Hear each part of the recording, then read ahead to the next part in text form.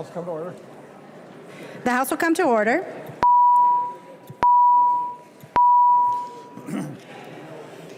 Calendar for the day. The first bill on the calendar for the day is House File 4753. The clerk will report the bill. Probably want to quiet it down. House File number 4753, number 1 on the calendar for the day, an act relating to disaster relief. To the author of the bill, the member from Winona, Representative Pelowski. Madam Speaker and members, House File 4753 will be the first time that we will stabilize the disaster contingency account.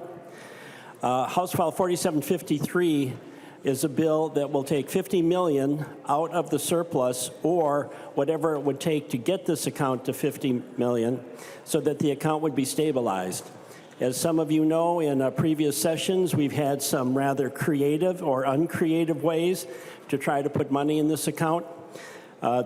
This bill is the result of the passage of Chapter 12B in 2014, which was the result of the passage of Chapter 12A in 2008, which was the result of the biggest disaster in the history of the state in southeastern Minnesota in 2007, when southeastern Minnesota was hit on one Sunday night with 18 inches of rain. Madam Speaker, I could go into the entire history of 12A and 12B, but I don't think we have time for it tonight. I ask that the members vote aye on the bill. There are no amendments at the desk. The clerk will give the bill its third reading. Third reading, House File number 4753. Third reading. Discussion. The member from Fillmore, Representative Davis. Thank you, Madam Speaker and members. I would simply like to thank Chair Pelowski for this bill. We have worked on this issue for a long time, and as he stated, I believe it was the floods of 2007 that Representative Pelowski stepped forward and did a great job on this, and this really solidifies it. I hope every member can support this bill, and as Chair Pelowski has famously said, in the past, we would always have to come in for a special session, and there's nothing special about a special session. Thank you, Madam Speaker and members. Further discussion. Representative Pelowski. Madam Speaker and members, Representative David stole my ending line, so vote aye. There being no further discussion, the clerk will take the roll.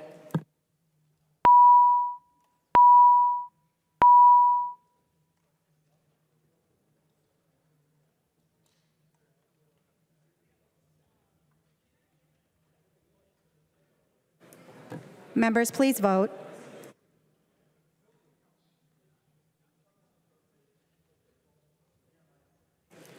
Will the clerk call the name of the member voting remotely? Daniels. Daniels votes yea.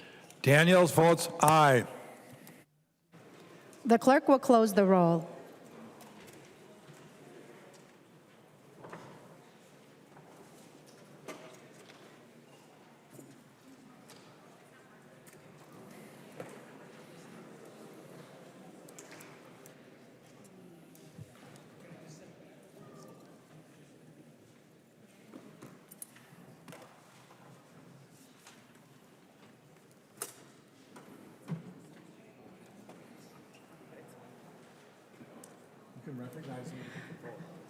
I recognize Representative Wolgamott.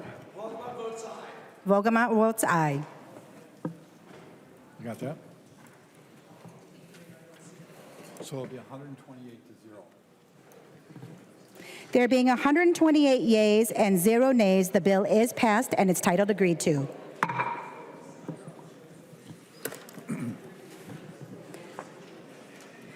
The next bill on the calendar for the day is House File 1989. The clerk will report the bill.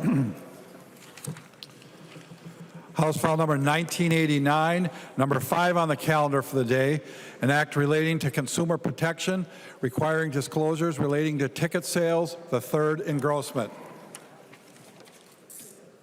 To To the author of the bill, the member from Ramsey, Representative Moller. Thank you, Madam Speaker. And members, House File 1989 is the Ticketing Fairness Act bill. It's a bill that I started working on over a year ago after the Taylor Swift Eras tour tickets went on sale. I will spare you the song lyrics today as I present the bill, although if it happens naturally, that is okay with me. I know Representative Nash suggested I make everybody friendship bracelets, and I'm sorry I didn't have time to do that for you.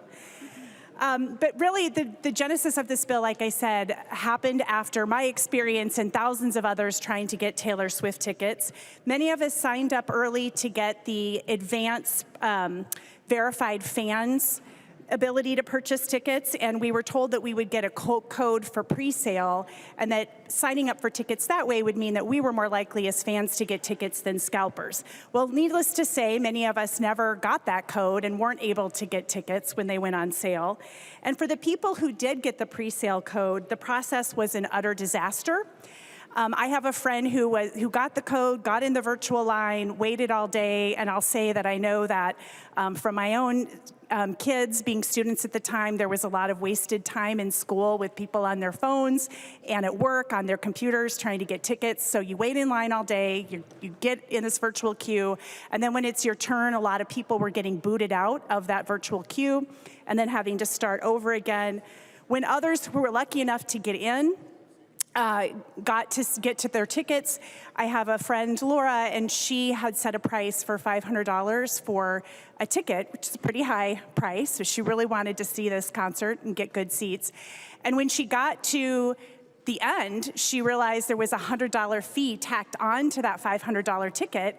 And at that point, it was too late for her to really back out because, as you know, a lot of these platforms, the way they work, they'll tell you you have like 2 minutes left to complete the transaction. Or if you go back and try to look for another ticket, there might not be those tickets left anymore.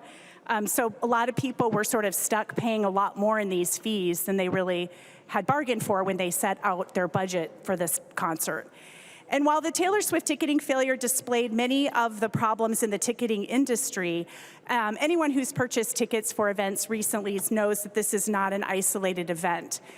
Last year in 2023, I wanted to get tickets for the Big Ten women's basketball tournament in Minneapolis. I am a big Caitlin Clark fan, Iowa Hawkeye fan, and I was really excited to get those tickets, and I ended up paying an 83% increase based on fees to the cost of those tickets. So after 1989 was introduced last year, we knew there was going to be a lot of stakeholder involvement that needed to take place. So over the interim, Senator Klein and I worked with many, many stakeholders on this. We talked to a lot of the different sports teams, a lot of the venues in the whole state, actually, both small and large sizes. And so the bill before you today has all of that feedback taken into consideration. So the Ticketing Fairness Act does the following. It requires all-in pricing whenever a ticket is sold or resold. So this really will allow the consumer to know upfront when they start to look for tickets what the total cost is going to be. They're not going to have to wait till the end to figure that out. It ensures that consumers will receive proof of their purchase within 24 hours and will be told of the refund policy. It prevents the use of deceptive websites that trick consumers into thinking those websites belong to the actual venue or the primary seller of the ticket. It bans speculative ticketing, which is the process that these ticket resellers use to sell tickets that haven't even been on sale and they don't have in their possession. And then it prohibits the use of bots to purchase tickets and other unfair practices that puts tickets in the hands of scalpers over consumers. One of the great things about living in Minnesota is that we have wonderful entertainment opportunities, from concerts to theater performances to all kinds of different sporting events. And the Ticketing Fairness Act seeks to provide a fair and transparent process for Minnesotans so that they can enjoy these events. And I really look forward to answering any questions that you have about this bill. Thank you, Madam Speaker. There's an amendment at the desk. The clerk will report the amendment.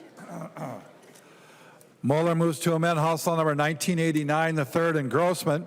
The amendment is coded DE6. To the author of the amendment, Representative Moller.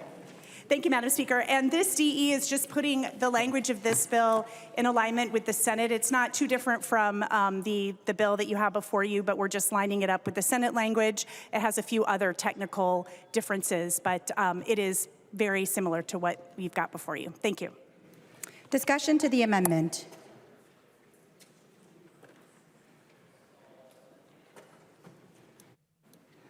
There being no discussion, all those in favor of the amendment, please signify by saying aye. Any opposed, nay. The amendment does prevail and it is adopted.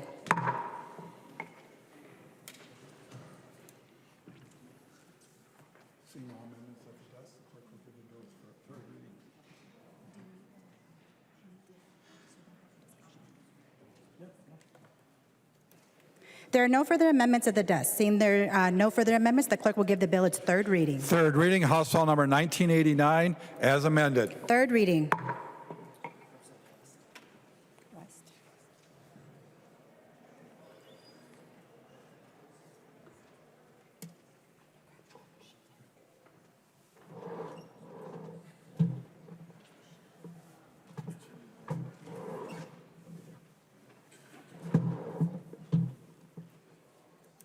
Discussion to the bill is amended. To the member from Anoka, Representative West. Thank you, Madam Speaker. Representative Moller, terrific bill. It does a good job of protecting consumers who are purchasing their tickets. This has been a big issue. There are just two small things that I'd like to touch on to see if it's in conference, that we could clarify just a little bit. And one of those is, so Ticketmaster owns a reseller, and they also sell tickets directly, and they own over 370 venues. So we need to make sure that we don't want scalpers to be reselling the tickets, but when you buy a ticket, people expect it to be their ticket. And one concern is because Ticketmaster has all these venues and they sell tickets directly and they profit off that sale and the resale, is for other resale platforms, we want to make sure that they are protected in case Ticketmaster decides, well, this venue doesn't allow for unauthorized ticket reselling. We're going to revoke a ticket if they believe it is bought from a reseller that isn't from Ticketmaster. So there's a little bit of a concern there. I don't think this bill necessarily pushes it in that direction, but I think we need to protect the secondary reseller market, because we've seen in other industries when a business has multiple arms, they're able to use their market power to the detriment of the consumer. And the second issue that I think needs just a tiny bit of clarification is on the deceptive presentation aspect of the bill, to where, yeah, we don't want a reseller masquerading as another website. That's ridiculous. We don't want them tricking consumers. But they should be able to use specific logos to identify the products which they are selling. And there's some concern in the industry that this, in this bill, is a little too broad, and it does not make that allowed. So I guess a question you might be able to answer, and you can answer in your closing, I don't ask you to yield, is can resellers still use those logos and images to demonstrate the ticket? They're not trying to pretend they're Target Center, but they want to make sure people know this ticket is at XL for the Minnesota Wild game, and not just having to put that all in text because they don't want to run afoul of this deception description provision in the bill. So those are two concerns, but really having consumers know what they're getting and being able to having that certainty, this is a bill I believe is a step in the right direction, but it could use those two little clarifications. Thank you, Madam Speaker. The member from Stearns, Representative O'Driscoll. Well, thank you, Madam Speaker and members. Representative Moller, thank you for this bill. You and I started talking about this bill about a year ago. We've had some fun with it in committee over the year, and 1989 has certain significance as the bill number. We found out coincidentally with a primary person that this bill is unofficially named after here in the Minnesota House. I will not mention that person's name because I may end up owing royalties to that person for using their name. But nonetheless, I want to underscore what Representative West said. I think those are important provisions. Sometimes you want to get all the way across the water, and sometimes you can only get halfway there. And I think you've got us halfway there with helping clean up the line and making it a true line and giving people the products that they would be looking for. I am concerned about, in addition to what Representative West said, if I buy a ticket and I can't go, I want to be able to stay in control of that ticket. And I think that we have to define that in the state of Minnesota, who actually owns that ticket. Because otherwise it's like a license and I might be denied the access to the arena, even if I have legitimately gone through the steps to purchase the ticket. So I'd like to get clarification. And I think if I want to give it to my neighbor because I can't go, or to an employee, I should have the ability to do that like we did, dare I say, back in the old days when we had paper tickets on here. And I also want to call out one other thing that I think is extremely important, Representative Moller, is you have taken a surgical approach with a problem. Right? We have seen some issues on here with some deceptive practices perhaps in the past with vendors and in this arena. And you've identified a problem. You've put some bumper guards around it and you said, here is how we deal with this. I really appreciate your surgical approach to this in the ticket arena and not a one-size-fits-all approach that we may be seeing at some point in this legislature and legislation that tries to fix all problems for everyone with the same language. And as any parent will tell you, no two children are created the same. Each one has its own personality. Each one has its own challenges in raising. And when you take the time to work with each of those children individually, you get a much better product than you do if you try to take and treat both those children the same way with a one-size-fits-all approach. So thank you, Madam Speaker, and Representative Moller. The member from Crow Wing, Representative Heinzman. Thank you, Madam Speaker. And I just had a quick comment. I think it's nice that we have a number of members rising in support of this bill, and I think there's maybe one or two Swifties in the room. I happen to not be one of them, but that's okay. I just am thankful, I guess. I want to be, I should count my blessings. It's the first time in a while that I think my DFL friends are worried about fees or fee increases, and I just want to be cognizant of the scenario we see around the state. There's a lot of unfortunate examples of fees, boat fee increases, license fee increase, registration fee increases. I'm looking forward to hopefully a Government Fee Fairness Act introduced sometime soon. We'll see if that happens. Thank you. Further discussion? Seeing no further discussion, the representative of the bill, Representative Moller. Thank you, Madam Speaker, and thanks for the comments. I do just want to address that a couple of the comments about improvements for the bill are certainly things that we have considered already and actually are taken care of by the bill. To the point about Ticketmaster owning venues, we definitely don't want to give them a leg up over anybody in the industry, but I will say that they only own 2. It's my understanding they only have 2 in the state, so we're certainly willing to look further into that, but if comes to be a problem with that, I think that's something we can easily correct next year.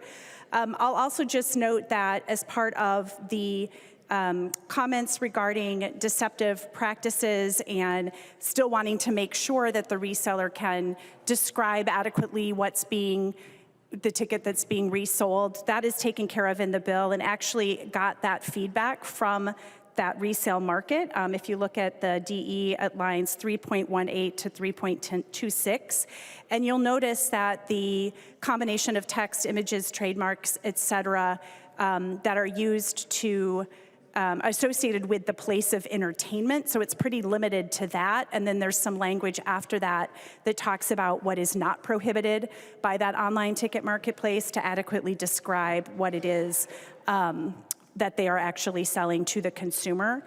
And then finally, as far as any concerns about what an individual can do with their ticket, this bill applies, if you look at the definitions, it applies to online ticket marketplaces, operators, and ticket resellers. Those are specifically defined. Those are not individuals. We also at line 3.27 have some exclusionary language for sales that are under an aggregate of $5,000 because we wanted to make sure that like churches and school events and that sort of thing didn't have to necessarily follow all of the all-in pricing requirements in this bill, and that would hold true for individuals as well. And then there's other language in the bill related to season ticket holders. So we have really taken a lot of time to consider a lot of these issues and working with the stakeholders. I'm really thrilled with the shape the bill is in. I promised you I wasn't going to make any Taylor Swift references, but I would love to get some bipartisan support on the bill, and I have a blank space, and I'm glad to write your name. Thanks, Madam Speaker. There being no further discussion, the clerk will take the roll.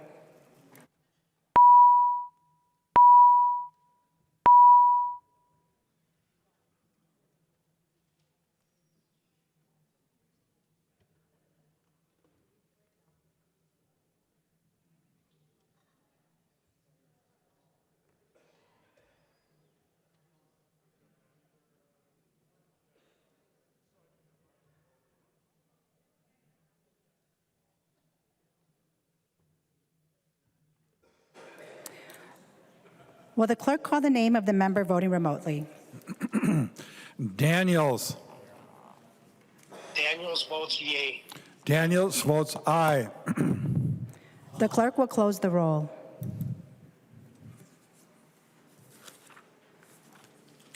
Can't find it.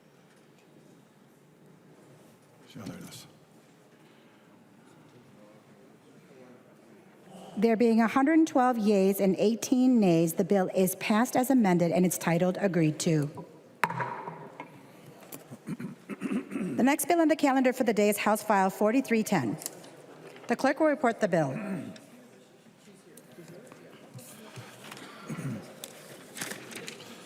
House File number 4310, number 2 on the calendar for the day, an act relating to state government ratifying certain compensation plans.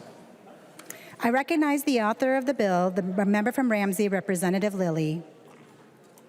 Thank you, Madam Speaker and members. House File 4310 is the compensation plans ratification bill from the Subcommittee of Employee Relations. This bill ratifies the 24-25 plans for commissioners' plans, managerial plans, office of higher education unclassified personnel compensation plans, MNsure compensation plans. It also includes the 2024 Minnesota State Administrator personnel plans. And these plans, the 2024-25 plans, have been negotiated with the MMB, and they cover about 2,960 unrepresented employees. And the plans that are submitted by Minnesota State covers about 590 administrators. So just so you know, these are not the union contracts. These are unrepresented employees with the state.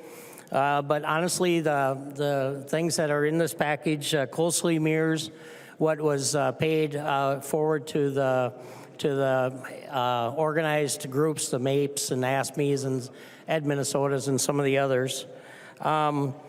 These are in effect because we approved them in the Subcommittee of Employee Relations. And just to be honest, there is some cost related to these, but they're all built into our budgets that we approved last year. So it's pretty straightforward. We had a good discussion in the Subcommittee of Employee Relations. Most of it was regards to probably what we're going to talk about here in a few seconds, but it wasn't so much about these plans. But I understand there's amendment, and I'll stand for further discussion. Thank you, Madam Speaker. There's an amendment at the desk. The clerk will report the amendment. Rarick moves to amend House File number 4310. The amendment is coded A1. To the author of the amendment, the member from Wright, Representative Rarick. Thank you, Madam Speaker and members. I also have an amendment to the amendment. I think I'd take that up at this time, and I'll speak to both. There's an amendment to the amendment. The clerk will report the amendment to the amendment. Rarick is moving to amend the Rarick amendment to House File 4310. The amendment to the amendment is coded A2. Representative Rarick. Thank you, Madam Speaker. So, members, we had quite an interesting time in the Subcommittee on Employee Relations. And something happened right here in this legislature last year that completely changed how the Subcommittee on Employer Relations operates, completely upended it. So the only thing that you have in front of you today are only the uncompensated, the plans, not the contracts, but only the state employee plans with the unrepresented employees and some from mid-state.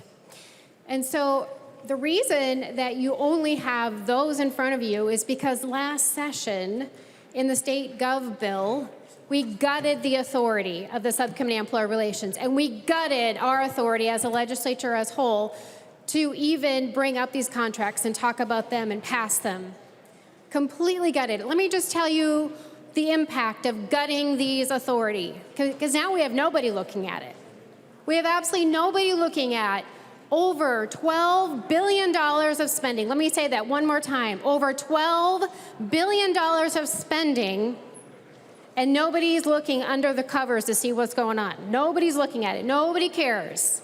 So let's look at, you just have hopefully they've handed out the spreadsheet. They haven't handed it out. Oh, there it comes. The spreadsheet is being handed out.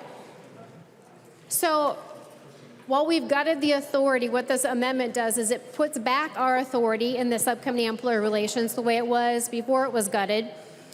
And it also adds a provision that I would like to see added to the SCR. So the Subcommittee on Employer Relations is a very weird committee. It is so bizarre because on a tie, it prevails. So if you have a tie vote in any other committee, that does not prevail. A tie does not prevail. In the Subcommittee on Employer Relations, it does prevail. And so my amendment to the amendment would change it back to every other committee that we have here at the legislature so that on a tie, it does not prevail. It also, the Subcommittee on Employer Relations has this weird thing, before they gutted it, that if it did not meet, the state employee contracts would go into effect. So they go retroactively into effect. They start on July 1. So these contracts, or these compensation plans that we're looking at, went into effect already on July 1 of 23. So all the way back last July, they've already gotten all of that, all of the benefits. And the Subcommittee on Employer Relations, whether they meet or not, they just automatically go into effect if you do not meet. So my amendment to the amendment says you actually have to meet for these contracts to go into effect. It's the strangest committee I've ever served on, and I've been on there 10 years. So what this amendment does is it gives back the authority of this legislature to review these contracts. And then it goes a step further and it makes it on par with every other committee that we've got here. So let me just tell you why it's important that the Subcommittee on Employer Relations actually looks at over $12 billion of spending. For example, so when I was chair eons ago of the Subcommittee on Employer Relations, I started asking questions and I said, okay, so in the previous settlement, you said it was going to cost X. Did it cost X or did it cost more? I thought that was a really simple question. And the LCC staff at the time said, nobody has ever asked that question before. Nobody had ever asked the question, did we actually meet the estimate or did we exceed it? So we started asking. So let me just tell you, in what you're not going to hear because we don't have those contracts in front of us because our authority was gutted last session, if you look at Ask Me Council 5, starting at the top of your sheet that you got right in front of you, Ask Me Council 5, this contract cost us $95 million more than the estimate. $95 million more. Okay, go down a little bit further. The Minnesota Association of Professional Employees, so MAPE. The MAPE contracts cost the state of Minnesota and the taxpayers $427 million more than the estimate. $427 million more. Go down another line. The Middle Management Association. That cost the taxpayers $112 million more than the estimate. So we're already way above $500 million. We're getting close to $750 million. But we're not going to talk about that anymore. We're not going to talk about that because those contracts don't come to the Subcommittee on Employee Relations. Those contracts don't come to this floor. They just automatically go into effect on autopilot. So what this amendment does is it pulls back the autopilot. It actually has some transparency and government accountability and has a subcommittee actually looking at that. And now before you say to me, oh, but in all the little budget areas and the departments, blah, blah, blah, so all of our committees have jurisdiction over that. Okay.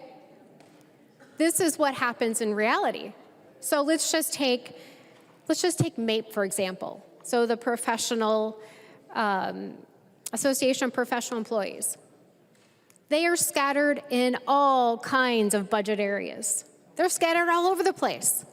You're going to have no idea, unless you ask, which they're probably not going to be able to tell you because I ask all kinds of questions that they can't answer. How much is this going to cost, and is it going to be within our budget area? Nobody's going to know that. Like I said already, MAPE cost the state of Minnesota $427 million more. It's almost $500 million more than we were told it was going to cost in the Subcommittee on Employee Relations.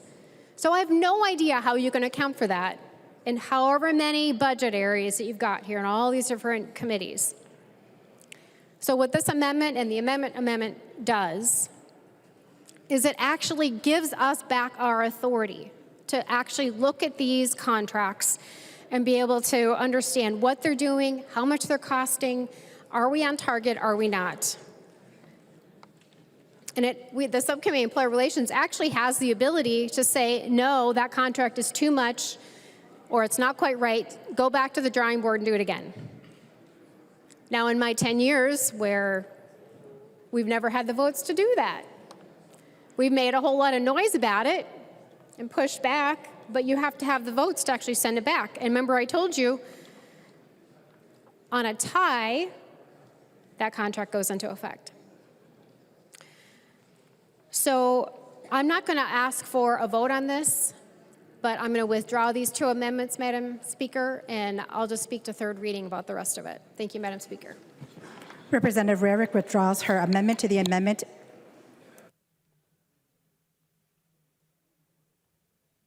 and her primary amendment as well.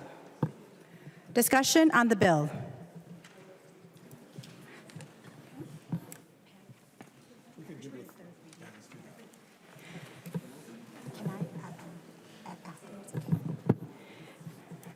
The clerk will give the bill its third reading. Third reading, House File Number 4310. Third reading. Discussion to the bill. The member from Washington, Representative Anderson. Thank you, Madam Chair. I am the second appointee from our side of the aisle on the Subcommittee on Employee Relations. And I want to speak about the process that occurred. I've been in the House for 15 months. We've had one meeting. And at that meeting, we essentially, it was done. And everything that Representative Rarick talked about is exactly what has happened since the law was changed last year. In a previous life and career, I actually was a commissioner here. I was commissioner of what was at the time the Department of Employee Relations, which I merged with other departments, but I actually did the union negotiation under Governor Plenty's second term and negotiated these contracts and went before the Subcommittee of Employee Relations to present contracts, to answer questions from legislators, and then ultimately to shepherd them through the process. Last year, this committee it was gutted. Our authority was gutted as a committee. I don't even know why we exist, frankly, anymore as a committee. But somebody from this body has to have some kind of authority to actually look and know what's going on within our contracts. And whether they're the union contracts or the professional contracts like these are, we have to study this and know, because it's a huge, huge dollar amount. It's $12 billion in taxpayer money that's going into contracts. I'm not necessarily opposed to these contracts. I don't even know how I voted at the subcommittee or whether we even had a vote. I can't recall at our one meeting. But I'm very much opposed to the process because the process doesn't work anymore. So thank you. Further discussion. The member from Olmsted, Representative Quam. Thank you, Madam Speaker. Would the author of the bill yield to a question? The author will yield for a question. Representative Quam. How many existing open FTEs and new FTEs that haven't been filled yet are there that would be impacted with this? Representative Lillie. Thank you, Madam Speaker, and Representative. I don't have the exact number of how many FTEs are open, but I definitely could find out the number for you. And again, this is not all the work groups for the state of Minnesota. This is the unclassified teams that I mentioned during the introduction. So there's quite a few others that are not in this grouping today. Representative Quam. Thank you, Madam Speaker. Would the author yield to another question? The author will yield to another question. Representative Quam. Thank you, Madam Speaker. What is the exact difference, delta, from the assumed cost in the budget that was passed to the actual cost if this is passed? Representative Lillie.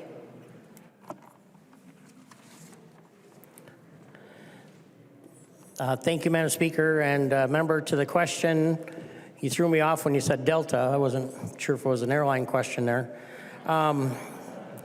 So I think if you look at the chart that was provided by Representative Rarick, actually, you can find the data that is clearly in each work group. It'll show what the increases mean in real terms and real dollars. So I think it's actually a great document. Representative Quam.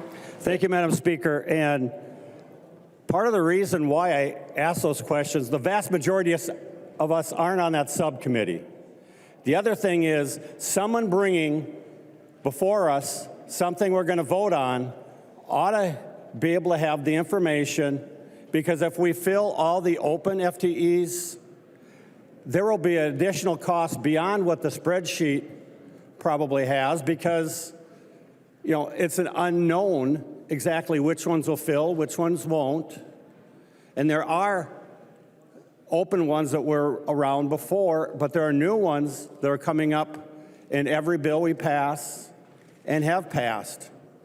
So if somebody brings forth something for us to vote on, I anticipate that we should be able to know exactly the details and the implications if we vote for this. So we've got a spreadsheet that the author says is good information, but the second factor is if we fill the openings, what will be the delta? Because frankly, we make assumptions and then all of a sudden there's more cost or less cost. I want to know how much this will actually cost, and the author doesn't have that information. That's beyond that we've abdicated our legislative authority in this process last year. But frankly, I want to be informed and have the data if a bill is considered ready to be heard and voted on this floor. I don't think that we have all the data for this bill.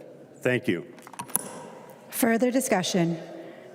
The member from Wright, Representative Rarick. Thank you, Madam Speaker. So 2 was actually in this bill. There are only 5 plans, so they're not the state employee contracts, but they're plans. Only 5. There are 19 total that we pay out as taxpayers in the state of Minnesota. 19. There's only 5 in this. And it only represents 3,469, so just a little over 3,000 employees. And you know that we have about 40,000 I don't know the exact number because that information didn't come to the Subcommittee on Employee Relations. I have no idea how many full state employees we actually have. But I'm just going to shoot in the dark and say it's probably about 40,000. And we're dealing with a little over 3,000 today. That's it. That's all you're going to see, members. You're not going to see any other contracts because we gutted that authority. But let me talk about one of these plans, the managerial plan. Guess who's on the managerial plan, members? Let's just see. It's 1,677 unrepresented managers, including deputy and assistant commissioners. Let me say that again. These are the deputy and assistant commissioners, administrators. So I have the estimate of what it was supposed to have cost because I've been on this committee so long.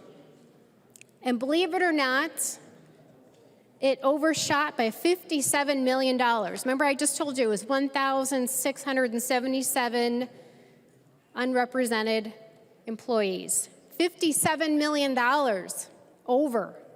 overspent. You know how much that is per person? $34,000 per employee. I mean, that's enough to vote no on this right there. So also, in total, these 5 plans spend $1.1 billion. Estimate, you know what, let me take that back. $1.1 billion is just the base. Then they add another 84. So it's 1.2 when all is said and done, $1 billion for 5 plans. But here's the thing, that is only 10%. That's only 10%. We're only looking at 10% of the state employee costs right here, right now, because you're not going to see the rest of them. We gutted that authority last session. You're never going to see them. Not this session, not next session, unless the trifecta gets broken and what's left of the trifecta, if they're only 2 legs standing, actually repeal this, so we actually have some transparency and some looks at this. So today you're only seeing 10% of all of the costs, and less than that in represented individuals. In total, like I said, when you add up the base, what we're spending in this, and what we're spending in the tails, which is also in here too, because you set up a really hefty tail, without having 5 contracts yet to come in, we're at $12 billion of spending. And in this, it is a patterned bargain. So when AFSCME and the big ones get done first, they set a whole pattern. And guess what the pattern was this time around? In the first year of, so it starts in July 1 of 23, it was a 5.5% raise. That's the biggest I've ever seen in 10 years. The next year of the biennium, 4.5. It's compounded, by the way, compounded on top of that. And then in most of these compensation plans, there's another on top of all that. That's 2 across the boards. Everybody gets that, 5.5% and 4.5% compounded. They've already gotten it. They've been paid since July 1 of 23. They've already gotten it. This is just procedural today. They're going to get it. You know they're going to get it. So 5.5 and 4.5, and then most of them also get a merit-based, that's what it says, merit-based, of 3.5% if they aren't already at the very tippy top of their pay scale. So just keep compounding that up and compounding it up, and that's why I say after you add it up and add it up and add it up and look at the tails, without even having all 19 contracts and plans come in, we have 5 yet to go, we're at $12 billion.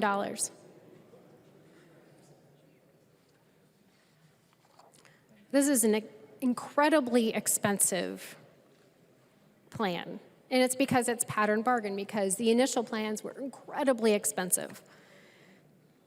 I wish we had all the other plans in front of us, and I wish I knew how many employees were in each of those and you know what their increases were. All I can see is the across-the-board increases because our authority was gutted. Members, vote no.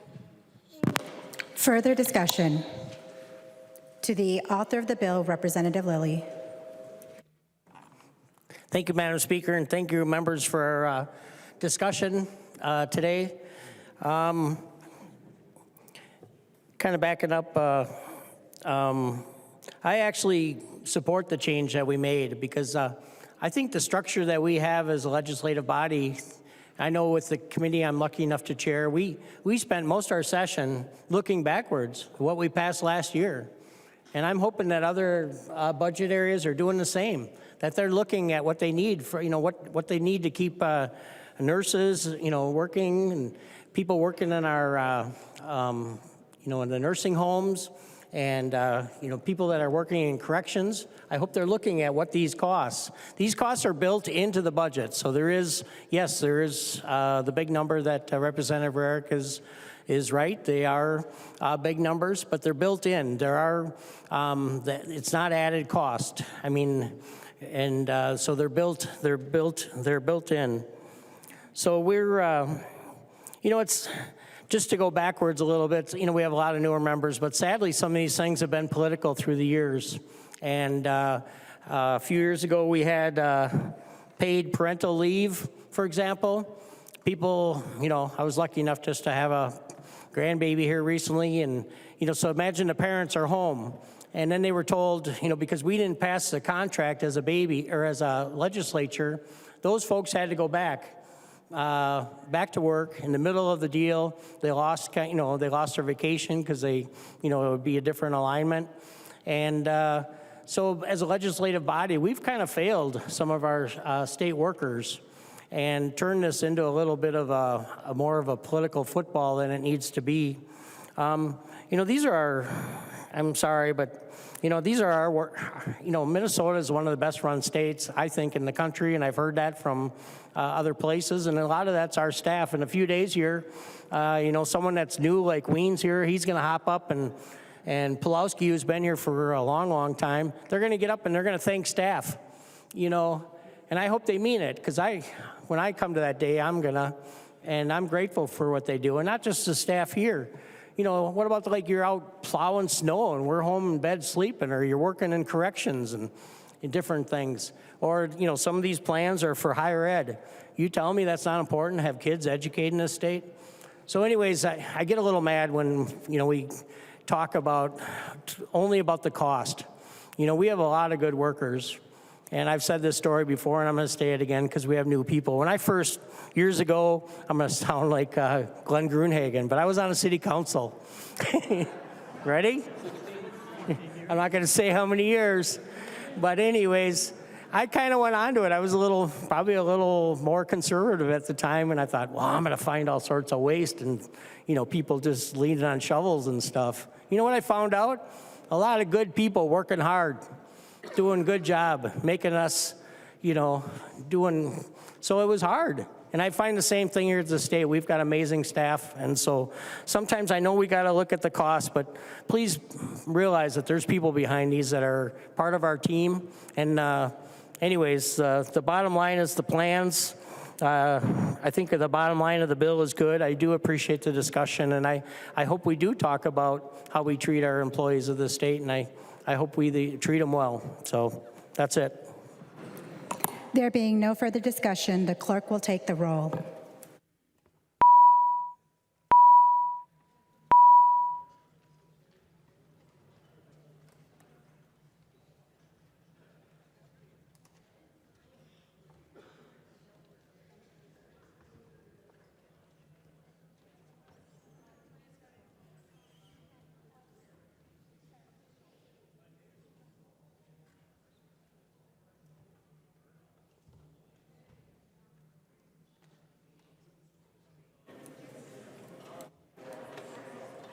Members, please vote.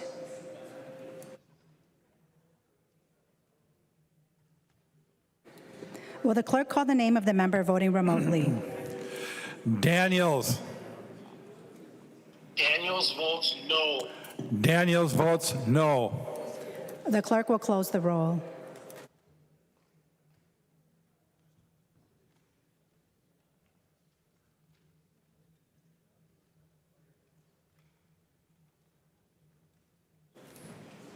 There being 74 yeas and 56 nays, the bill is passed and its titled agreed to. The next bill on the calendar for the day is House File 4993. The clerk will report the bill. House File number 4993, number 3 on the calendar for the day, an act relating to state government making human services forecast adjustments. To the member of the bill, the member from Olmsted, Representative Liebling. Thank you, Madam Speaker and members. Well, the title pretty much says it all here. This is the DHS Forecast Adjustment Bill. What this does is just adjust the appropriations to match the February forecast. So, as you all know, we have forecast programs, and one of the big ones, of course, is medical assistance. And if we don't appropriate the money to match the forecast, at some point we run out of money, and then we probably would have one of those very special sessions. So, members, I would ask you to support the forecast adjustment bill. There are no amendments at the desk. The clerk will give the bill its third reading. Third reading, House File number 4993. Third reading.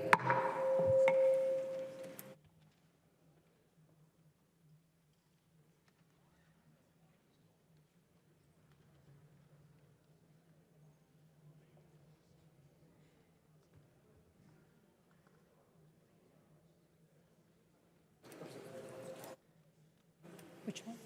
Okay, thank you. Discussion to the bill. The member from Chisago, Representative New Brindley. Thank you, Madam Speaker. I think it's just important to note that this is $500 million that somehow we were off last year in passing this budget. And I think that we as legislators should care about that. And we should add some scrutiny to this more broadly, to this kind of thing in the future. When we have forecasted spending, anything we do here, whether it's forecast spending, whether it is a fiscal note, the only thing we have to work with is what the departments tell us. And us, I mean globally, of course. We as legislators are not doing this. There are folks who are putting together these numbers for us. But all they have to work with is what the departments tell them and what the agencies tell them. So why are we $500 million off? This is a massive error. A massive error, whether it is in assumptions, whatever it is. When you are almost $500 million short, you have either made a massive mistake in how you've calculated your assumptions, or frankly, you didn't want us to know what it was really going to look like. And either way, it's a problem, and we should care about that. We should care a lot about that. Because this is no small mistake. This is a massive correction that's going to have significant implications on our bottom line moving forward. We already know we're heading towards a deficit. Well, here's another $500 million adding to that deficit.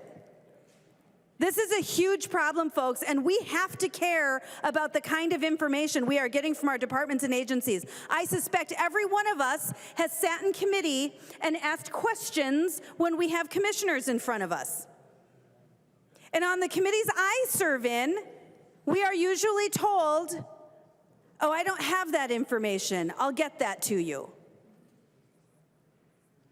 I'm not sure what that number is. I'll let you know.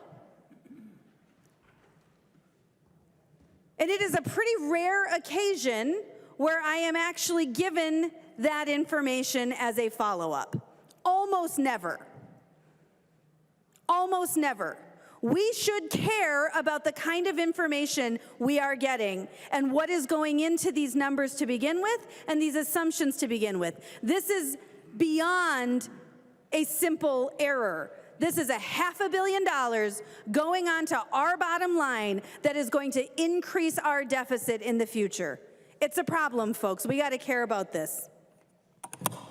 The member from Ramsey, Representative Pinto. Thank you, Madam Speaker. Members, I rose originally to just note for the body that the portions of the bill that relate to the Children and Families Committee did in fact receive approval and review in that committee, and I appreciate Chair Liebling for allowing for the partnership in this. Those areas are child care assistance and North Star Care for Children. I guess I just want to push back a little bit or acknowledge that we're not talking about a mistake or an error here. What we're talking about is that there are programs that meet the needs of the most vulnerable Minnesotans, that represent a commitment by our state to take care of those folks. And until and unless we can build either a time machine or a perfect ability to see the future, and if we do, we could probably use it for a lot of purposes, we're going to have to recognize that the decisions we make at a certain point, we are not going to necessarily know exactly what those costs are going to be. The programs that passed through my committee actually went down in cost. So that was a case where it turns out that it was actually less expensive than we had expected. We're taking all these into account, and we're following through on the commitments we made last year. So I'd urge the body's support, and thank you, Madam Speaker. The member from Olmsted, Representative Quam. Thank you, Madam Speaker, and to Representative Pinto. I've been in committee where they're presenting and a question about a fiscal note came up, and the department and agency people at the table said they didn't know the information they needed, and there would not be the possibility of doing a fiscal note. At least they were very honest with that. I will echo what the legislator behind me stated. I have repeatedly asked for detailed information. I'm a facts, numbers person, and they repeatedly, oh, we do not have that, even though they're presenting the budget. They don't have that. We'll have to get that back to you. And they haven't. Terms before, before the pandemic and back in, I was used to actually having the information, within a week. But I'm not sure what's happening now where the agencies say, oh, we don't have the information and never give it to us. And we as a legislature need to have that information. And if they don't have the details for what they're going to be doing and they're asking for a budget, I'm not at all surprised when there's hundreds of millions of dollars difference. Before we actually pass some of this stuff, it'd be really nice to know what was in it. And that is why the frustration is on this, not at the reasonable thing Chair Liebling is doing in the process. It's because of the assumptions and data lacking from the agencies that cause us to have hundreds and hundreds and hundreds of millions of dollars here, there, and other places more. There are some savings, but, again, we need the data before we vote, and the frustration is showing. Thank you, Madam Speaker. Further discussion. To the author of the bill, Representative Liebling. Thank you, Madam Speaker. And I just want to say that I think that we have excellent employees in this state. This goes back to what Representative Lillie was talking about on the last bill. The fact that forecasts are off sometimes, when we've sat in the Ways and Means Committee and looked at how far off forecasts are, it's a pretty small percentage.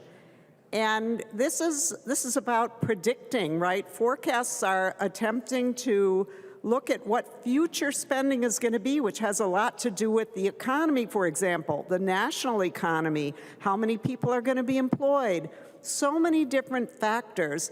And we've just come through a pandemic, brought in a lot of new policies because of that, brought in a lot of new fiscal federal money into our budget. That's going away. There's just all kinds of variables that have made it extraordinarily difficult to do these forecasts, and yet our staff do it, and they do it extraordinarily well. It just shocks me to hear that. And you know, also, we've had sort of a, in the past, I mean, I've been here a while, and we've had sort of an agreement across the aisle that we don't sort of go after our staff, you know? We don't blame our staff. That if there are problems, that we didn't catch something, we didn't see something, we didn't go after the information to make sure we got it, we kind of take responsibility for that, right? And I'd like to see us return to that, because one thing I want to remind members too is that we have shortages, staff shortages in state government right now, just like all across the country, there are workforce shortages. It's really hard. People are really working hard. They're doing more than one job a lot of times. So I think it's kind of not the time to go after our state employees if there was ever a time, which I personally don't think there is. But anyway, I appreciate the discussion and like members to vote for the bill. Thank you.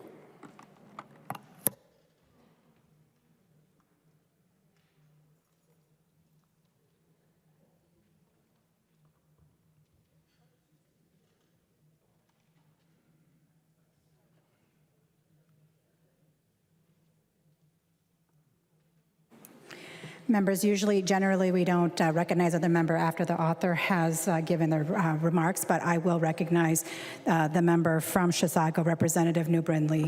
Thank you, Madam Speaker, and I appreciate the grace because it's important to correct the record. I did not go after staff preparing the fiscal notes and forecasts. That is not what I did. What I said is that we are not given accurate information from the departments. And that is absolutely true. What I said is that we sit in committees and ask commissioners questions, and they tell us, I don't have that information. I don't know. And that is what is informing these fiscal notes. It is not poor work by staff. It is a lack of information from the executive branch and what they choose to give us. That is an important piece of information. Any further discussion? Seeing no further discussion, the clerk will take the roll.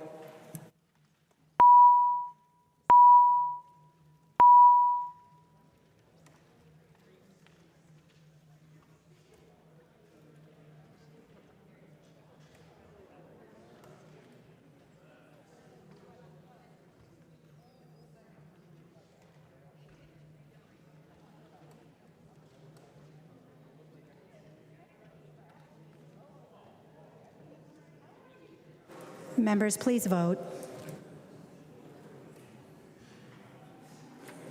Will the clerk call the name of the member voting remotely? Daniels. Daniels votes no. Daniels votes no. The clerk will close the roll.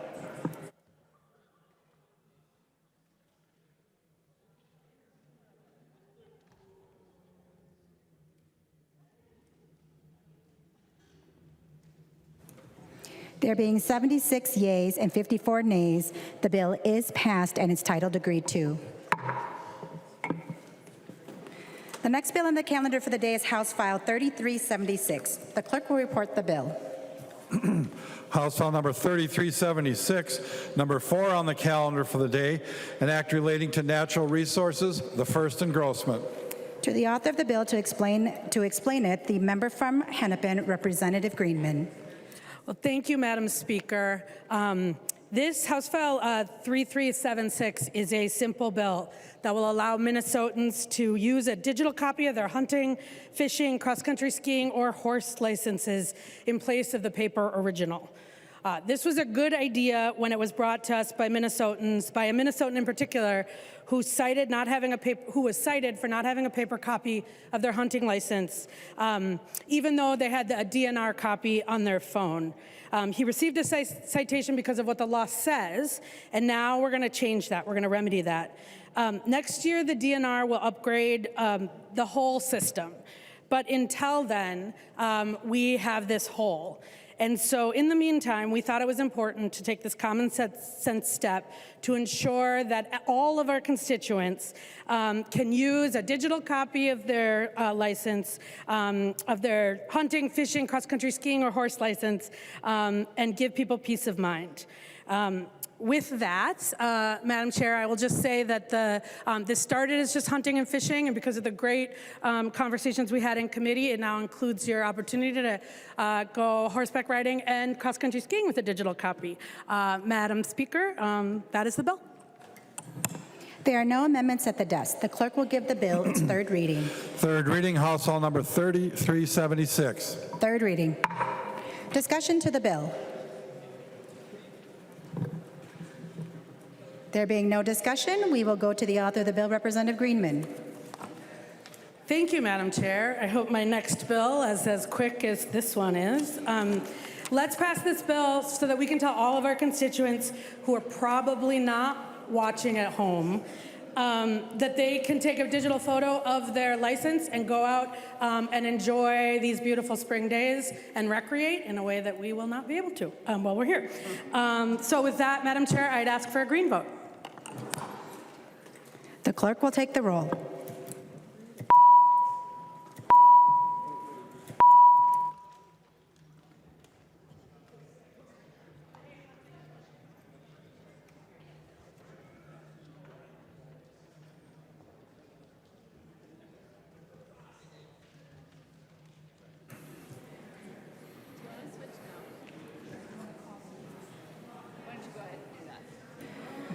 Will the clerk call the name of the member voting remotely? Daniels. Daniels votes yea. Daniels votes aye. The clerk will close the roll. This is your copy here. Thanks.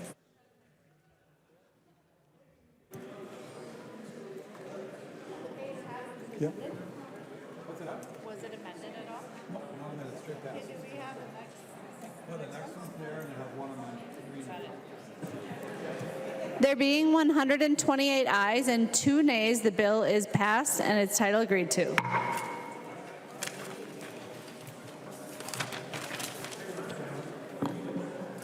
The next bill on the calendar for the day is House File 3438. The clerk will report the bill. House File Number 3438, number 6 on the calendar for the day, an act relating to consumer protection, the first engrossment. There is an amendment at the desk. The clerk will report the amendment. Greenman moves to amend House File Number 3438, the first engrossment, and the amendment is coded A4. I recognize the member from Hennepin, the author of the bill, Representative Greenman, to explain the bill and the amendment. Thank you, Madam Chair, and thank you, members. I hope this one goes as quick, but somehow I doubt it. This is a bill that will end the pervasive use of junk fees by requiring advertising that includes an upfront all-in price that reflects the actual cost that consumers will pay for goods and services. The amendment brings the bill up to the language that was passed and discussed in the Commerce Omnibus Policy Committee. So I will just talk about it as I describe the bill as amended.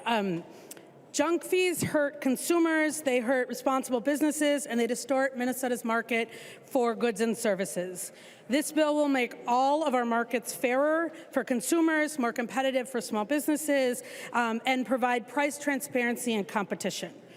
Junk fees are showing up everywhere, and it's not just junk fees for Taylor Swift concerts anymore. These are fees that are everywhere. They hurt consumers. 85% of consumers, Minnesotans, report encountering junk fees. Just think about the last time that you purchased something online. An airplane ticket, a hotel room, tickets to opening day twins, a new phone. When was the last time you went out to dinner and ordered online delivery? What were the fees there that were added to your check?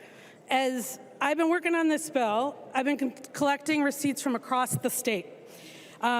They are called convenience fees, wellness fees, resort fees, service fees, processing fees, handling fees, connection fees, facility fees, and a new one, inflation facility fees. Call them what you want. These junk fees are just another example of the way that corporations use anti-competitive practices to raise costs. So that's what this bill takes on. It adds a provision to the Deceptive Practices Act to prohibit sellers from advertising or displaying prices for goods or services that do not include any mandatory fees or surcharges.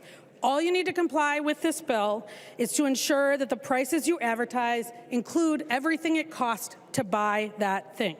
It doesn't tell companies what they can charge. It doesn't prevent them from adding on or upselling, and it only applies to mandatory fees. So not credit card companies, not credit card fees when you can use cash, not making it a deluxe. That's not mandatory. In this amendment and in this bill, there is one default rule, and then it includes language to accommodate the unique needs of some models in our digital and service industry. It allows for flexibility for services when the price may vary by mileage or time. It provides for transparency tailored for online delivery platforms, where the platforms may disclose a fee or percentage of their upfront costs in addition to the third-party menu, and it allows for auction pricing. This bill was crafted with a lot of conversation and input from industries, from experts, from business advocates, from state and national leaders, and most importantly, from Minnesota consumers who will pay the tab. With that, Madam Chair, I would ask for the vote on the amendment. Representative Greenman, the amendment is before us. Did you speak to the amendment? Madam Speaker, I did. And before we vote on the amendment, if I can just ask everybody to double check your microphone. Somebody who's listening to the audio feed has let me know that somebody's microphone is off of its thing, and so it's making it hard for the people who are.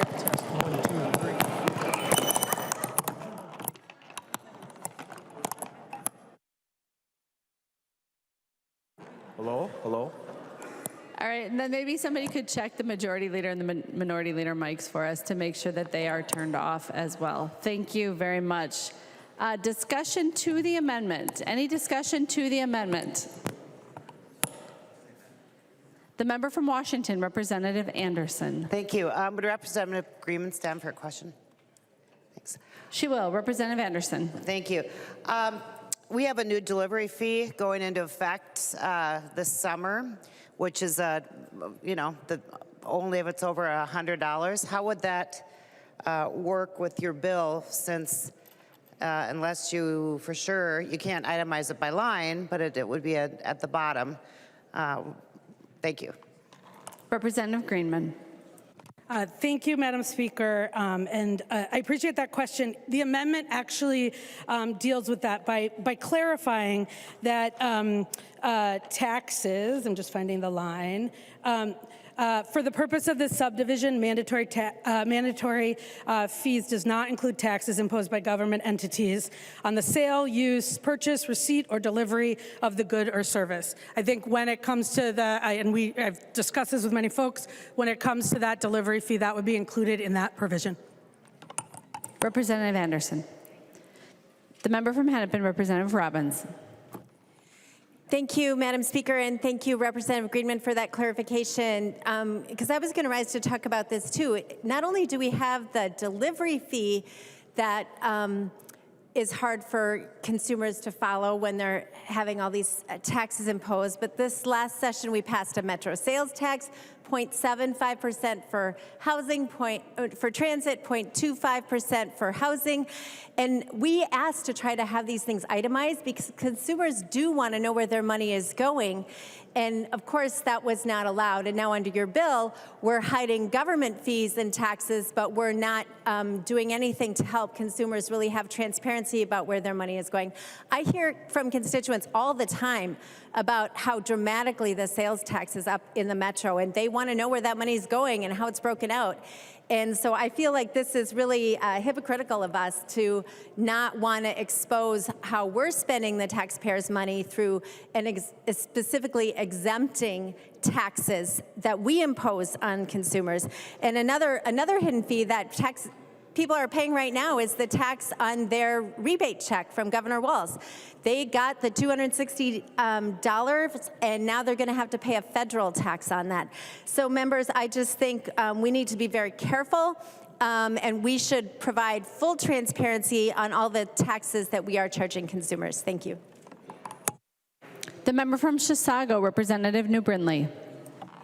Thank you, Madam Speaker. And And I wonder if the author would yield to a question. She will yield. Representative New Brindley. Thank you, Madam Speaker. And Representative Greenman, the way I read this is that, and I'm looking at the amendment, a delivery platform must comply with the following requirements.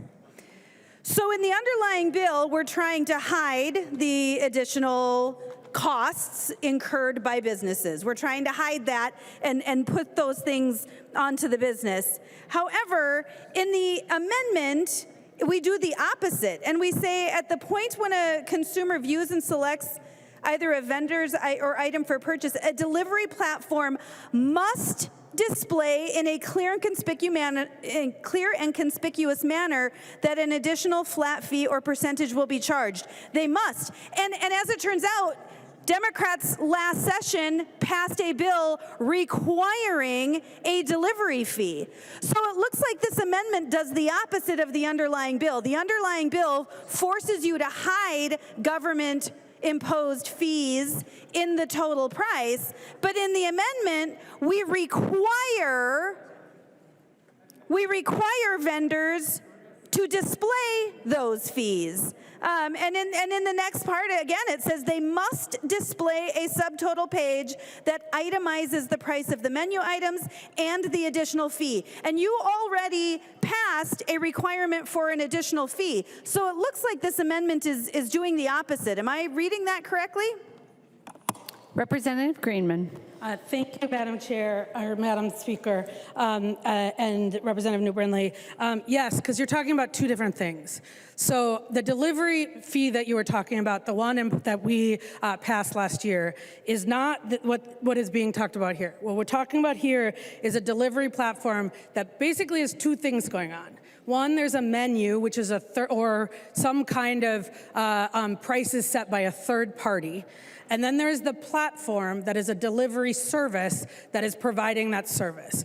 And so what this says is that, like other sales taxes that are commonly excluded, we are including that. That's what the language in the amendment we adopted.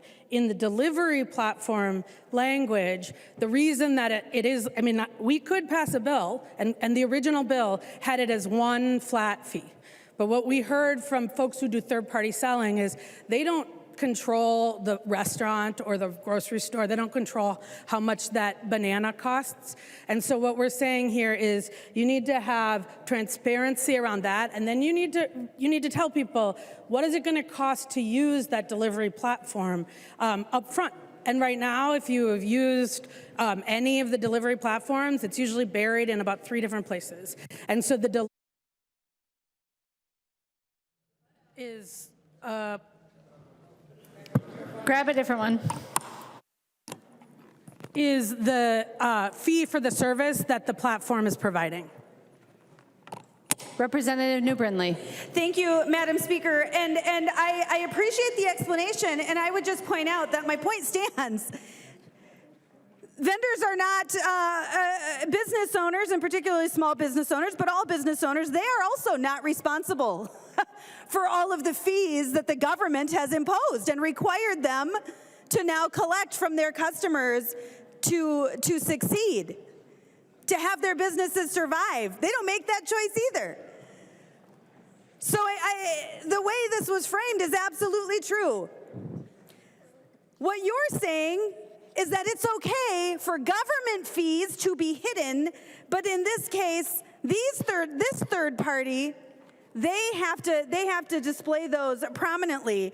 But government hidden fees, the business owners have to hide those. So the business owners have to, the appearance is that the business owners are raising their prices when it was really the government that forced them to raise their prices.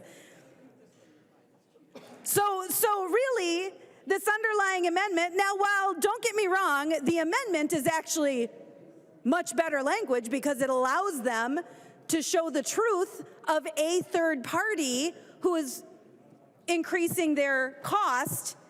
That should apply to the government too. The government is a third party when we're talking about these businesses, and the government is the one who is forcing these increased fees. And business owners should be able to account for that. Thank you, Madam Chair. Further discussion to the amendment? Seeing none, all those in favor of the amendment, please say aye. Those opposed, please say no. The motion prevails. The amendment is adopted. There are no further amendments at the desk. The clerk will give the bill its third reading. Third reading, House File Number 3438, as amended. Third reading as amended. Discussion to the bill as amended. The member from Anoka, Representative Niska. Thank you, Madam Speaker and members, and thank you, Representative Greenman, for your recognition in the bill that corporations are persons. That was interesting. There's a lot in this. The title of this bill sounds good. Obviously, we're all against junk fees. I think we're going to have an opportunity to talk about some new junk fees that the majority is pushing on Monday when we look at the Commerce Omnibus bill. Sorry, you'll have to. Madam Speaker, I thought there was no. I had that removed as my first act as Speaker, Representative Niska. There is no more mute button. Representative Niska, you have the floor. Thank you, Madam Speaker. And Representative Greenman, we're obviously all in favor of getting rid of junk fees, except for the junk fees that the majority likes when the government does it. And this sounds really good. The problem is that the definitions, the clarity in the bill just isn't there. And this is especially problematic when we're looking at the way that this bill actually operates, because it's not just laying out some kind of clear standards and setting up some politically accountable enforcement mechanism or some enforcement mechanism that's going to result in more clarity. What it does is it moves all of this stuff into the Deceptive Trade Practices Act, a portion of Minnesota law that, if you're not familiar with it, go ask one of the plaintiff's lawyers who contributes to your campaigns, and ask them why they want this in the Deceptive Trade Practices provision. And a couple of important features of the Minnesota Deceptive Trade Practices Act are particularly problematic about the way that this bill operates. Number one, nobody has to actually be deceived in order for a Deceptive Trade Practices Act problem to be raised. That's specifically in the statute in 325D.44. And nobody actually has to be, or the plaintiff doesn't actually have to be damaged in order to bring an injunction. That's in 325D.45 subdivision 1. They can just ask for an injunction. And lo and behold, if they get an injunction, they also get attorney's fees. So how does this work in real life? Well, you have plaintiffs' lawyers who go out finding plaintiffs, any person who maybe has some relationship with any potential litigation target, and they file a lawsuit. Sometimes they demand a settlement, a low settlement. Sometimes it goes through to actually be litigated. And then, maybe 4, 5, 6 years down the road, as Nancy Pelosi said, you have to pass the bill to find out what's in it. What does that mean in this context? Well, it has a reasonable person standard. The actual fees that have to be disclosed are all based on what a reasonable person is going to think should be wrapped up into it. So what we're going to have, and I think there's going to be some further discussion about the lack of clarity as it relates to specific examples, is we're going to have a series of lawsuits brought by a series of enterprising plaintiffs' lawyers, all seeking some sort of either shakedown settlement or attorney's fees award at the end of the day, in order for a series of Minnesota District Court judges in 3 years, 4 years, 5 years, if defendants actually litigate any of these, in order to actually find out what the law is. All of this in a landscape where there's federal regulation happening. It's a horrible way for us as a legislature to make policy. It makes every business, every single business in the state of Minnesota a target for litigation. A lot of it will be shakedown litigation, like we've seen in other contexts, like disability litigation. It's going to hurt every business. It's not really going to help consumers. What it's going to do is create a lack of clarity in our law. And again, maybe 5, 6 years down the road, we'll find out what this bill actually means. I'm also troubled by the rhetoric around this bill. A lot of it seems targeted at, frankly, political speech that the Democrats don't like. When we hear about things like mandate fees being put on receipts or inflation fees being put on receipts, what that means is there are business owners who don't really like the effects of Democrat policies, and they want to communicate that to their customers. That's what this bill is really targeted towards. It's a giveaway to the trial lawyers, and it's a slap at business owners who happen to be saying things that the majority doesn't like. It's a bad idea. Vote no. Further discussion to the bill.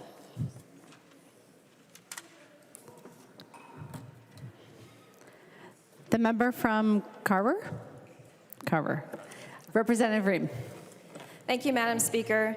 And thank you, Representative Greenman, for bringing this bill forward. This is a really good bill. There was a survey done last December where Minnesotans were asked if they would like a ban on junk fees, and 86% of Minnesotans said absolutely, yes. There are a number of stories that we've heard of people who have experienced these junk fees, and I'd like to read a few here. So there's a story from Chris of Minneapolis who says, as a senior citizen living on a fixed income, it is challenging to determine the true cost of things when add-ons are then added to the price. It is difficult to do comparison shopping, and it wastes time better spent elsewhere. It is difficult enough to do comparison shopping for healthcare and insurance premiums without having to shop for airline or concert tickets. Then Deborah from Egan, she wrote, I am being charged $4.35 monthly for the landlord to assess my utility bills. It is just for the company that services the holding company that owns the building. The only reason I am being charged is to pay the LLC for using a service that they require. Sarah from Minnetonka. I am a working mother, full-time, with 3 children in Minnetonka, Minnesota. Planning for all of life's expenses is difficult when costs are not clearly transparent for budgeting for a family of 5. Tickets to events, mobile phone bills, and airline fees are all examples I see often where added fees are tacked on to the final amount. And lastly, Paige from Aitkin. My biggest complaint about fees is from my financial investment advisor. I have no idea how they came up with retirement fees. Then they jacked up annual fees and divided my account between before and after fiduciary regulations went into effect. And that's after they charged 4% upfront and left me in funds that lost mine over an entire decade. So this is the reason why we need a ban on junk fees. This ban will also help small businesses because it's the large, greedy corporations who are doing just about anything to get wealthier off the backs of working people. Junk fees put responsible businesses, often small local businesses that are upfront and honest about the pricing of their products or services, at a competitive disadvantage. So I think there are many reasons why this is a great bill and we should all vote for it. Lastly, I just want to say it is time to level the playing field and mandate transparent, all-inclusive pricing so consumers can shop around and know the real price up front before making the best decision about how to spend their hard-earned money. Customers deserve transparent pricing and the freedom to shop around, knowing the price they see is the price they'll pay. So I really appreciate you bringing this bill forward, and I know it was a lot of work. I will be voting green. I hope everyone else will be voting green, and I look forward to seeing more green in everyone's pockets. Thank you so much. The member from Chisago, Representative New Brindley. Thank you, Madam Speaker. And I'm wondering if the bill author would yield to a question again. She will yield. Representative New Brindley. Thank you, Madam Speaker. And Representative Greenman, I'm just trying to understand some language. On line 2.3, 2.4, you use the language that a fee does not include taxes imposed by a government entity. So a moment ago, you told us that taxes could still be disclosed separately on a receipt. My question is, do those taxes imposed by a government entity include fees imposed by a government entity? Representative Greenman. Thank you, Madam Chair, and thank you, Madam Speaker. I got to get out of committee. And thank you, Representative New Brindley. And I just note, this doesn't change your question, but that the amendment includes an additional language specifying that it's on sales, use, purchase, receipts, or delivery of the goods and services. And the reason we did that, that's the amended language. The reason we did that is because when you go into the statute, and I learned a lot about taxes, I'm not on taxes, the definition of taxes is very broad. So if a government is imposing it, if it is fee, tax, whatever that is, it is included in that definition. What this language does, it just makes sure that what we're specifying, that what we're talking about is the taxes that you can decide to put in your all-inclusive price, but you don't have to. And so when we say we're hiding, I think I heard sort of hiding government taxes and fees, this provision very clearly says you do not need to include it if you don't want to. And that includes all of those things. When we talk about the delivery fee, that would be a tax imposed by a government entity on the sale, in this case, or delivery of the good or service. Representative New Brindley. Thank you, Madam Speaker. And would Representative Greenman continue to yield? You can ask her each time you have a question, Representative New Brindley. Wonderful. Thank you, Madam Speaker.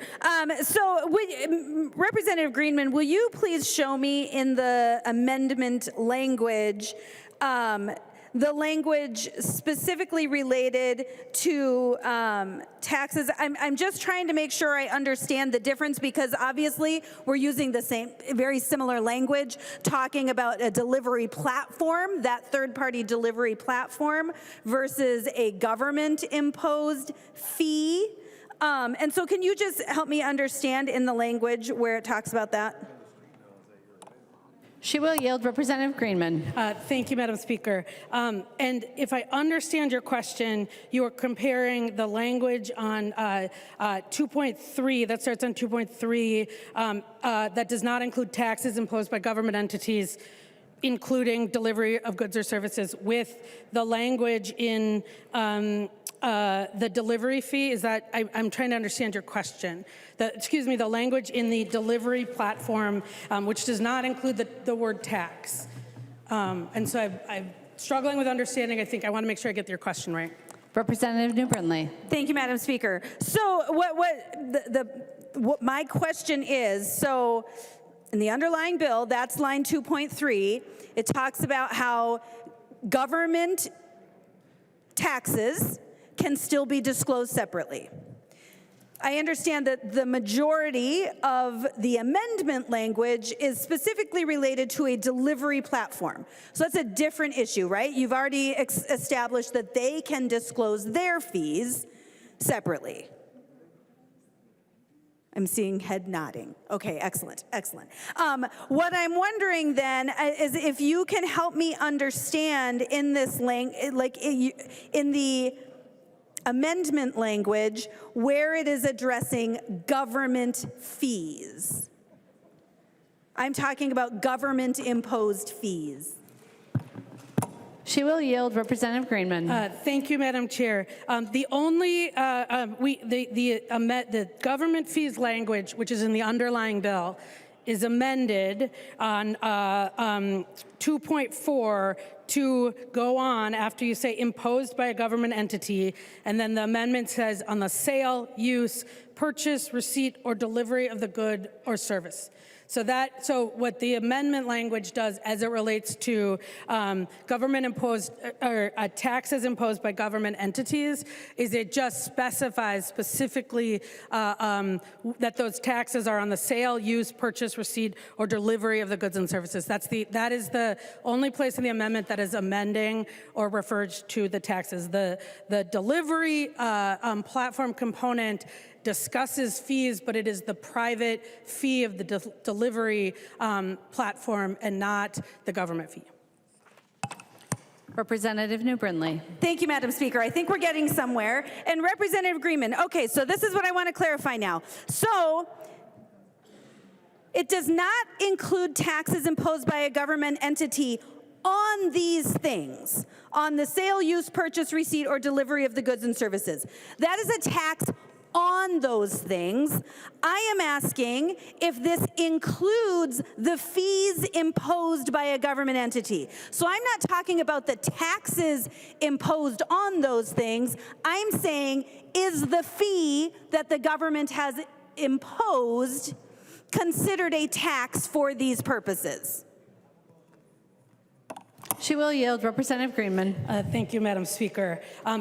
As I think I said, the term taxes in Minnesota statute, and I was looking to see if our tax chair was here, but she isn't, is broad. So if you're talking about a government fee, like the delivery fee, that is included in the definition of when we say taxes in the underlying bill, or the underlying Minnesota statute. Representative New Brindley. Thank you, Madam Speaker. And is that able, under this language, will a business be allowed to disclose that fee separately from other taxes? Representative Greenman. Thank you, Madam Speaker. Thank you, Representative New Brindley. There's nothing in this bill that changes the way people could disclose those taxes. All it says is for the purpose of this subdivision, that mandatory fee does not include the taxes imposed. And so if people want to itemize them like they can do now, they can do that. There's nothing in this bill that changes how people would disclose the government fees. It just says that for the purposes of the statute, they're not considered inclusive in the language. Representative New Brindley. Thank you, Madam Speaker. Okay, so I suppose I will tell you the good news is the delivery fee is disclosable. So there's at least one thing that folks get to know.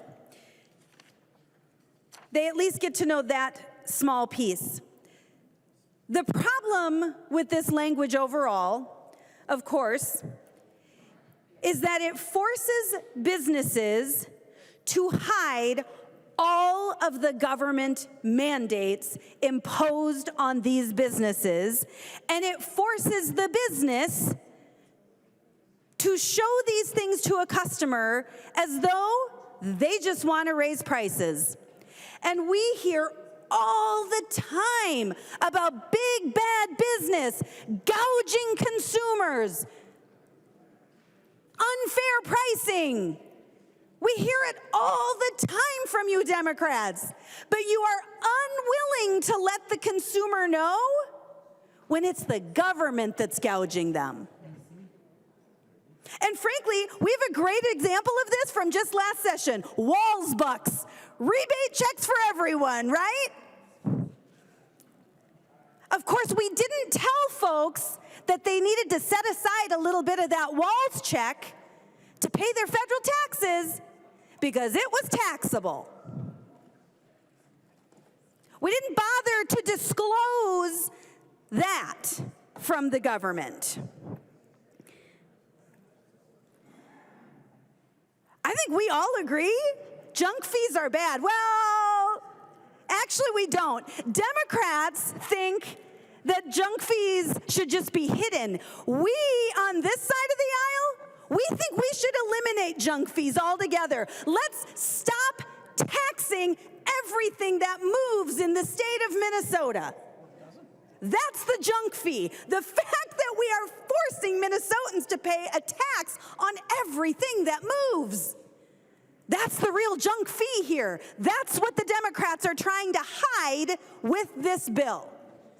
Because right now, there are a lot of small business owners in this state. You know, you look particularly at the hospitality industry. This is where we usually see these kinds of things.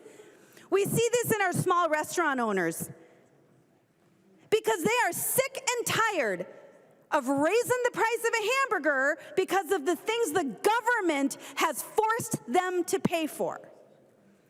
And they're just trying to be transparent and honest with their customers and say, hey, here's the actual price of the hamburger. But I'm really sorry, the government is making me pay for these other things that I have to charge you for. That is actually transparent. That is actually telling the consumer what they are paying for. And it tells them exactly what they are paying for. It shows them the junk fees the Democrats have imposed on them. It's a much more honest way of doing business. Instead, what the Democrats over here are saying, they're saying, we're going to trick the consumer into thinking that a hamburger actually costs $20. It doesn't. It's the government mandates and taxes that cost $20. The cost of the hamburger, the cost to pay their employees, the cost of owning their business is probably $10. But businesses are sick and tired of raising prices over and over and over again to accommodate your insatiable appetite for raising their taxes and hiding it. That's what this bill is. This bill is the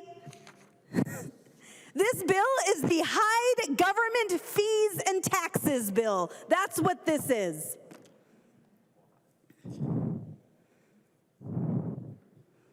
And it's through sneaky mandates all the time. You are the ones who have increased the cost of a hamburger. Own it. Don't put that on these small business owners who are just trying to run their business, and be honest with their customers about why they are being charged what they are being charged. This is the most dishonest bill we've seen this session, and boy, we see doozies around here. This is dishonest, and it's wrong. Let's show consumers why they have these junk fees and just exactly where these junk fees are coming from. Let's vote no on this bill. Thank you, Madam Speaker. The member from Stearns, Representative O'Driscoll. Well, thank you, Madam Speaker and members. Couple of things I want to draw to your attention. There was a handout that I had had the pages bring out, and I'd like to draw your attention to that from the from Minnesota Chamber of Commerce and the NFIB. I think that there's something that I'd like to really point out before we get too far into the conversation here. If you take a look at the chamber letter and you look at the first bullet point in there, the chamber wants to draw to our attention that the bill before us today is actually something that the federal government will be taking up within the next probably 10 days or thereabouts. For sure the next 2 weeks. Under the rules for the on unfair trade practices and deceptive fees. I'll spare you all the sightings on that. But they're planning on having a hearing and making some kinds of ruling on this. Now, if you're a business in the state of Minnesota, or a consumer for that matter in the state of Minnesota, and you have a federal regulation now that you have to figure out, and you have a state mandate that you have to figure out. And there could be some conflicts between the rules and the bill that is before us today and the federal regulation, should those rules be promulgated by the FTC, the Federal Trade Commission.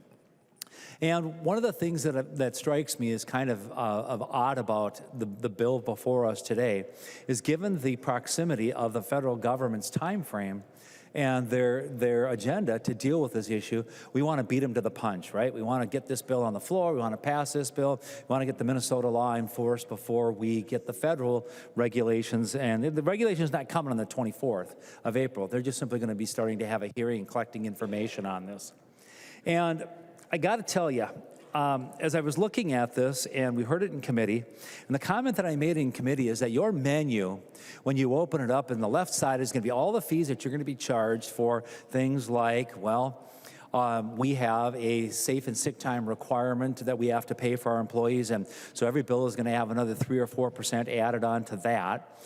Because we've got to cover that. There's a 2.99% or whatever you want to call it fee for using credit cards on here.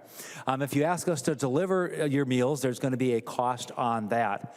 And before you know it, you don't even have any choice about what the food is going to be on your menu or on your choices on here.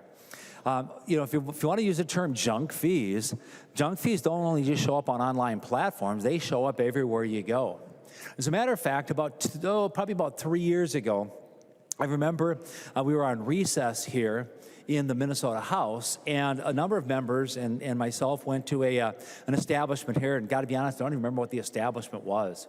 And we went in there, and they were talking about the prices. So you'd see the big board up there, and it would say, and we were there for breakfast, right? And it said, you know, 2 eggs and hash browns, and they had the price on there. And then it was like, if you want to add bacon, here's the price on there. And then if you want oatmeal, here's what the price is. And here's our yogurt and our vegan choices and our, you know, our gluten-free choices and things that are on here.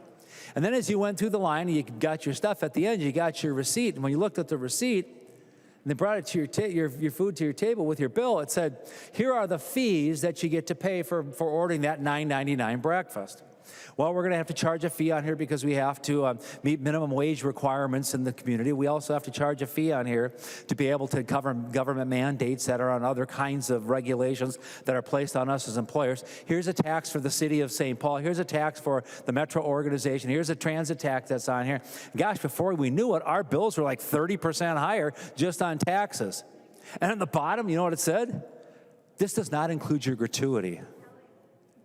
The last people that this took care of were the people who are working in this organization. Now, if I would have walked in there and said $9.99 for breakfast, or I was going to order online $9.99 for breakfast, all these fees would have been disclosed to me. Or I could have gone into a website that said, really, your fee is going to be $15.99 for breakfast. Because all they did is just roll all of those fees into the final cost that I would pay as a consumer, as a customer, doing business with them. So what most people are going to do is they're going to go, oh, look at that, $9.99, that's what it costs. And then they're going to see all these fees, and they're going to go, that was deceptive. But wait a minute, we're disclosing these fees. And I'm using the restaurant business because that's what I have first-hand experience with. And I suspect that the bill author is going to say, well, Representative O'Driscoll didn't quite give you the clear examples on this. I'm building an idea of what we're looking at on here. I'm wondering if Mr. Speaker, I'm wondering if the bill author would yield to a few questions.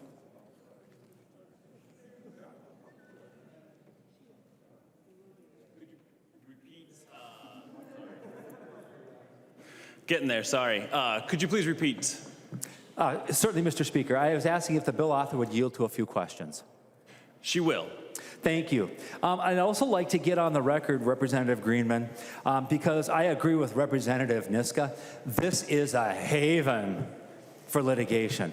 Once again, the people we did not forget to take care of were the attorneys and the lawyers as we cranked them out of our Minnesota institutions. Heaven forbid that they find themselves unemployed. Well, if so, they can come to the Minnesota legislature, but I'll leave that for another conversation. So, Representative Greenman, if I were to be selling my home and I called a moving company or a company to come and take away unnecessary or unneeded personal property, and they quoted me a price for what that would be, and then when they actually came to my house, the fee was different. Representative Greenman, what kinds of things might cause that to be different from the quote and to what they actually saw on site at my property? Representative Greenman. Thank you, Mr. Speaker. And I don't think you're asking me to expand on the hypo.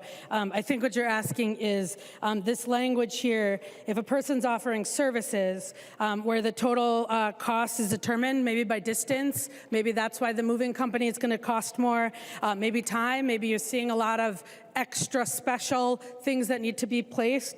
You just have to disclose what factors will be determined in that price and any mandatory fees associated with that transaction. Representative O'Driscoll. Well, thank you, Mr. Speaker. And Representative Greenman, I thank you for moving down that road, but we're not quite we're kind of in the turn lane. We haven't quite got on the road yet to the answer to my question.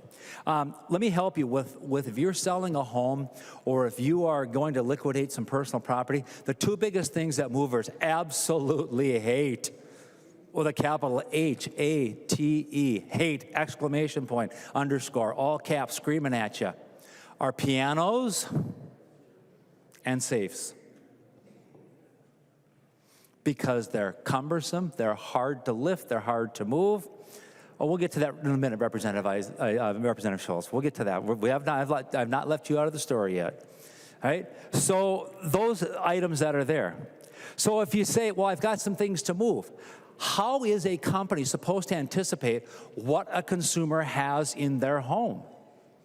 What we're going to do under this bill, Representative Greenman, is we're going to force this company to come out and do an estimate in person, just driving the costs up of goods and services for consumers again. And they may charge a fee for that quote. Now, that's got to be disclosed on the website for potential services. And then they may decline to take some of these things. And the next thing you know, Representative Niska gets a call and goes, oh, I think I got ripped off by O'Driscoll Movers over here. And Representative Niska goes, so let's sign you up. Get some more people like you. We're on our way. Class action lawsuit. Right? Class action lawsuit. And who wins on this? Not the consumer. Not the consumer. Would Representative Garofalo yield to a question? He will. Representative O'Driscoll. Representative Garofalo, in the conversations that I've been having today, I'm kind of wondering what your experiences might have been in this arena. Could you share with the body your reactions and experiences, sir? Representative Garofalo. Well, thank you, first time pro tem and Representative O'Driscoll. First, I would move that when the House adjourned today, it adjourn until Monday, April 15th at 3:15 p.m.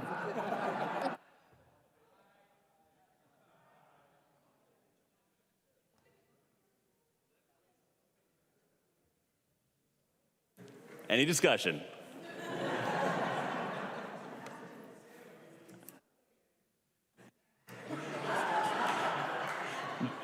Majority Leader Long. I urge members to oppose. Representative Garofalo. Thank you, Mr. Speaker. Point of parliamentary inquiry. State your point of inquiry. Mr. Speaker, am I allowed to amend my motion for time for adjournment? Is that something that I'm allowed to do under the House rules? That is a beautiful question, and I'm going to say no. Well, you should consult with the chief clerk. I guess, Mr. Speaker, at this point, I'm going to have to move to appeal the ruling of the Speaker. And no, I won't do that. I won't request that. But I will withdraw my motion, Madam Speaker. Mr. Speaker, sorry. All right. The motion is withdrawn. Thank you. Representative O'Driscoll. Thank you for the question, Representative O'Driscoll. Thank you, Mr. Speaker, and I will not thank Representative Garofalo for his comments on yielding. However, the topic that I was speaking about is important because a consumer could think that the consumer actually has the answer to the question when they don't. Now, if we're going to expect the moving company to itemize literally page after page after page, is it a big safe? Is it a small safe? Does it weigh how many tons? How many pounds? All right? Representative Greenman, would you yield to a question, please? She will yield. Thank you. Representative Greenman, do you happen to own a pet? Representative Greenman. Thank you, Mr. Speaker, and thank you, Representative O'Driscoll. I almost bought a puppy, but then we were in session, so no, I don't have a pet. Soon. Representative O'Driscoll. Thank you, Mr. Speaker. Representative Greenman, without getting too personal, could you maybe share with the body what type of breed that dog was? Representative Driscoll, are you asking her to yield? I am. Oh, good for you. Not my first day, Representative O'Driscoll. Representative Greenman, will you yield? Thank you, Mr. Speaker. Representative Greenman, hold on just a second. You will yield. I will yield. Representative O'Driscoll. The question was, if it's not too personal, what type of breed were you considering purchasing? Representative Greenman. Thank you, Mr. Speaker. It is not too personal. It was a mutt.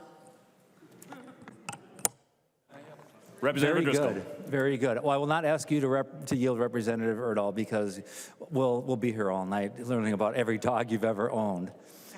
But what I do want to point out is that as a service, when I say I want to run a dog walking service or a kennel service or other things, in all seriousness, now I'm going to have to, if I charge a different fee for a different breed, might have to put that on there, or is attorney and class action lawsuit developer, Representative Niska, going to just come after me again on this? I mean, I think we are right in opening this up for litigation after litigation after litigation. And, you know, we learned last session that pit bulls are dogs that we can't charge additional fees for. And I reminded everybody in the body that dogs only bite once. Let me remind you of why that is, because when a dog only bites once, we no longer cover you under insurance, and so you're on your own with this. So there's a difference between the inherent nature of the disposition of animals. Now I've got to anticipate every kind of animal in order to be able to be in compliance with this law. And I suspect that at some point the bill author is going to stand up and she's going to say, well, no, that's not the spirit and intent of the bill. I think the judge will figure out what the spirit and intent of the bill is with where we're going with this. The third thing that I really find interesting on this is if I were in a border city around the state of Minnesota, and I could maybe buy a vehicle in Minnesota or North Dakota or South Dakota or Minnesota or Wisconsin or Minnesota, and I start going on the website, I start looking, I go, look at the price of the cost of cars in Minnesota with all these other fees that are in here. Look at my tax tag title into the door fee in Minnesota. When I go to Wisconsin, which doesn't have any regulations like this, it's like, well, it's $5,000 or $3,000 cheaper, depending upon the vehicle. I'm heading over to Wisconsin. And well, then I'll probably buy some fireworks and bring them back and do some other things here that aren't permissible or allowed in the state of Minnesota. But when they go and they sit down to talk to that dealer in Wisconsin, they go, wait a second, I didn't know about these fees. It makes it more difficult, I think, for consumers to be able to figure out apples to apples or oranges to oranges on here. Or fourth point on here, if I'm looking at the website, I'm going as a consumer, okay, I want this, and I write the dollar down, I want this, and I write the number down, I want this, and I write the number down, and I circle the total, and all of a sudden I find out there's a discrepancy. I came up as a consumer with $37.50, and the website told me it was $47.50. Who's right, me or the website? I think we're looking for a lot of trouble here. What this really sounds to me, folks, like we're heading down the anniversary of APR. Now, I'm going to bet that there's 1, 2, but I don't see the second member on the floor. Besides myself, there are 3 or 4, because I forgot the lenders on this, that knows what an APR is. It stands for annual percentage rate.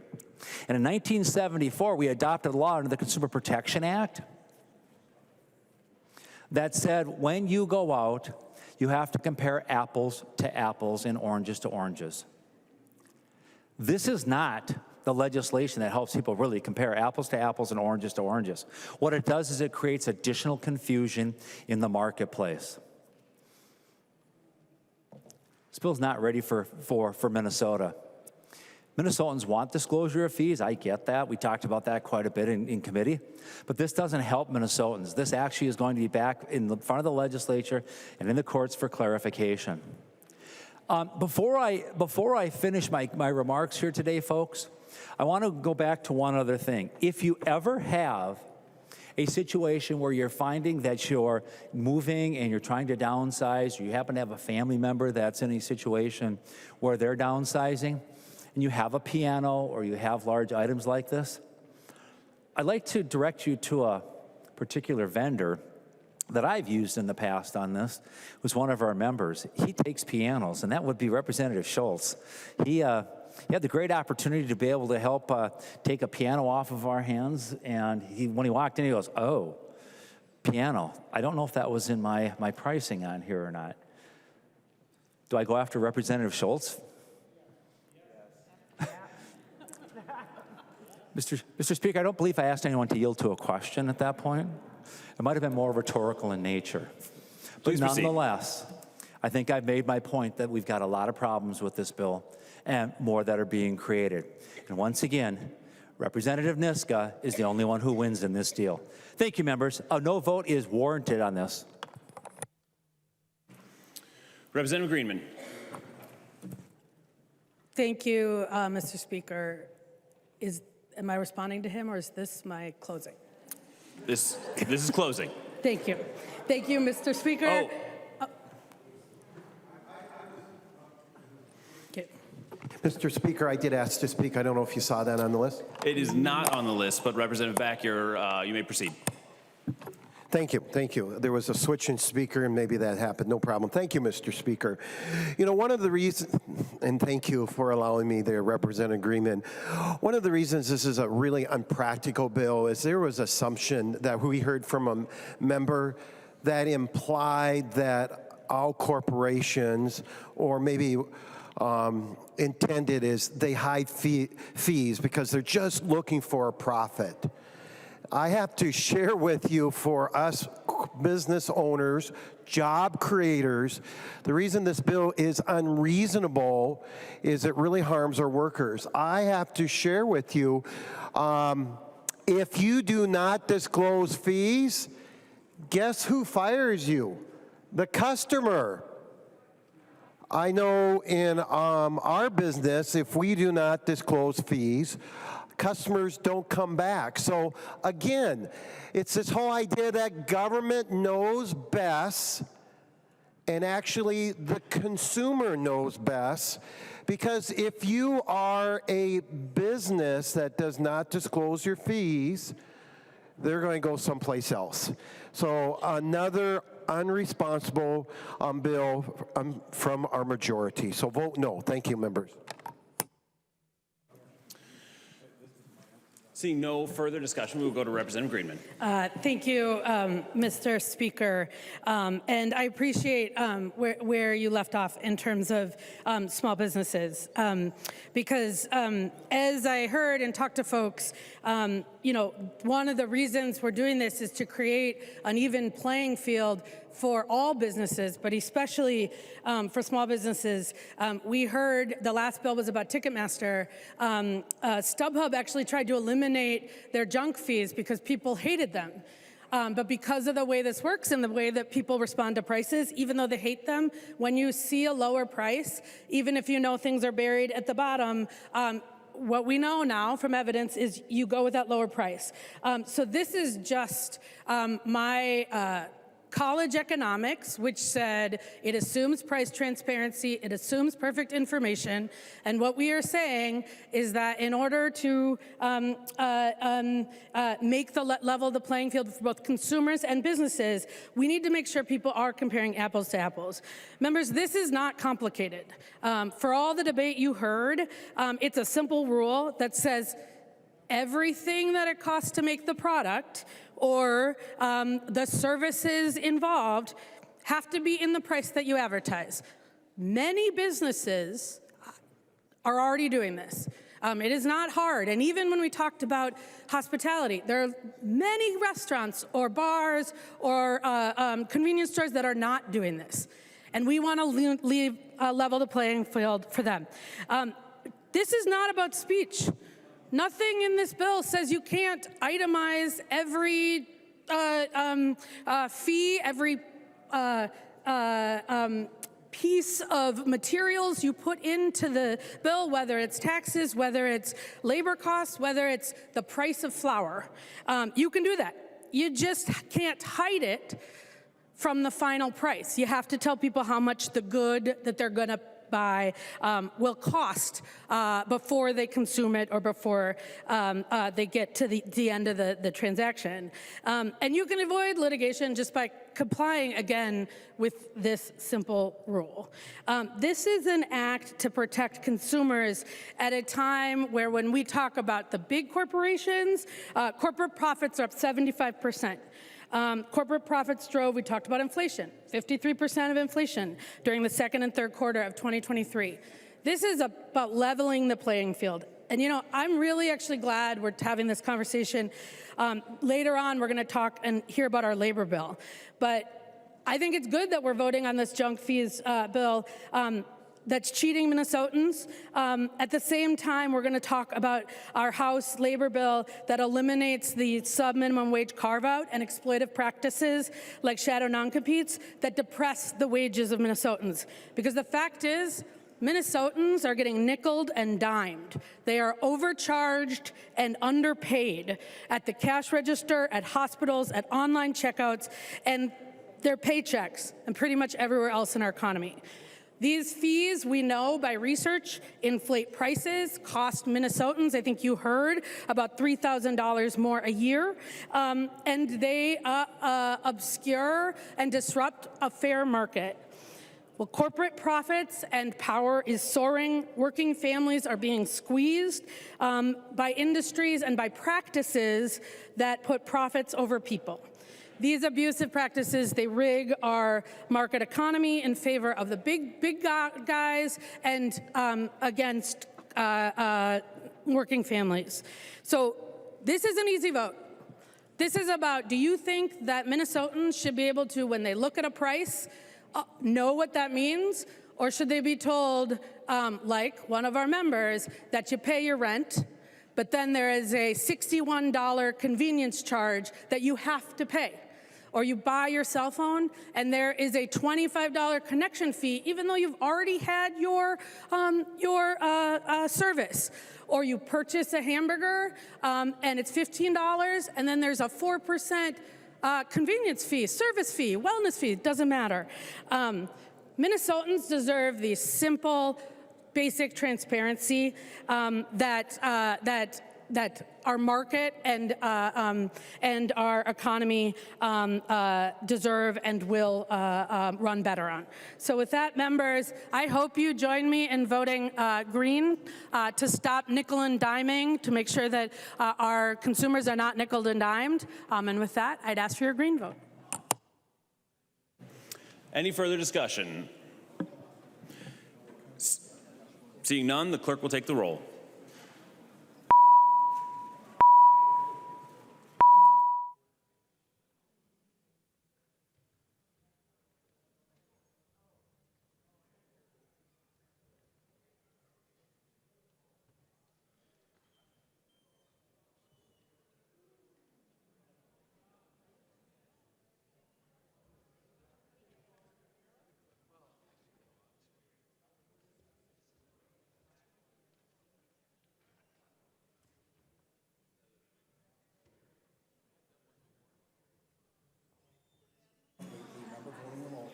The clerk will call the member voting remotely. Daniels. Daniels votes no. Daniels votes no. The clerk will close the roll.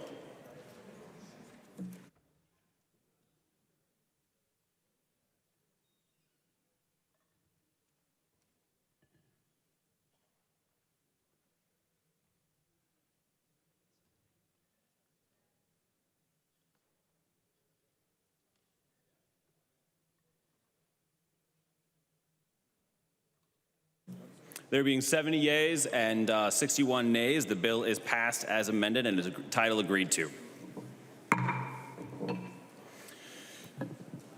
Next bill on the calendar. The next bill on the calendar is Senate File 3852.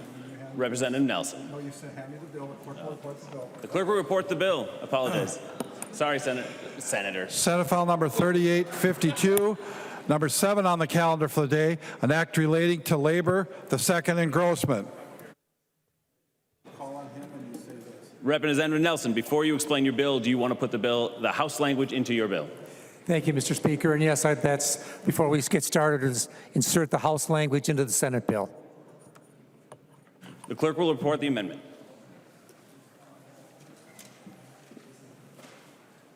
Nelson M. moves to amend Senate File Number 3852, the second engrossment. The amendment is coded as DEA 3947. Now he'll explain the amendment. Representative Nelson, please explain your amendment. Mr. Speaker and members, this is just putting the House language into the Senate bill, replacing with our language. I ask for a yes vote. The clerk will take the roll. No? All those in favor say aye. Aye. All those opposed? No. The motion passes.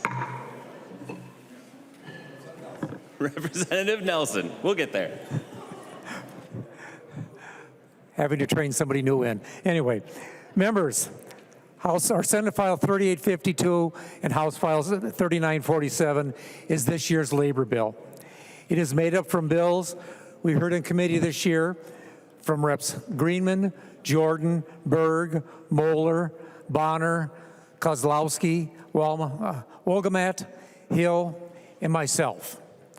From the administration, we have the Dolly Construction Codes and Licensing Bill, which was House File 3947, and that's the vehicle, as well as the OSHA Technical Bill, the Labor Standards Technical Bill, and the Technical Housekeeping Changes to Labor Standards.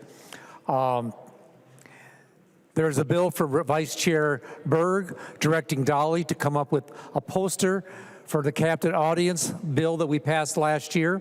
They can't do it unless we tell them to. From Rep. Greenman is a bill banning shadow non-competes agreements, closing a loophole in a bill that we passed last year on non-compete agreements.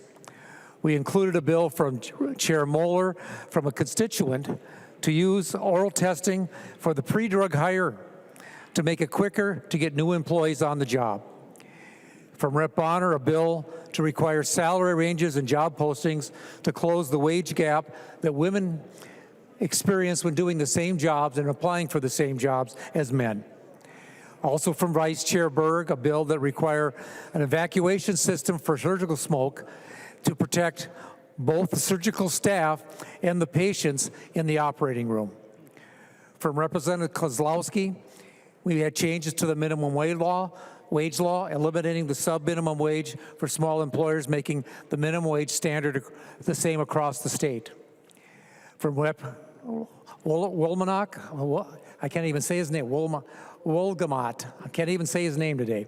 Another bill that was brought to us from a constituent to clarify the licensing requirements for well contractors. And from Representative Hill, a bill that prevents employers from taking credit card fees out of employees' tips. And with that, Mr. Chair, I'll stand for discussion and amendments.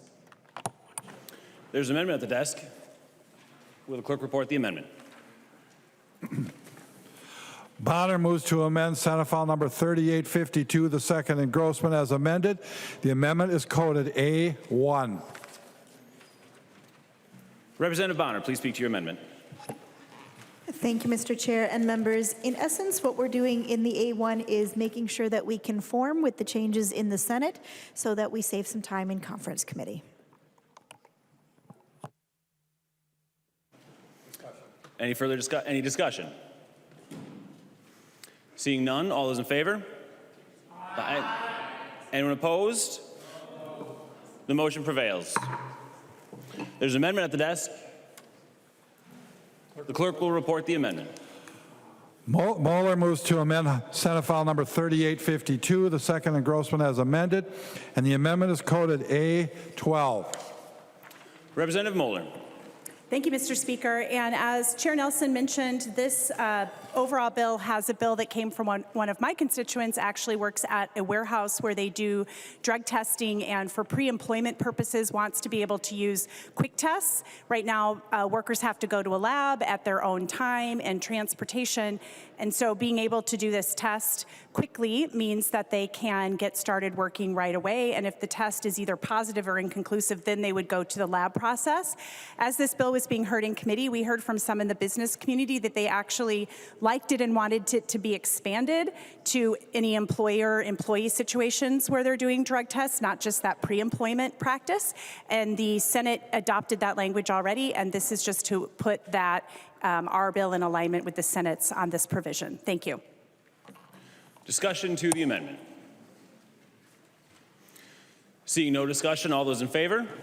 Aye. Anyone opposed? The motion prevails. There's an amendment at the desk. The clerk will report the amendment. Mecklin moves to amend Senate File Number 3852, the second and Grossman as amended. The amendment is coded A3. The member from, I forgot that I need to do this part. The member from Sherburne, Representative Mecklin. Thank you, Mr. Speaker. Yes, the A3 amendment. So this amendment, the purpose behind this is there's been some different bills that have passed that impose additional requirements from the Department of Labor to do provide at their request records. All this amendment is simply asking is that the department make accommodation based on the number of records requested, rather than having these like set time frames, which it could be, one folder or it could be 4 cases of something. And particularly with some of our small businesses that are, they pretty much do, they're the hammer swinger, they're the record keeper, they're the bidder, they're the cleaner, they're everything. So I would hope that Chair Nelson would consider this a friendly amendment. Representative Nelson. Thank you, Mr. Speaker. And members, this was an amendment that was brought up in committee. The Department of Labor and Industry said that they don't need this is a not needed amendment, that they have the ability to give people extra time if it's needed. And so I would ask for a no vote on this amendment. Representative Mecklin. Well, thank you, Mr. Speaker. Well, I'm very, it's unfortunate to hear that, as we kind of saw the similar thing happen with ESST as late as late October, early November. They were still trying to figure out how to train all the different employers of how to administer all these different rules and regulations. And now we're going to keep continuing to do these types of things and throw all these new curveballs at them. By the way, Mr. Speaker, I request a roll call. 15 hands, there will be a roll call. Thank you, Mr. Speaker. Representative Malcolm. The member from Morrison, Representative Schultz. Yes, thank you, Mr. Speaker. Thank you, Representative Mecklin, for bringing this. Members, this is actually very, very simple, and it's a way of providing regulatory humility to our business owners across the state, our employers across the state, because when a request is made for information from small businesses, especially members, it is so prudent of us to have a policy in law that gives them the ability to respond based upon the need and based upon the request. It is absolutely possible that the request that is made for information is going to be something that brings a lot of time that small business owners, especially mom and pop shops, may not have. And so this is an important piece, important language for us to adopt and create a nice strong House position on this, but most specifically to help small business owners when they receive requests for this information from the Department of Labor and Industry. So I ask for all of your support. Frankly, this is something that is so simple that it would be great to have a nice green board on this. Thank you, Mr. Speaker. The member from Hennepin, Representative Myers. Thank you, Mr. Speaker. Would Chair Nelson yield for a question? He will. Chair Nelson, can you let me know what current statutory time frame these businesses have to respond? Representative Nelson. Thank you, Mr. Speaker, and Representative Myers. I believe it's in the bill, it's in law, it's 72 hours they have. But as I said in my earlier, that when Dolly talked about this in committee, they said they have the ability to let somebody go longer if they need be. And so that's why they said it's not necessary. They already have this. They already have the ability to do this. Representative Myers. Thank you, Mr. Speaker. Would the chair continue to yield? He will. So you said you spoke to Dolly about allowing additional time. Did they go into detail about what they've seen for the amount of additional time they provide? Representative Nelson. Thank you, Mr. Speaker, and Representative Myers. As I said, as they testified in committee, they already have the ability to do this. They don't need this in legislation. They already have the ability to do this. Representative Myers. Thank you, Mr. Speaker. Would the chair yield for one more question? He will. In your conversations with the Department of Labor, did they talk to you with how many different types of businesses, sizes of businesses for requests like this? Representative Nelson. No, we didn't get into that. Representative Myers. Thank you, Mr. Speaker. You know, members, I think this is a prime example of things that we can do to bring a little bit of balance. You know, we understand that these complaints come forward, these allegations come forward. There's things that we can do to help support employers, employees, owners, operators, and to think that, you know, the Department of Labor didn't testify or we don't have information on speaking with large business owners, small business owners. As Representative Mecklen said, some of these people are wearing multiple hats. I think this is a reasonable amendment that, you know, will give those small businesses that maybe get a lot of requests, don't have an HR department, the required time that they need to respond. So I'd ask everybody to vote green. Representative Nelson.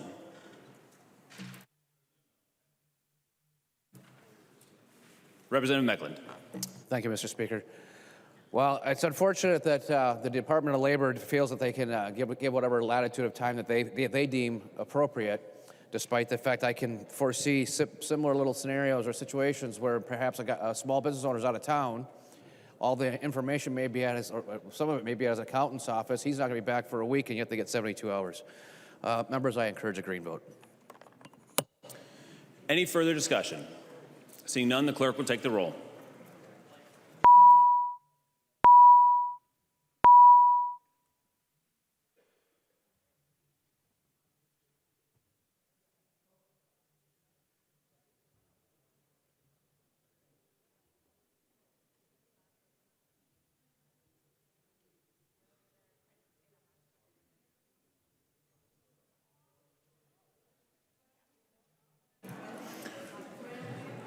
Will the clerk recognize the member voting remotely? Daniels. Daniels votes yay. Daniels votes aye. The clerk will close the roll.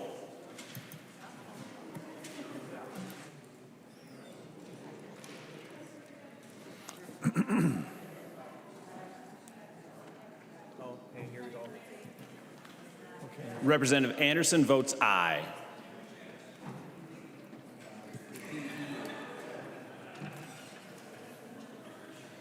So there being 60 ayes and... Is it still 60 or is it 61? It's 61, yeah. I'm guessing. Yep, you're right, 61. Being 61 ayes and 69 nays, the amendment does not prevail. There's an amendment at the desk. Mecklen moves to amend Senate File Number 3852. The second engrossment as amended. The amendment is coded A10. The member from, I already forgot where you're from, Representative Mecklen. Sherburne, Representative Mecklen. Thank you, Mr. Speaker. Yes, the A10. So this simply would make it so a license would not be required to buy solvent-based paint. And I find that when I heard about this bill originally floating about, I thought I had never heard anything quite so unique. And then uniquely even beyond that, constituents started emailing me about this, and I first said, it can't be. But it was there. So this is simply an amendment to prohibit the requirement of a license to buy solvent-based paint. Representative Nelson.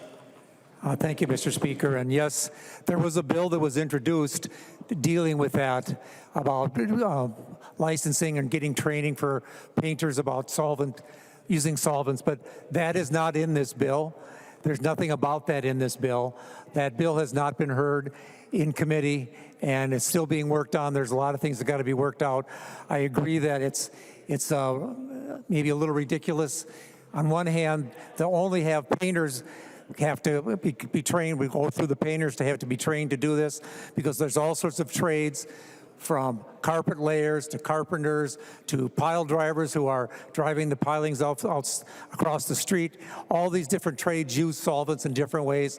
To have one group of people be responsible for training for them is a little bit out of the bounds, but that bill's has not been heard, and right now it's not going to be heard this year. So right now, again, there's nothing in this dealing with solvents in the bill. So I mean, I would say vote no on this amendment is not necessary. It's not part of the bill. The member from Olmsted, Representative Quam. Thank you, Mr. Speaker. And I was glad to hear Representative Nelson mention that. I remember having a lot of friends that couldn't get a down payment on a home, so they did sweat equity to qualify for the loan. And this type of action and other things that they were able to do, I hear discussion of preventing them, and I'm glad to hear that the chair of the committee says that there won't be any of this coming this year. Thank you, Mr. Speaker. Member from Morrison, Representative Schultz. Thank you, Mr. Speaker and Chair Nelson. I so appreciate your position on this. This is fantastic. I'm so glad that you've taken a position that you weren't even, you didn't even allow for this bill to be heard in the Labor Committee this year. And yet the concern, like Representative Mecklin mentioned, has been just vast, very vast. Like I've heard about this a ton across the state of Minnesota since that bill was introduced. And thus, Mr. Chairman, I'm just asking for us to adopt this language so that you can have a really strong House position in case the other body has some other desire in mind, especially considering the author of that over in the other body. It would be great for us to take a really strong House position on this at this time. Frankly, I don't think it would hurt any one of us here in this body to take that vote, and it's a wise move for us to take as the House, to take a really strong position that we don't think that you need to have a license in order to do some painting around your home. Thank you. Representative Nelson. Thank you, Mr. Speaker. And members, what this amendment is doing is taking them out of contractors that need to be licensed to do work.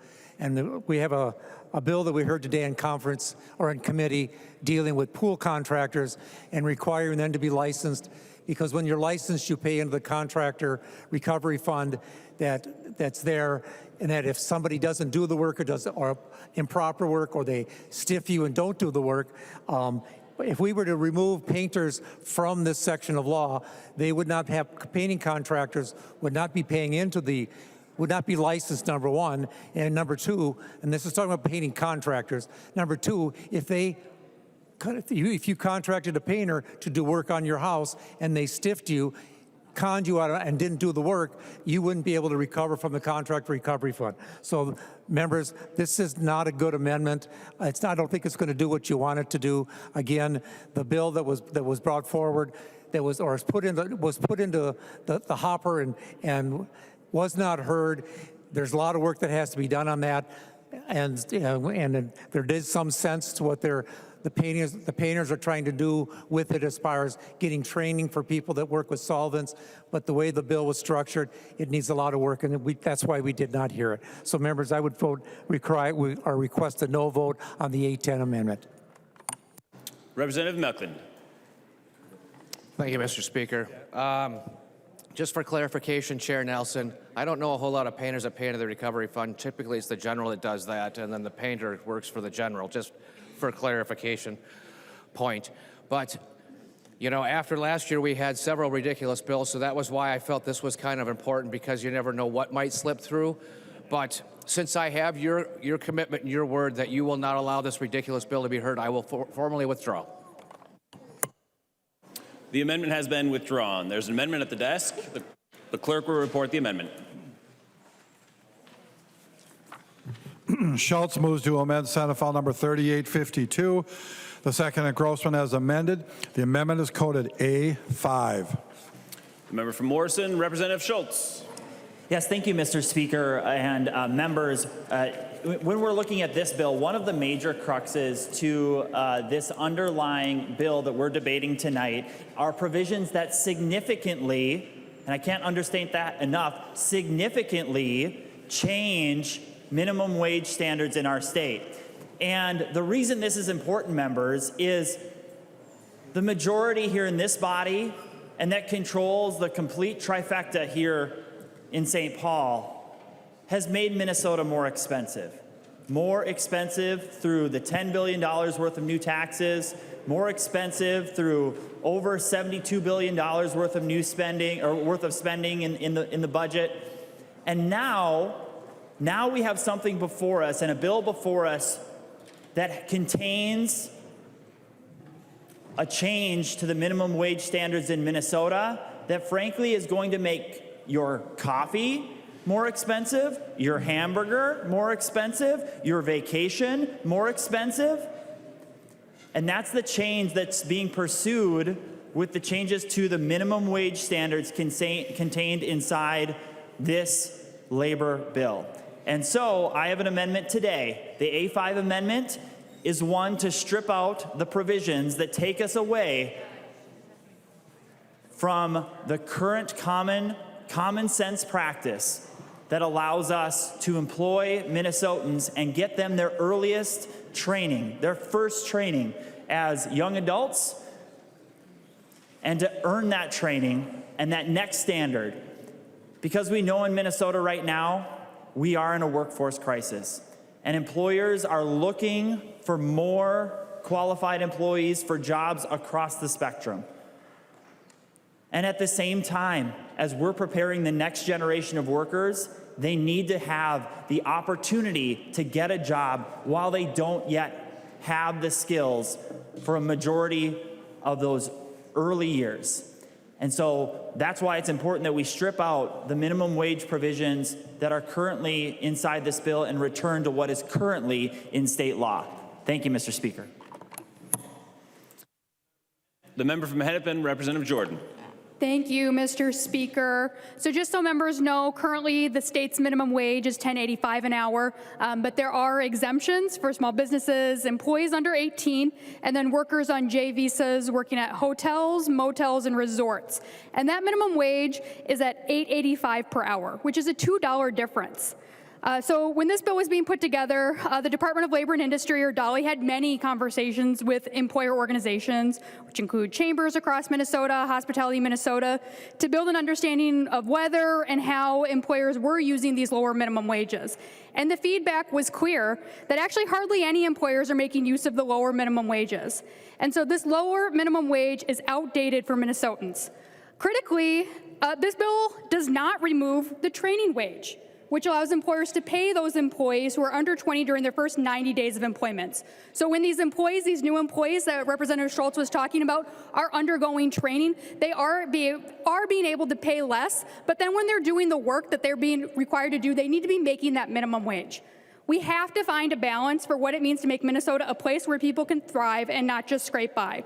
A full-time minimum wage, much less this lower minimum wage, earners cannot even afford a one-bedroom apartment in any of Minnesota's 87 counties. And that's not just Minnesotans, but the lowest paid workers in our state are being left behind.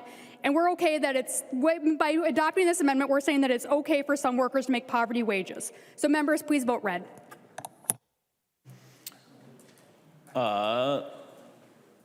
We will add member from Sherburne, Representative Meckland. Thank you, Mr. Speaker. Will Representative Jordan yield for a question? She will yield. Thank you, Mr. Speaker. In that provision for the 90 days, that if I'm correct from reading that in committee, that is 90 days for the new trainee. That's 90 days from the date they start. Is that correct, Representative Jordan? Representative Jordan. Mr. Speaker, Representative Meckland, that is my understanding as well. Representative Meckland. Thank you, Mr. Speaker. Thank you, Representative Jordan. The reason I bring this up is if my daughter, for example, works at a very small local business and she works one day a month, how long will it take her to get fully trained in? And if there's very, very few individuals that are actually fall into this bracket, There's likely a reason. And this is not about 40 to a room apartment because I haven't kicked my daughter out yet. In fact, I was just told I got to pay for a dorm. So I would please hope you would support Representative Schultz's amendment. Thank you. Representative Schultz. Thank you, Mr. Speaker, and I appreciate the dialogue on this. This is just critically important, right? This is literally, these are the decisions that are made that impact how much it costs for you at the gas pump. These are the things when you visit the convenience store and you're buying the sharing size of peanut M&Ms. This is literally the decision right here that determines what that's going to cost. And frankly, under the current makeup, whether in DC or here in St. Paul, what we have seen is prices continue to rise for Minnesota families. They continue to rise. The costs continue to rise for businesses seeking to operate in our state. In the largest city that I represent, just after this year, the mainstay restaurant of the community of 2,900 people closed because of two heavy-handed mandates passed by this legislature. And the mandates and bills like this one that result in people losing jobs, losing the opportunity to work, losing the opportunity to gain the experiences that they need. So to the members of this body, that's the decision that we have. So when people aren't able to work at the mainstay Main Street restaurant in Malacca, they're also not able to provide the community service of having a nice family restaurant in town. One-size-fits-all approaches like this underlying language on the minimum wage does, it doesn't take into account the voices of every place, every location, every city in the state. It's different in International Falls than it is in downtown Minneapolis. It's different in Malacca than it is from Marshall. And it's important that we recognize the needs of businesses in the community where they're at.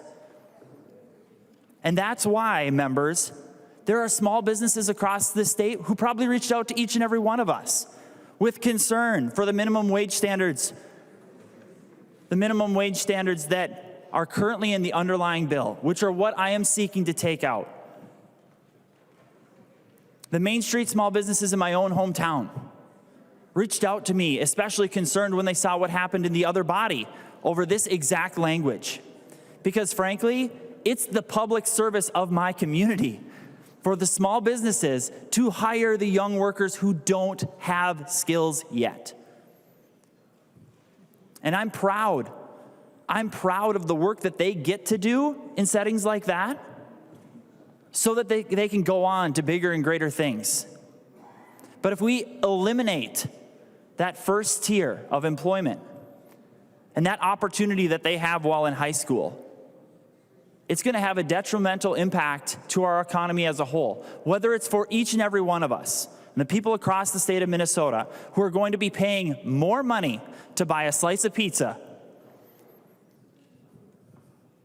or whether it is any other circumstance.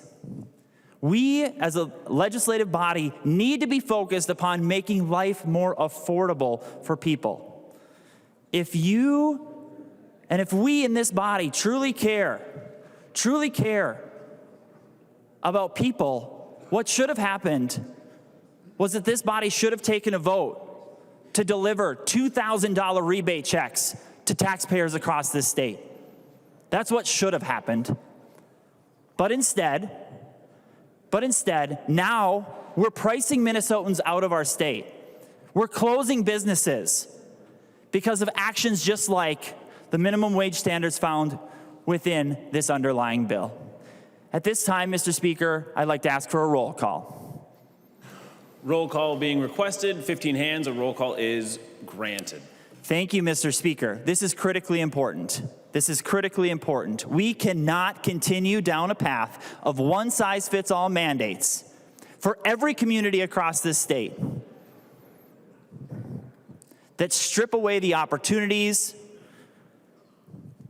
for our youngest workers and add to the cost of families when they want to take a vacation to the North Woods. Vote green on this amendment. Thank you. Seeing no further discussion, the clerk will take the roll.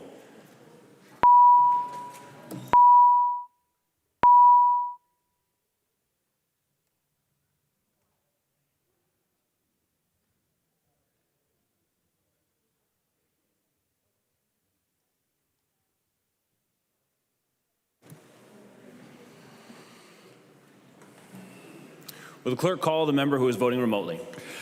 Daniels. Daniels votes yea. Daniels votes aye. The clerk will close the roll.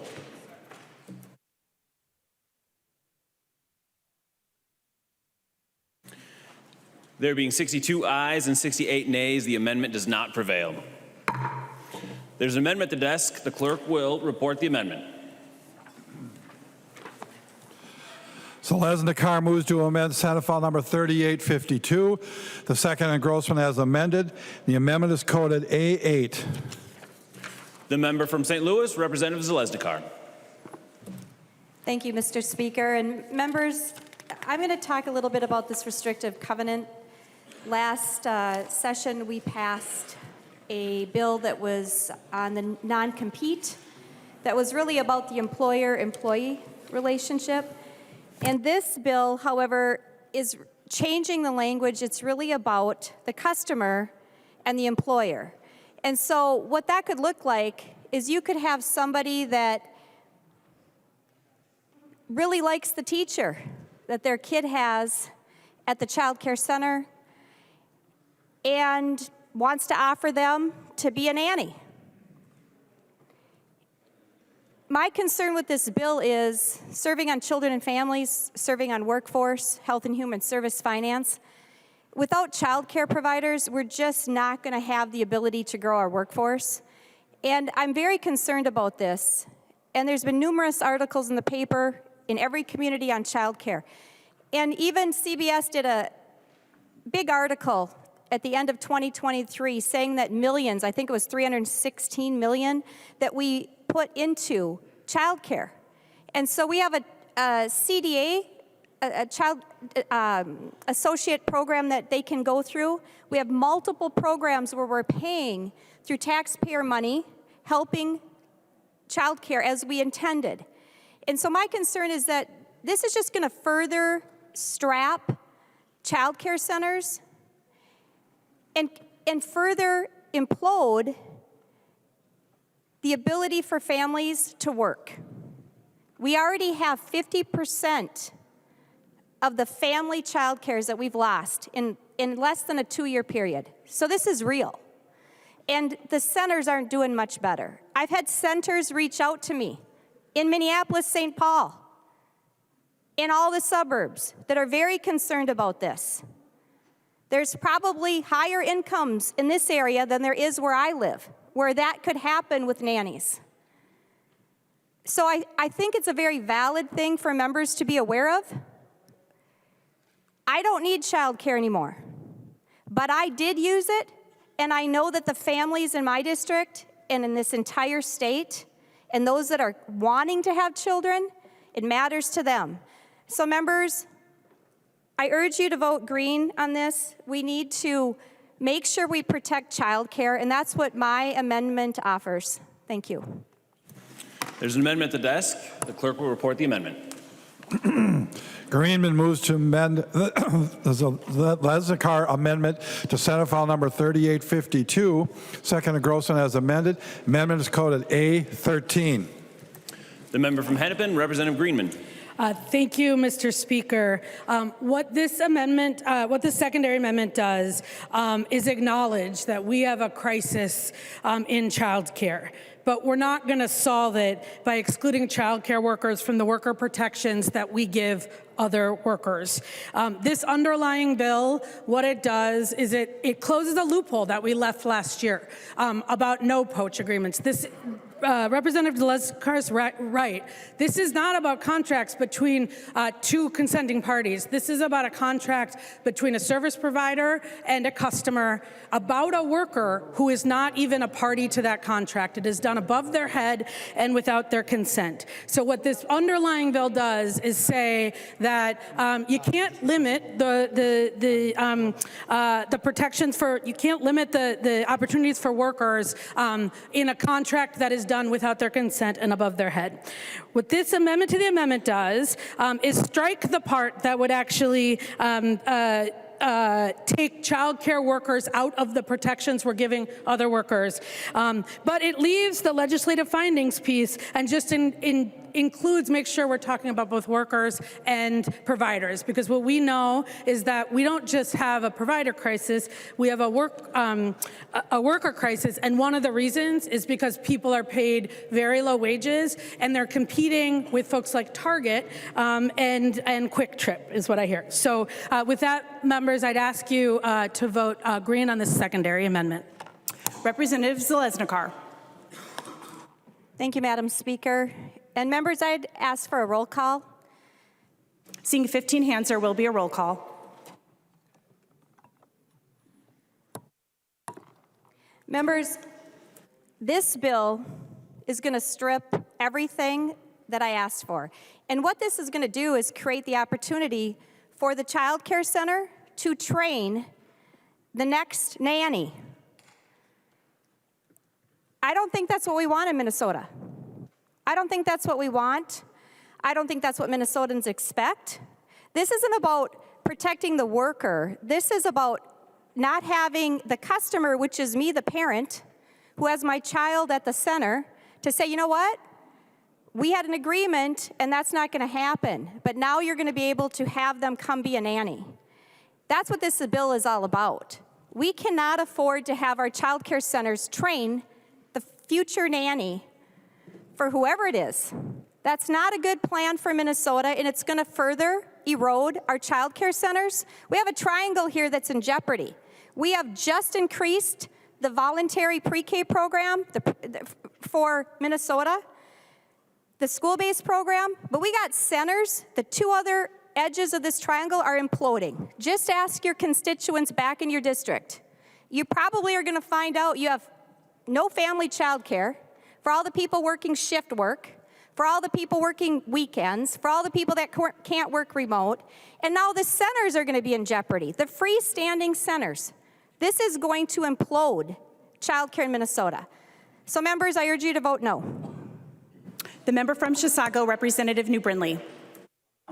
Thank you, Madam Chair. I was listening closely to the debate, and as I was writing my own notes, I was surprised to realize that I'm going to give the exact same speech that Representative Greenman gave. And that is that in this amendment to the amendment, we're deleting the language that solves the problem, but we're leaving the language that acknowledges the significance of the problem.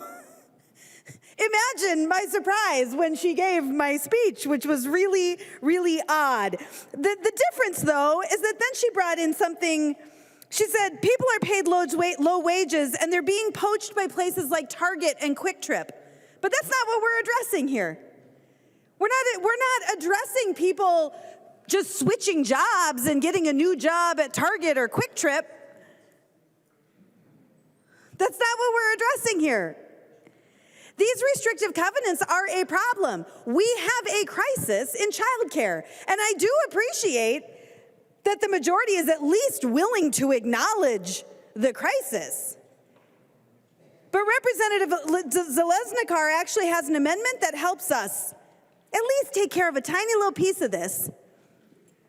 And the majority is saying, yeah, we get the problem, but we're not going to solve it.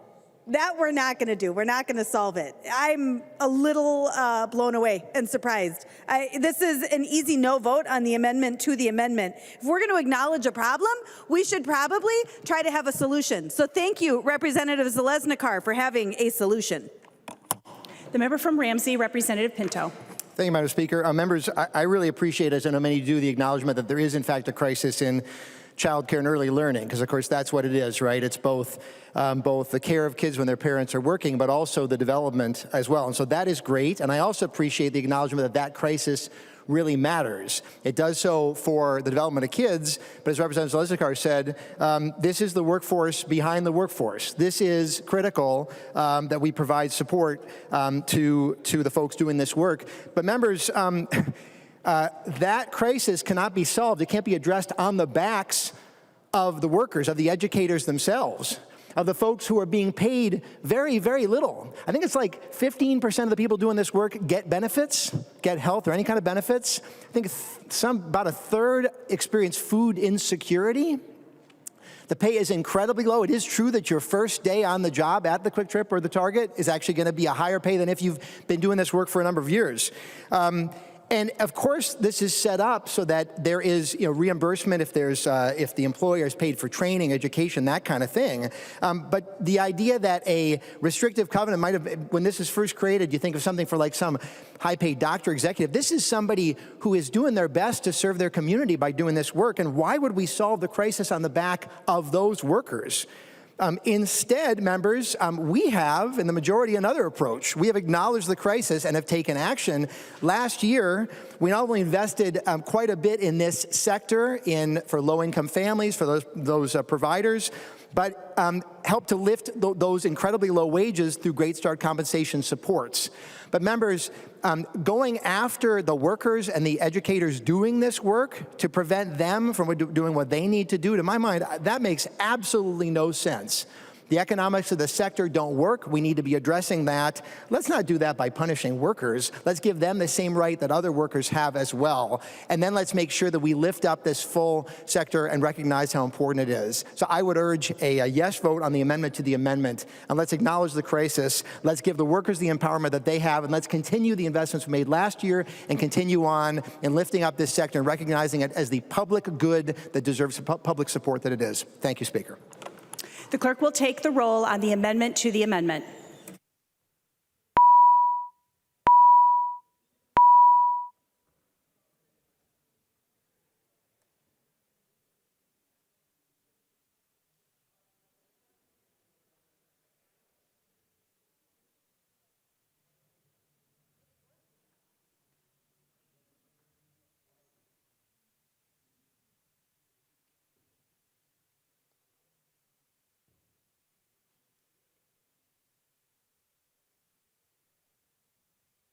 The clerk will call the name of the member who has not yet voted. Daniels. Daniels votes no. Daniels votes no.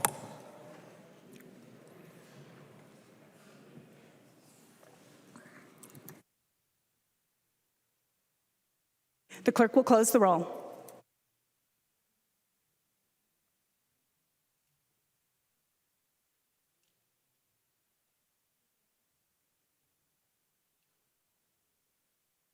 There being 69 ayes and 61 nays, the amendment to the amendment is adopted. Now to the underlying amendment as amended. Representative Zaleznikar. Thank you, Madam Speaker. And I'm disappointed. You can tell this is a big issue in Minnesota because the vote was actually close. And it should be close because we spent $316 million, I believe, last year to try to ramp up and support these workers. And if these programs were working so great, we wouldn't be at further risk of nannies poaching the employees from the centers. And I'll guarantee you that we're all going to hear about this. And we're going to see on the statistics at Children and Family that we have more closures, less family child care, and it's going to continue on the trajectory Minnesota's on.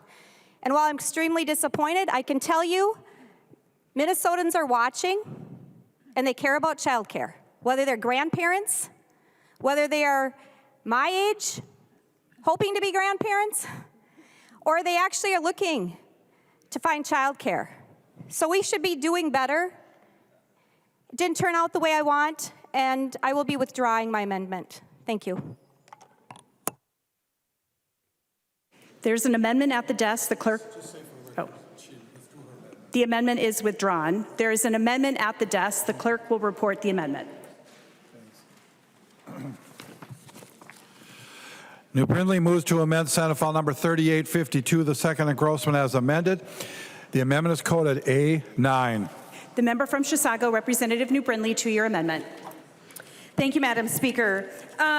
So, members, last year, the Democrats created a nursing home standards board that has been working through its process. The problem is we're starting to see some things materializing that are likely going to add significant costs to long-term care in the state of Minnesota. And so what my amendment does is it simply says that if the board votes to adopt a rule or policy that's going to increase the cost for our nursing homes, that has to be submitted to the legislature, and we have to approve or deny that. We have to accept that, and we have to appropriate funding for that. And I want to talk to you about why this is so important. You know, our nursing homes have been in crisis.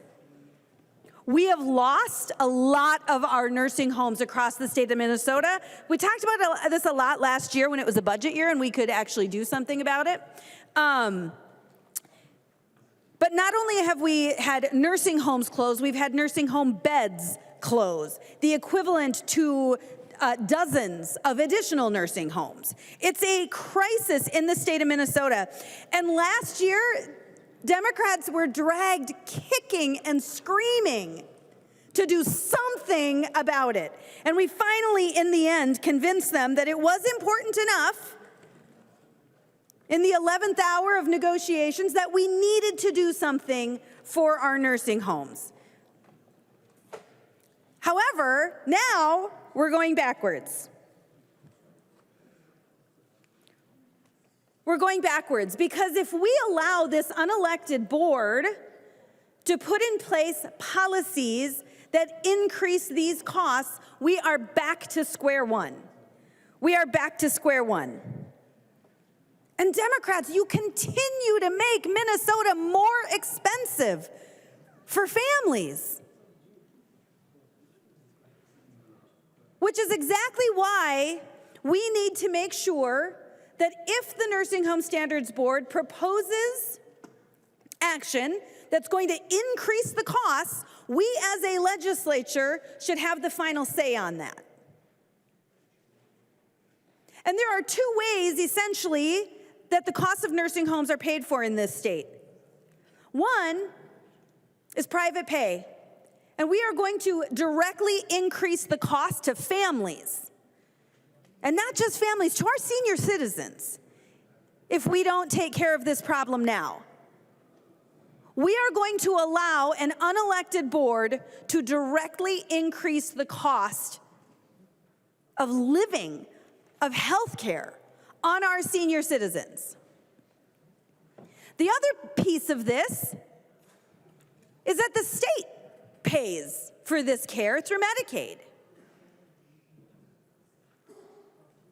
And that means if we allow this unelected board to pass mandates without coming back to the legislature, we are literally allowing this unelected board to appropriate money. This is general fund spending that we are giving away the authority to appropriate to an unelected board. And we all know the costs of Medicaid in this state are out of control. And the underlying, the problem we have with the legislation that was passed last year is that we have given the authority to someone else to increase those costs without our explicit consent. This is a huge problem, members. It seems like a no-brainer. There is no cost to this bill. There is no cost to the legislature. There's no cost to the department. There's no general fund cost whatsoever to adopt this amendment. But this provides a great deal of oversight and protection to our senior citizens, and to the taxpayers of the state. And I would ask for a yes vote. There is an amendment to the amendment at the desk. The clerk will report the amendment to the amendment.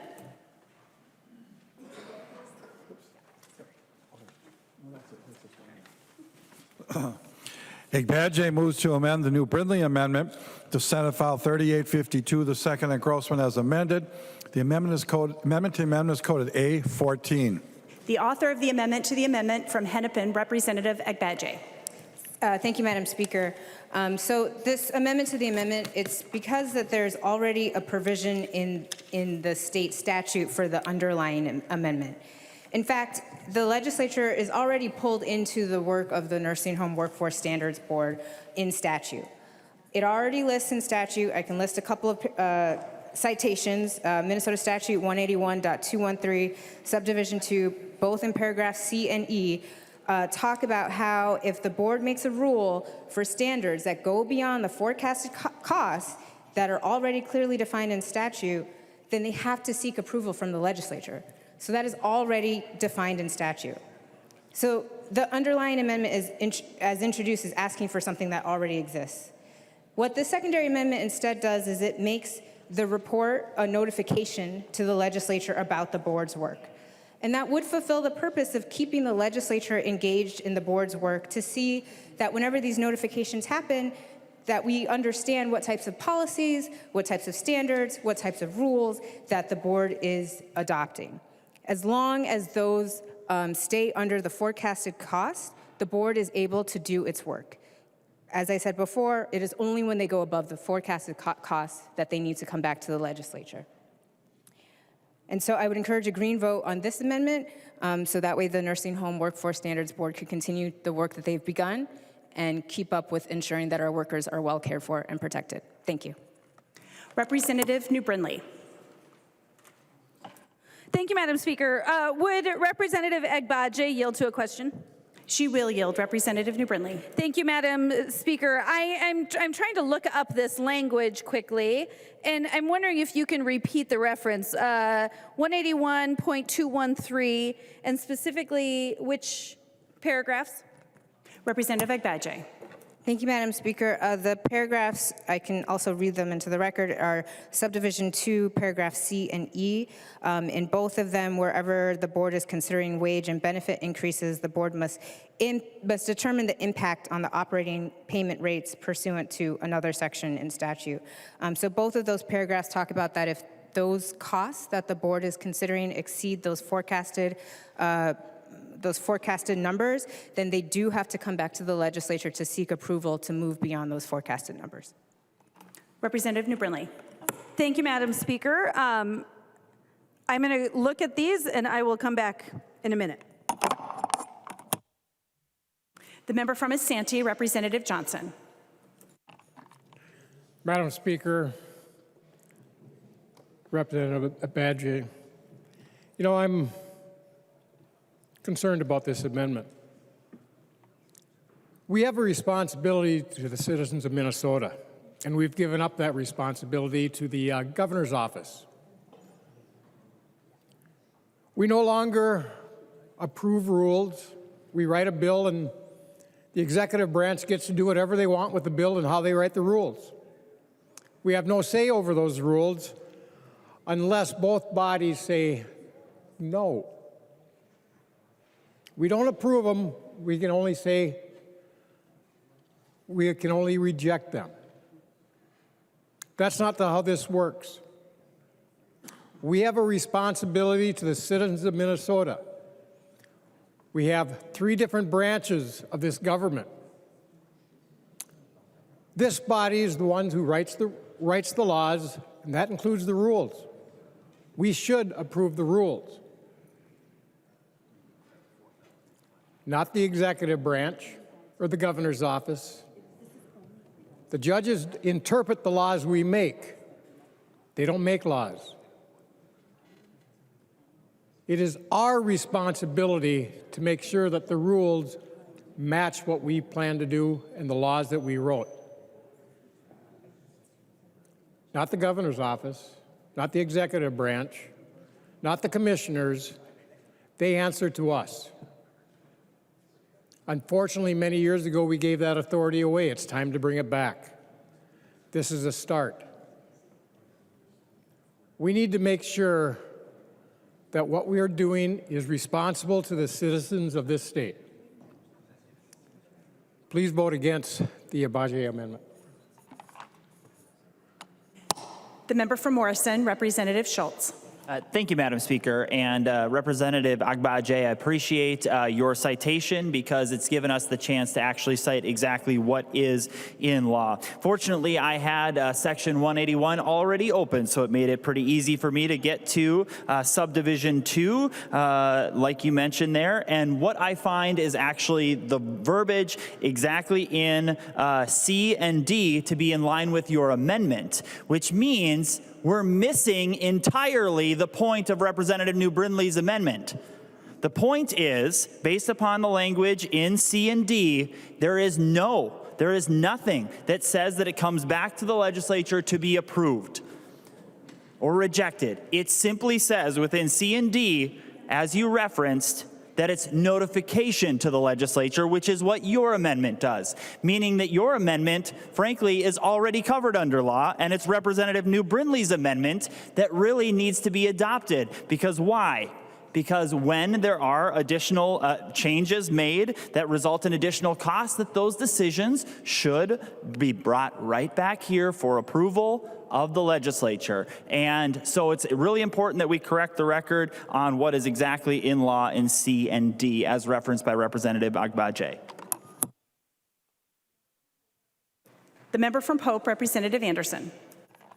Thank you, Madam Speaker and members. And thanks, Representative New Brindley and Representative Schultz. You're exactly right. When the costs to nursing homes go up, they're paid for by two ways, either by the private pay folks or by the state through Medicaid.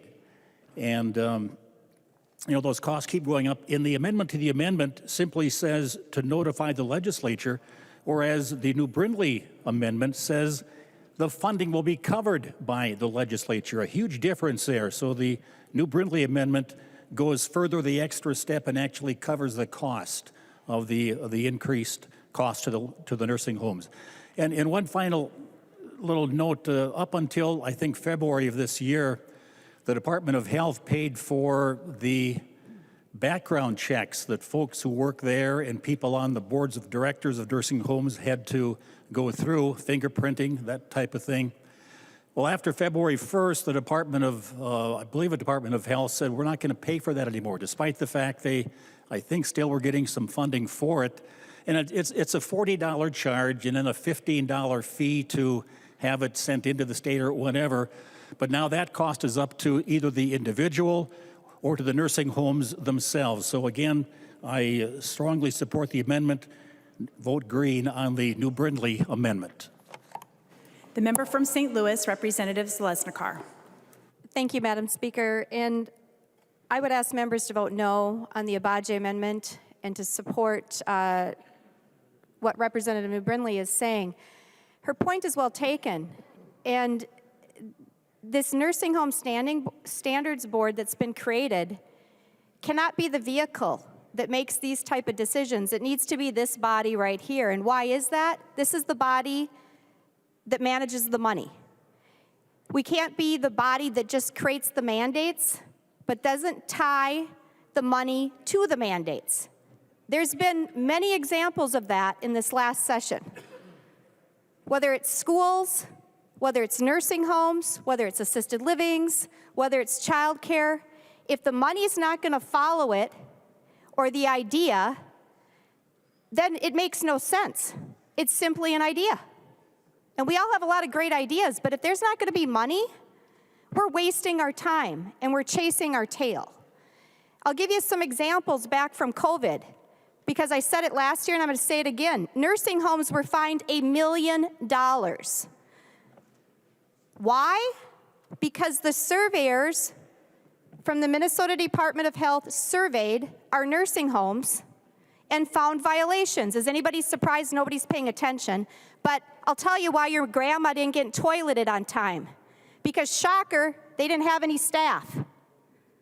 They didn't have any staff. And who set the rules that would possibly mean somebody wasn't there? It wasn't the provider. It wasn't the nursing home. They followed the rules that were set by this body, by the Senate, by the governor, and they followed it through the whole entire 2.5-year period. They didn't determine when we sent somebody home for 14 days, 10 days, 7 days, 5 days, and then they got a note saying, have them come to work even if they're COVID positive. It changed a lot of times, and I understand that because it was a pandemic. What I don't understand is how we would agree to fine the nursing homes $1 million when we're in a pandemic. And I wrote a bill to get that right, to right a wrong, but it was never heard. Because somehow it made sense to fine the nursing homes $1 million and fine the assisted livings $3 million. And then everybody's shocked. Shocker alert, they don't have any money.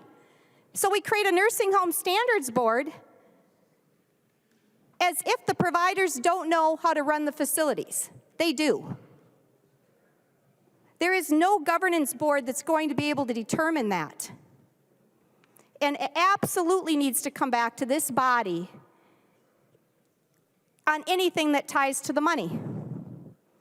Even when we heard the House file tonight, 4993, on a policy bill for funding this, I voted no, not on the principle. Of course we're going to fund the facilities. The issue is we're not getting the data that we need. We can't be off by $500 million on a forecast. That's just not acceptable. We can't be off on that. We as legislators need to get updates. We should have had updates on the $1 million fines.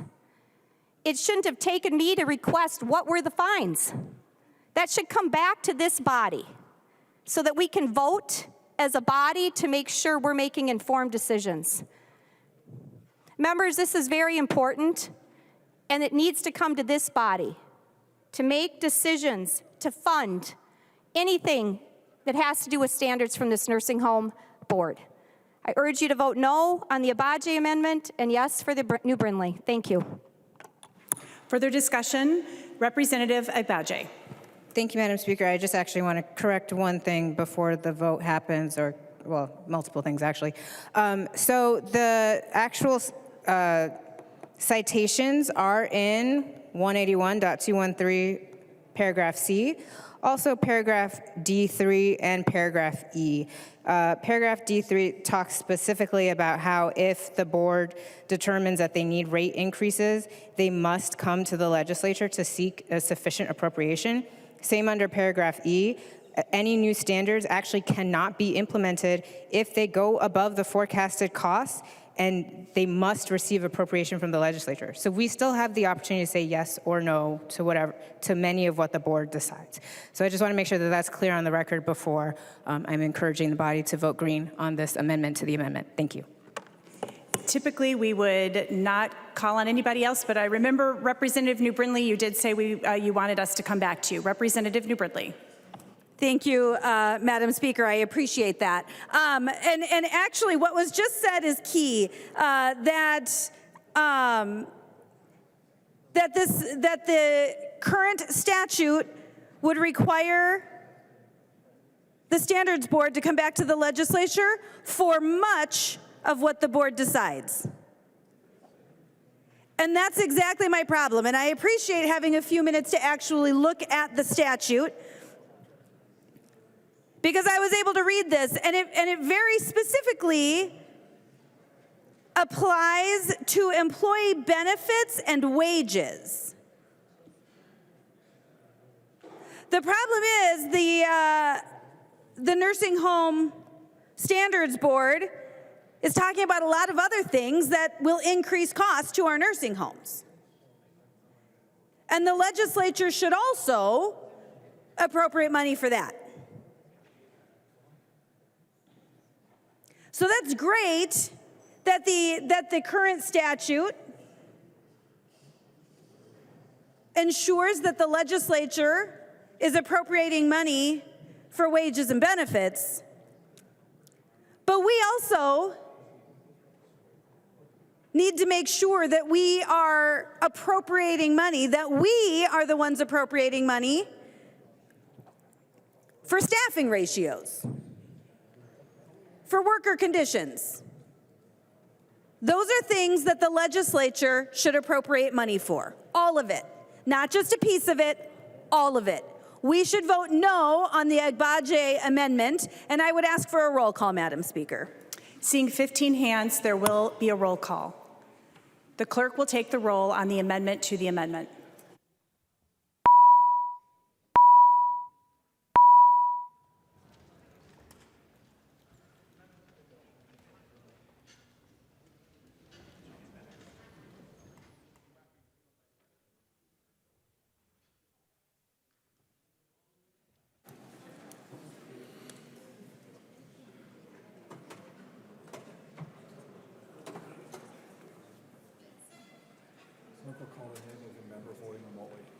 Will the clerk call the name of the member voting remotely? Daniels. Daniels votes no. Daniels votes no.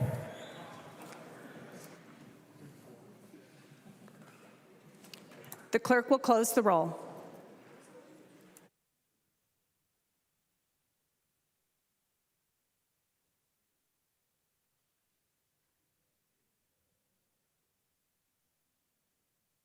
There being 69 ayes and 62 nays, the motion prevails and the amendment to the amendment is adopted.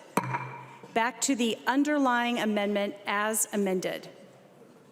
Representative New Brindley. Thank you, Madam Speaker. Well, the Democrats have once again managed to gut an amendment and made it meaningless, so I see no reason to bother with a vote, and I would withdraw the amendment. The amendment is withdrawn. There's an amendment at the desk. The clerk will report the amendment. Schultz moves to amend Senate File number 3852, the second engrossment as amended. The amendment is coded A7. The member from Morrison, Representative Schultz, to your amendment. Thank you, Madam Speaker. And the A7 amendment is an important one, especially as we're considering labor policy in Minnesota. This amendment provides a prohibition to ensure that employers are not employing people who are here in Minnesota illegally. Something quite simple, something quite basic, and something quite important to the people of Minnesota, especially when we consider that Minnesota has become a top destination for people to cross the border illegally, come to our state, benefit from our public services because of the DFL majority in Minnesota.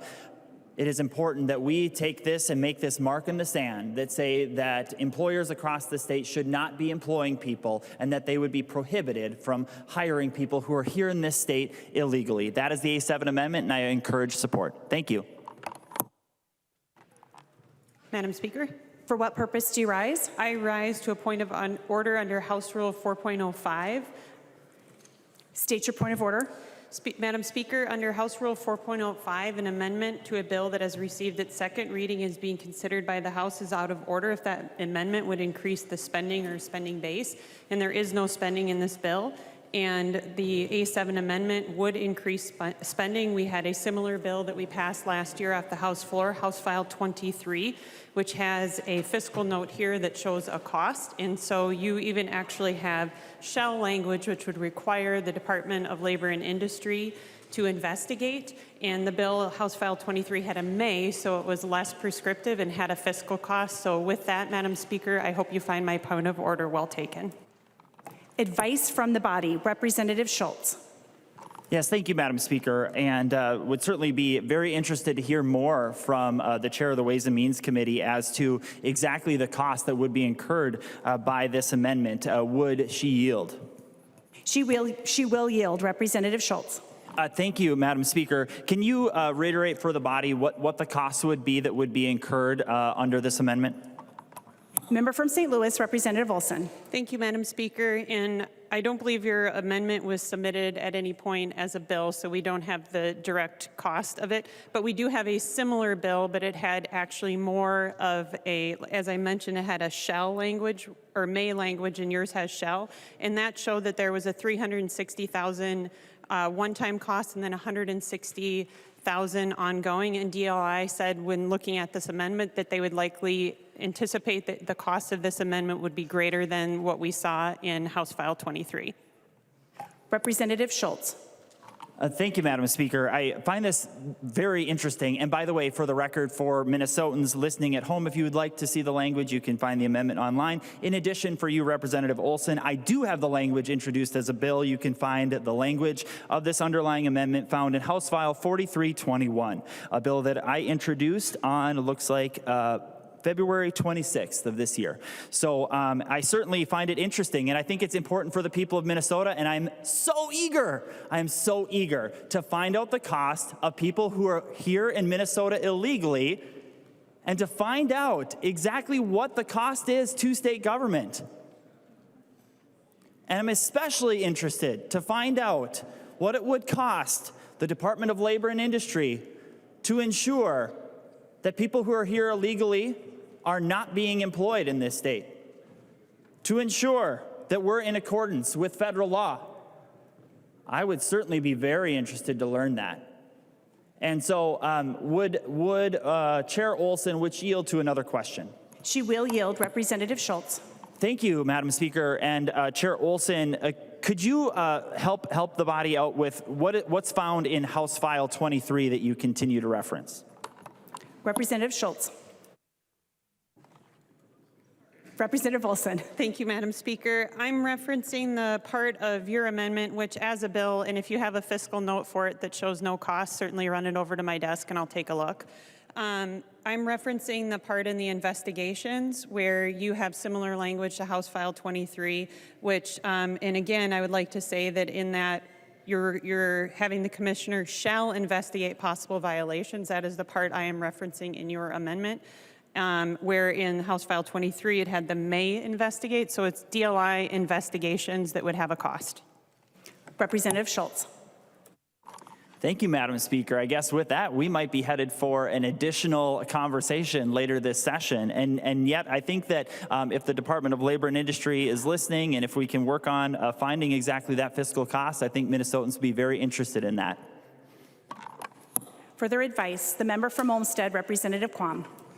Thank you, Madam Speaker. And frankly, I'm surprised. I thought that we actually obeyed federal employment laws, and that our departments actually made sure that we complied with federal law. My advice is that there should not be a cost because we actually should have our departments abiding by federal law.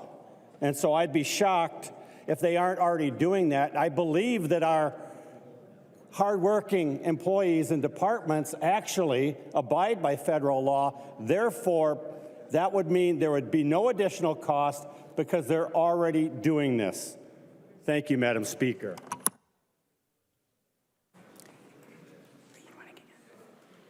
I'm ready to rule, and I rule that the point of order is well taken. Madam Speaker, I move to appeal the ruling of the Speaker, and I request a roll call. Representative Schultz moves to appeal the ruling of the Speaker, and I see 15 hands. There will be a roll call. The question before the body is, shall the decision of the Speaker stand as the judgment of the House? A yes or green vote supports the ruling of the Speaker. A no or red vote goes against the ruling of the Speaker. The clerk will take the roll.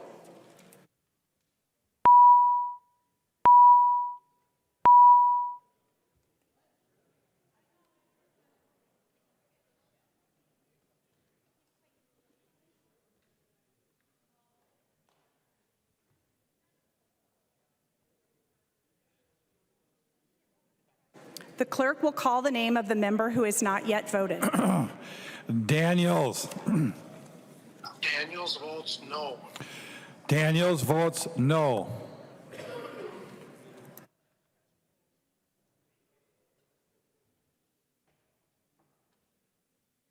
The clerk will close the roll.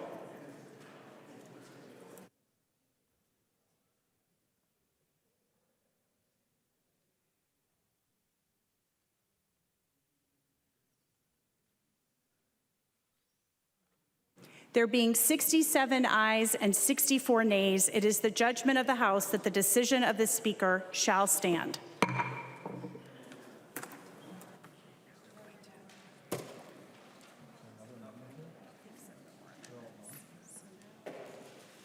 Sure, did they pull another one I don't know about?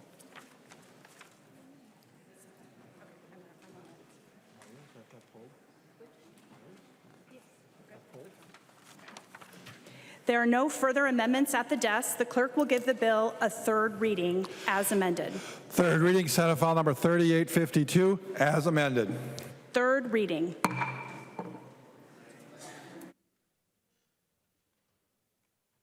The member from Chisago, Representative New Brindley. Thank you, Madam Speaker. I'm going to be, everyone will be thrilled to know that I'm going to be brief.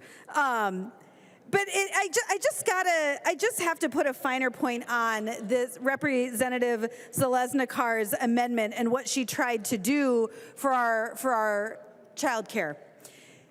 What we were told is that the Democrats already solved the problem. They put hundreds of millions of dollars into this last session, and they solved the problem. But guess what, folks? If you solved the problem, wealthy elitists couldn't poach daycare workers to be their private nannies. So you didn't solve the problem.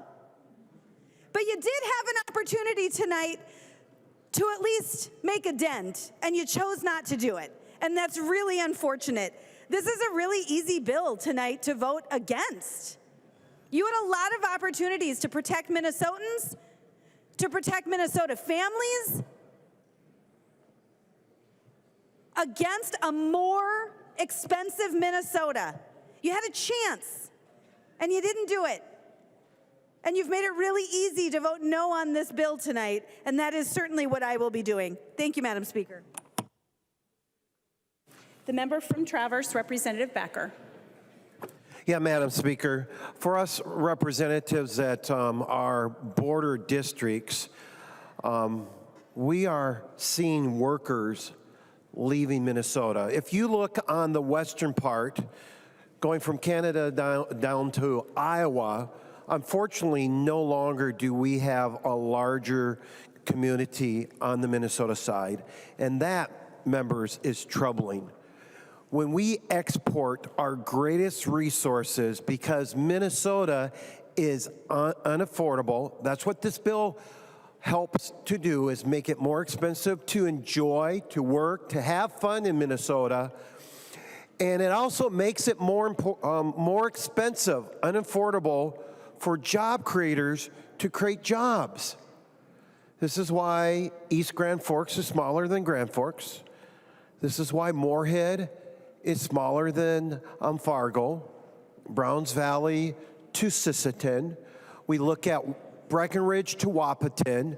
You'll go down South Dakota and you look from Watertown, there's really nothing on the Minnesota side, maybe Marietta, and that's really far in. We get down to Brookings, we look at Pipestone, and then we have Sioux Falls.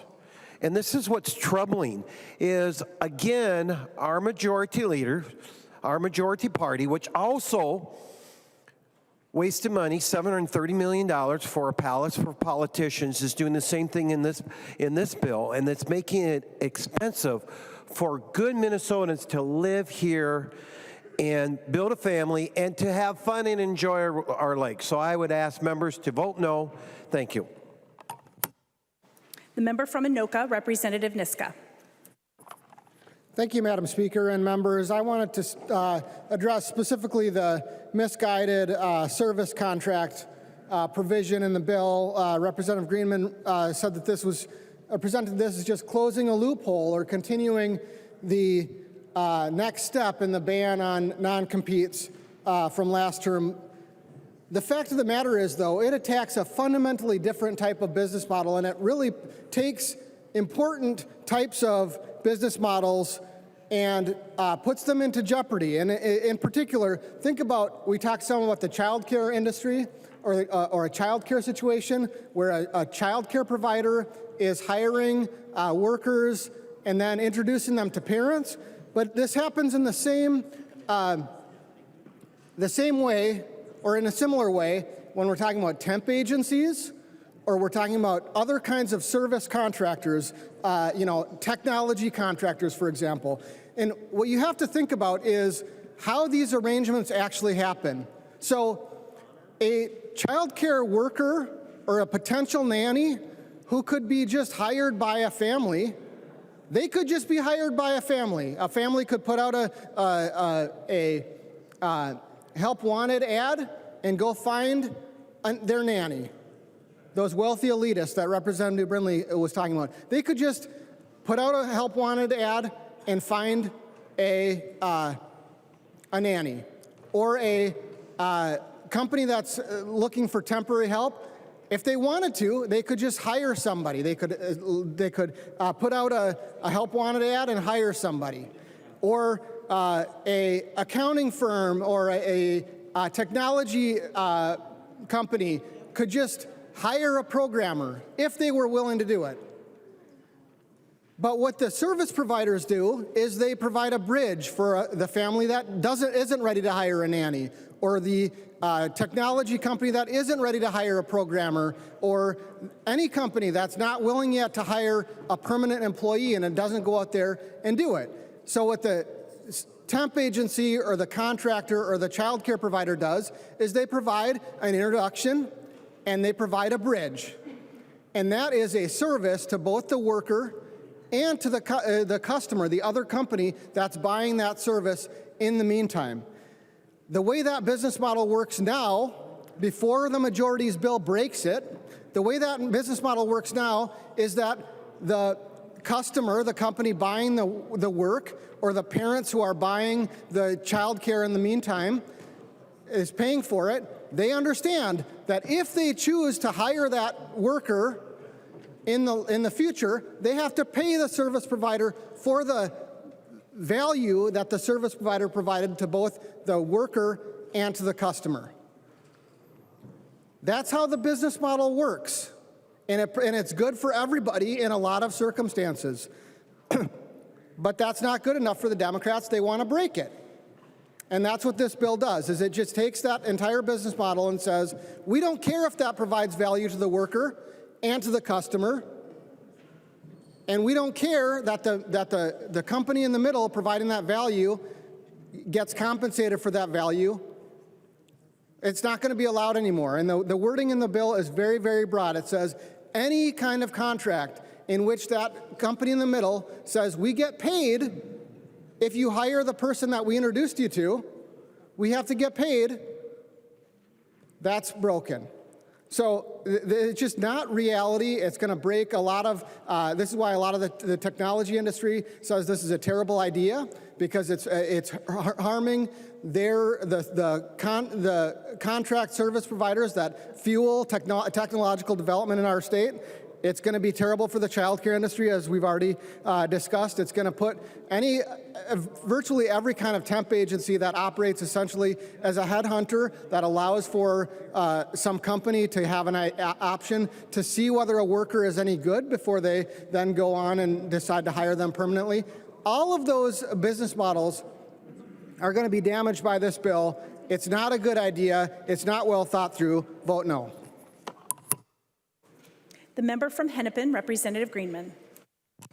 Thank you, Madam Speaker, and I have spoken a lot on the floor today, and I wouldn't speak again except for I am really proud of this bill, because this bill continues the work that we've been working on in this DFL trifecta to ensure that we are centering workers and that we are investing in business models and in people that don't exploit workers, but actually lift them up as they lift up our economy.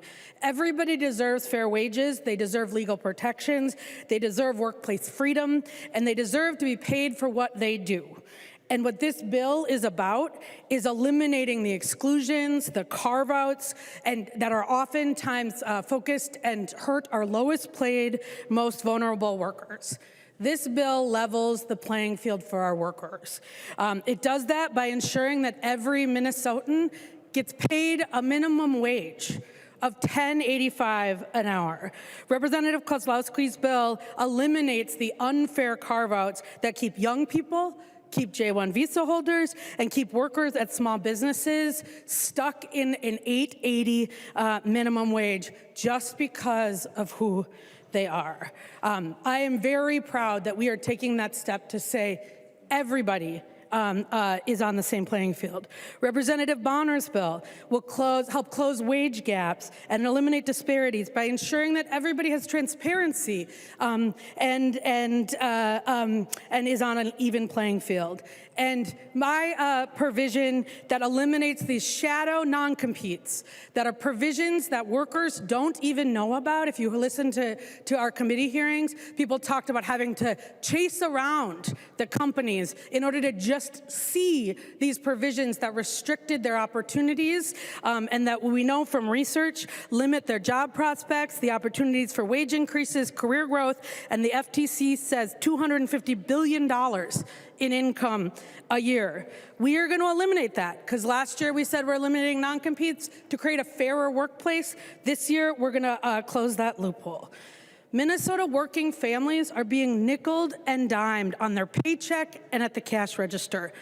And the issue isn't that these workers are making too much money. The issue isn't that $8.80 is somehow asking for $10.85 is crazy, or that's the issue with our economy. Corporate profits are up by 75%. And my friends across the aisle think it's because workers want to make a minimum wage of $8.85. That, as my friend Representative New Brindley would say, is bonkers. A more expensive Minnesota is because of the extra $3,000 they're paying in junk fees that we talked about earlier, the extra $3,516 because of greedflation. They are being nickeled and dimed by a corporate economy that is tilted against them. So the last thing I want to say is that we believe that there are business models that do not exploit workers. If a business model exploits workers and the best you can get is that we need to pay workers poverty wages, then we should be investing in different business models. We believe that there is a way to lift up small businesses, to lift up workers, to lift up communities, and that it is clear whose side we're on. I and this bill, our chair, who did an amazing job of putting this together, and the last 2 years have shown Minnesotans whose side we are on, which is the workers and the communities and the families that rely on good wages, decent freedom in their workplace, and are simply asking for a level playing field. Members, I'd ask you to vote yes. The member from Sherburne, Representative Mecklin. Thank you, Madam Speaker. You know, there is some good things in this bill. Like Representative Wogemont had one for the contractors that do the wells. I think that's septics too, maybe, I'm not positive, but that totally made sense. Representative Berg had one for surgical smoke. I didn't even know that was a thing. It was interesting listening to all that. And in that case, it sounded like most of these facilities already have it. They just don't use it. So it wasn't like a huge thing. And Representative Moller and the oral testing. Obviously, with the recent changes with legalization, it kind of also makes sense. Unfortunately, that's all the further I can go with the praise. It certainly could have been a lot worse. We heard about a bill that was far more ridiculous. Luckily didn't make it into this one. So, but I will say to Chair Nelson, I appreciate and give you my warmest appreciation for the gratitude and the latitude you've given us in the committee. You have always been very gracious with our time, and I really genuinely appreciate that. And I think for those that don't know, Chair Nelson and I kind of share a little bit of background together as far as being in the trade. So he can tell when my eyebrows go up that I'm thinking about something, and see he's smiling now. So nevertheless, unfortunately, I can't support this bill, which I'm sure you're all shocked by, but I guess there'll be another one next week probably. But again, thank you, Chair Nelson, and for everybody. This committee has been actually pretty enjoyable, except for some of the ridiculousness. Thank you, Madam Speaker. The member from Morrison, Representative Schultz.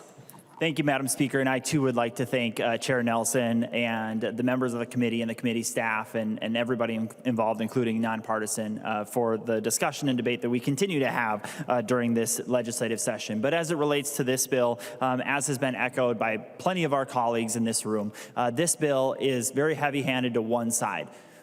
This bill is the product of the Labor and Industry Committee. And yet I find that this bill, especially without the amendments adopted tonight, is a bill that is heavy-handed and doesn't take in the consideration of employers, of industry, and especially tonight, the concerns of communities across the state and the small businesses, the Main Street small businesses that will be so devastated by more mandates, by more heavy-handed mandates, one-size-fits-all mandates to the issues of the day here in Minnesota. But the result of one-size-fits-all mandates, irresponsible policy in Minnesota, is that it's going to be more and more unaffordable in our state, not just to do business, but more importantly, for the people of Minnesota, it's going to be more unaffordable in the products, goods, and services that they are seeking on a day in and day out basis. Because of this bill, we will see cost increases from gas to groceries in every corner of the state. And it's all because we couldn't have a little bit of humility.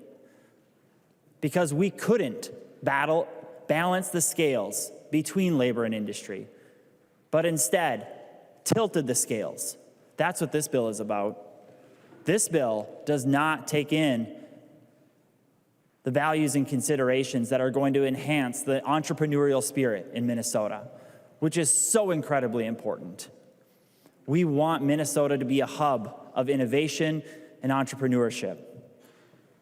And yet the bill that is before us tonight is a bill that is irresponsible because of the heavy-handed mandates, the way that it tilts the scales, and ultimately because of the way that it will make Minnesota more unaffordable for Minnesota families. Vote no on this bill tonight. Thank you. The author of the bill, the member from Hennepin, Representative Nelson. Thank you, Madam Speaker and members. We've had a long discussion on this bill.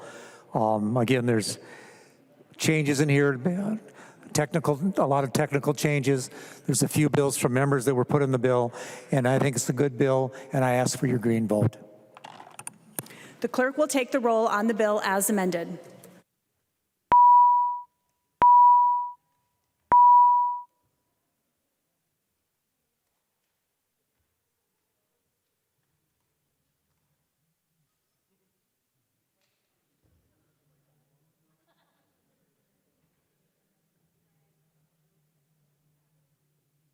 Will the clerk please call the name of the member who is not yet voted? Daniels. Daniels votes no. Daniels votes no.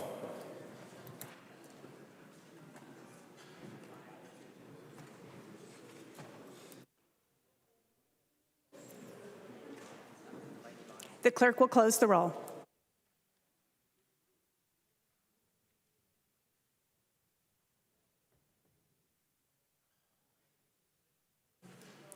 There being 70 ayes and 61 nays, the bill is passed as amended and its title agreed to.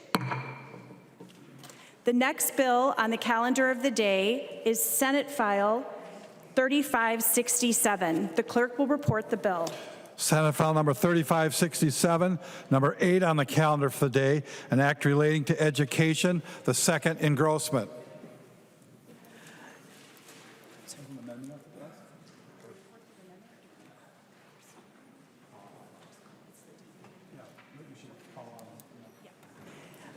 Representative Pryor, before we explain your bill, do you want to put the House language into your bill? Yes, that would be my motion. The clerk will report the amendment.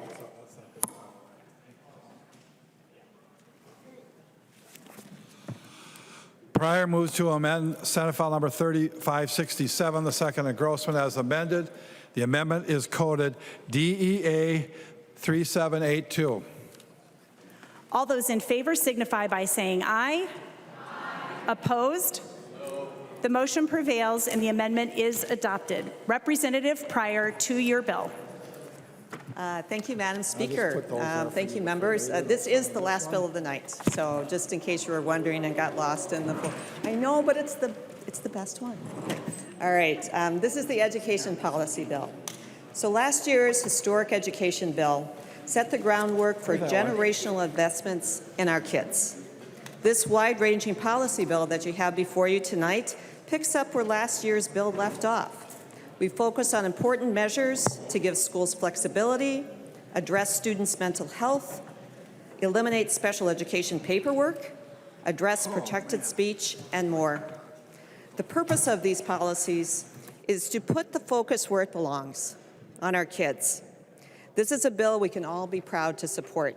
I'm going to go through a list of some of the highlights of the bill and some of the authors that brought this work to us. And I do want to introduce this by saying that this bill reflects work from so many people, from both sides of the aisle, from our advocates, from our students, from our teachers, from our education community. And as I said, it's something that we can all be proud to support. And I am proud that it is on my name. My name is on it right now. So first of all, from Representative Feist, we're requiring that schools adopt a policy on students' cell phone use in school buildings, and that we have a consistent approach to help students focus on learning. We also have from Representative Hicks a bill that eliminates unnecessary paperwork so special education teachers can spend more time working with their students and ensure these teachers have the training they need to meet those students' needs. From Representative Hassan, Chair Hassan, we require that schools provide mental health education for students in grades 4 through 12, starting in the 26-27 school year. And I just want to take this mention at this point. We're talking about mental health and education in schools. 988 is the suicide hotline. And we want our students to know that. We want us to know this. We want our families to know that. If someone is in that situation and contemplating suicide, there's help, 988. All right, moving on. Representative Norris creates a process for students to assess mental health services through telehealth without needing to leave their school buildings. Thank you, Representative Morris. Representative Baker, are you on the floor? Yes. Representative Baker brought us the 4-day school week and flexibility for local school districts to make that choice. Thank you, Representative Baker, for your work. Representative Feist again, improves state oversight and accountability for charter schools. And then Representative Clardy adds a measure of whether students are on track for graduation at the end of the 9th grade so that schools can intervene early and give students supports they need to finally graduate from high school and not fall behind. Representative Joachim, thank you for your bill. Establishes clear guidelines for what is protected and unprotected speech in school newspapers to ensure students can engage in spirited debate without fear of censorship for crossing an otherwise subjective line. Representative Hassan again expands access to PSEO classes and concurrent enrollment courses so more students can earn college credits for free while in high school. Representative Bennett, thank you for the Purple Star program, which recognizes schools that are going the extra mile for students in military families. And thank you, Representative Hill, for your work with the teachers licensing, especially special education teachers licensing, where we have a severe shortage in Minnesota, but we need qualified teachers in the classroom. Your work helps to get more of them out there. Thank you, Representative Hill. So with that, members, I know that we have a number of amendments, and let's turn for amendments tonight and further debate. Thank you. There's an amendment at the desk. The clerk will report the amendment.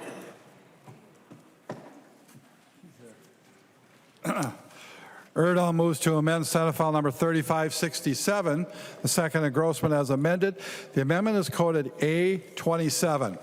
To the author of the amendment from Meeker County, Representative Erdahl. Thank you, Madam Speaker and members.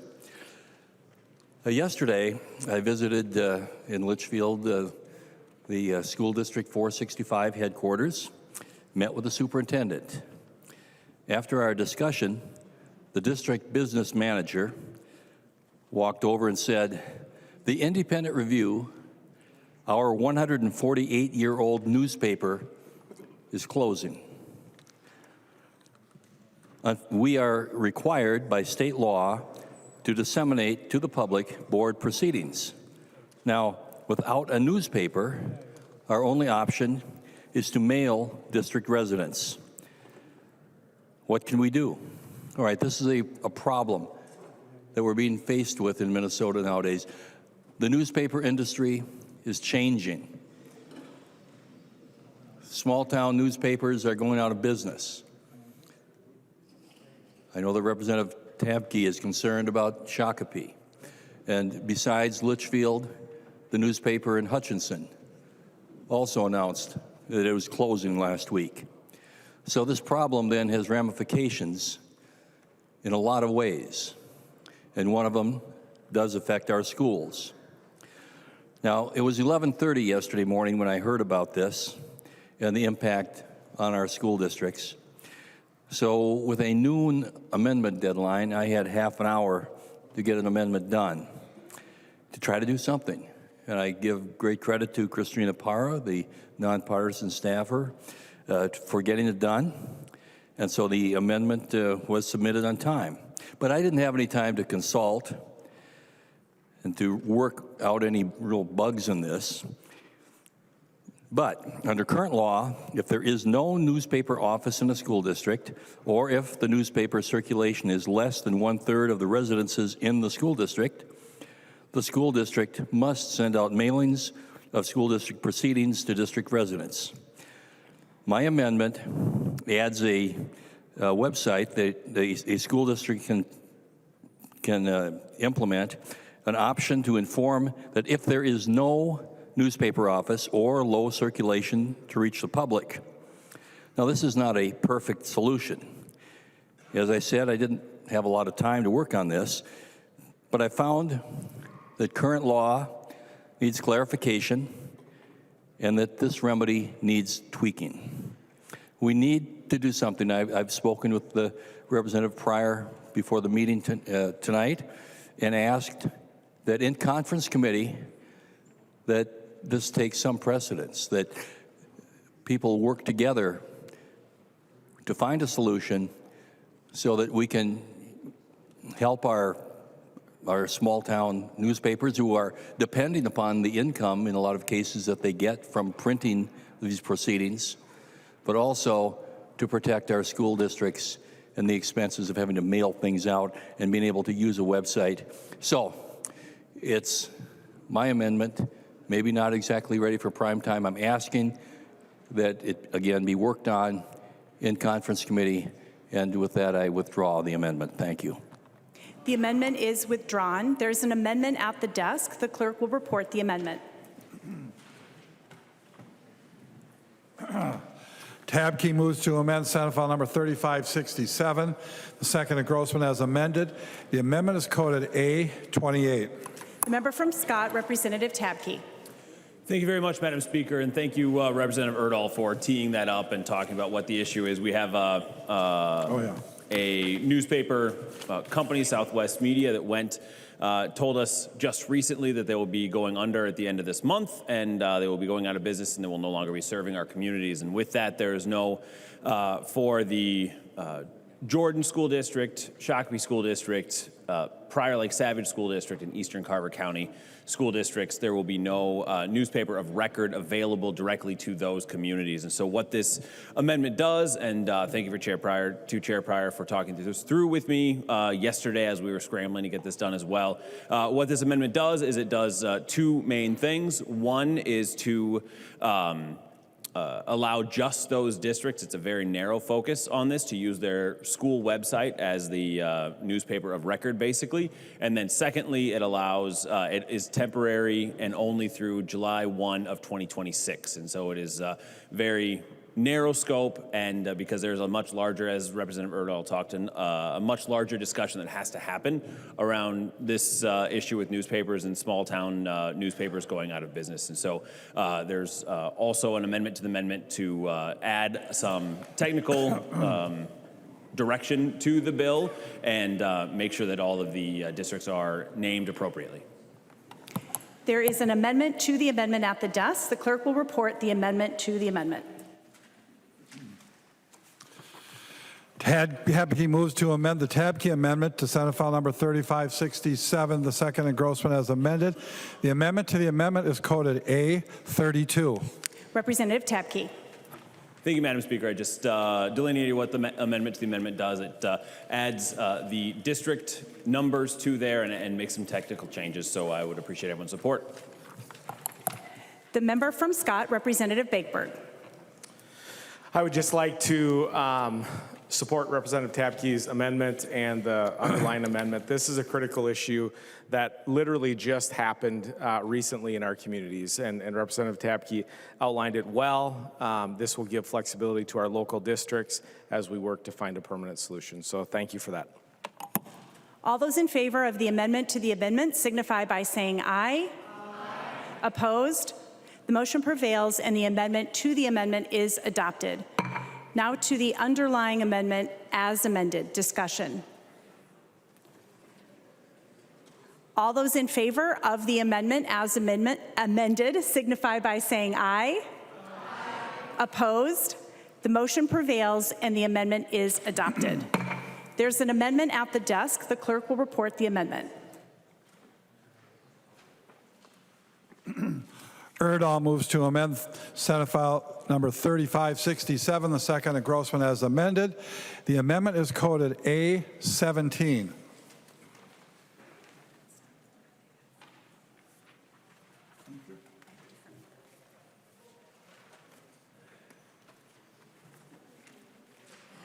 The member from Meeker, Representative Erdahl. Thank you, Madam Speaker and members. This amendment comes to me from the Minnesota State High School Coaches Association, representing 9,000 coaches in Minnesota. There's support for this amendment from education groups beyond the coaching community. This is a bill about fairness. There are instances where coaches in high schools are non-renewed several months or longer after their season ends. For example, a baseball coach's season ends at the end of May. The coach may then work all summer with youth baseball players at little or no pay, and then be terminated in September from coaching baseball. That is unfair and takes advantage of coaches. This amendment says that written notice of the non-renewal of the contract must be given to the coach no more than 60 days after the end of the regular season of the activity. School boards, frankly, should know within that time if they're going to let the coach go. This impacts varsity sport head coaches. If there are reasons for termination, such as misconduct or failure to perform duties or financial, this would not apply.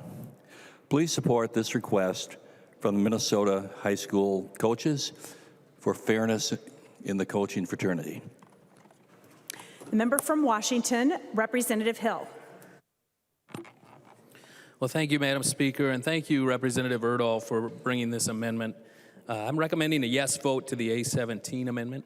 I've been in proximity to such a policy in the district where I serve students and families, and I've seen this approach utilized effectively to support the needs of all parties involved. And that includes both our district colleagues, administrative colleagues, and the men and women who serve as coaches to our young people. Again, please vote yes. Thank you, Representative Erdahl. All those in favor of the amendment signify by saying aye. Aye. Opposed? The motion prevails and the amendment is adopted. There's an amendment at the desk. The clerk will report the amendment.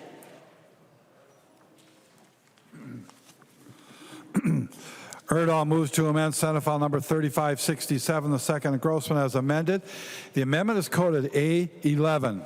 The member from Meeker, Representative Erdahl. Thank you, Madam Speaker and members. We just keep going all night like this.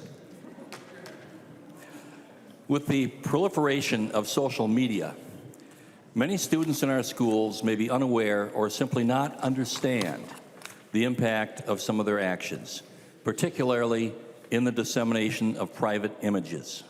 This amendment requires the Department of Education, using existing resources, to develop a model notice that districts or schools can provide to students and guardians or parents about the legal, social, behavioral, and mental health implications of and impact to students and student families regarding the dissemination of private sexual images. This could be provided in a handbook or on the school website. The goal is to educate young people about the ramifications and potential harm of these activities. This is about students taking compromising sexual pictures, known or unknown, and the wrongness of it. We have revenge porn statutes and other statutes. I'm asking that our young people have access to information to help them more clearly understand the ramifications of exposing private sexual images. The member from Hennepin, Representative Pryor. Thank you, Madam Speaker. Thank you, Representative Erdahl. I mean, this seems to be something that's very doable, and at this point, we can look favorably on the amendment. So, thank you. All those in favor of the amendment signify by saying aye. Aye. Opposed? The motion prevails and the amendment is adopted. There's an amendment at the desk. The clerk will report the amendment.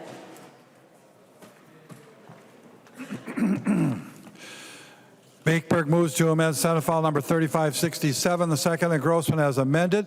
The amendment is coded A22. The member from Scott, Representative Bakeberg. Thank you, Madam Speaker. The A22 amendment is an amendment to provide clarity to school districts about the data that they can share about their own students and their own kids to families. So what it does is provides clarity to schools that they can share MCA data, the preliminary MCA data, to families and to parents and guardians, to just them. So if you would have a conversation with teachers or educators, and you talked to 10 or 15 of them, you probably would get 10 or 15 different answers about what data can be shared from an MCA standpoint. Right now, students, if you have children, your kids are taking the MCA assessments. And there is a lack of clarity, and all this amendment does is it allows school districts to be able to share that data, very explicit.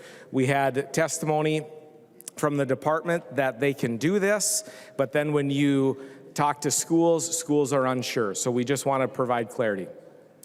Thank you, Madam. Member from Hennepin, Representative Pryor. Thank you, Madam Speaker. Thank you, Representative Bakeberg. I know that this is something that we talked about in a committee. We're not quite there yet with the language, I think, when this idea was first introduced, and I think this language does have the clarity that we needed. So we appreciate your continued work on this and would like to accept this amendment. Thank you.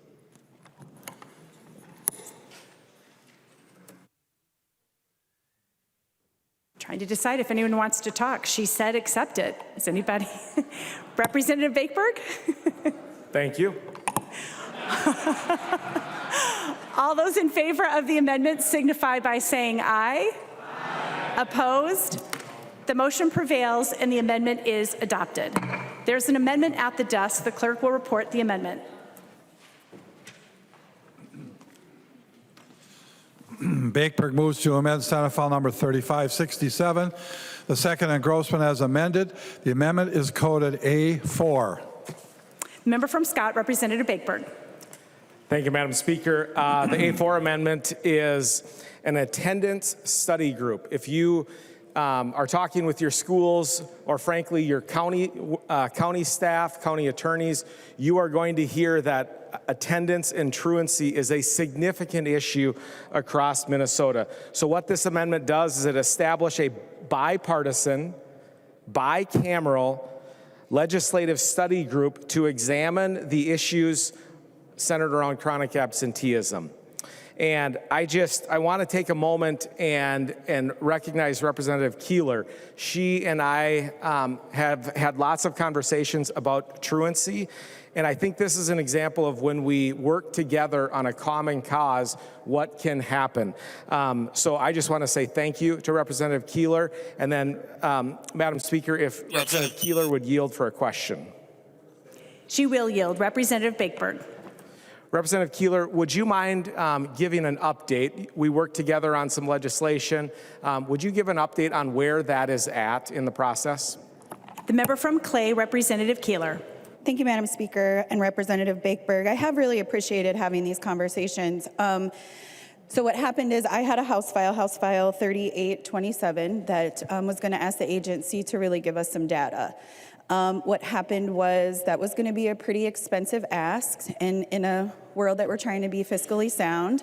I stole your bill is what happened. And Jody helped me do it. And so we changed a couple things because I think what your bill did had a great idea. We changed it to just be a little bit smaller. We changed, we named some of the scope that we want to make sure that we go over, including that we bring our counties to the table, our principals to the table, our communities to the table to really help us dig into what our attendance issues are, what attendance solutions could be. This is something that I think many in our committee are really dedicated to. We worked through it, it was amended, and we have spoken with the Education Finance Chair, and we're dedicated to getting this across the finish line. And so you do have our word on that, and I actually look forward to working with you on this in the future. Representative Bakeberg. Well, the only thing I would correct from Representative Keeler is she didn't steal the bill. We had lots of conversation about it, so I would never want someone to think that she stole the bill, and I appreciate our collaboration. So yeah, with that and with that assurance that we're going to continue to work through with this, I would withdraw the A4 amendment, and I look forward to partnering with anyone in this body that wants to really attack chronic absenteeism and truancy, because when we think about this, yes, it's within the sphere of education, but it has such lasting impacts across all spheres of society. Look at our juvenile justice system. Look at just the economic impact on it, just to name two. So if this is something that we can really study and then get right, because there's been lots of ideas, and I've had lots of ideas. I've worked with Scott County, who has lots of ideas, but if we can work together and get this right, it will not only impact our kids in school, but across society. So with that, I withdraw the A4. The amendment is withdrawn. There is an amendment at the desk. The clerk will report the amendment.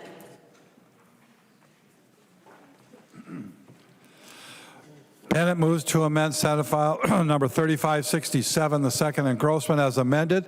The amendment is coded A24. The member from Freeborn, Representative Bennett. Thank you, Madam Speaker and members. Members, what this amendment will do, it would reinstate the licensing examinations for Tier 3 and 4 teacher applicants, specifically the areas of pedagogy and content. It would allow teachers, or actually have teachers, demonstrate knowledge and skills in those areas. The amendment also restores the assessment requirement for elementary teacher applicants to demonstrate their knowledge and skills of reading instruction. The amendment also allows for multiple options for the type of test or assessment that's given. We all know that not everybody does well at simple paper pencil assessments, and so we should allow for things like perhaps an interview assessment, but we shouldn't just get rid of the assessment totally.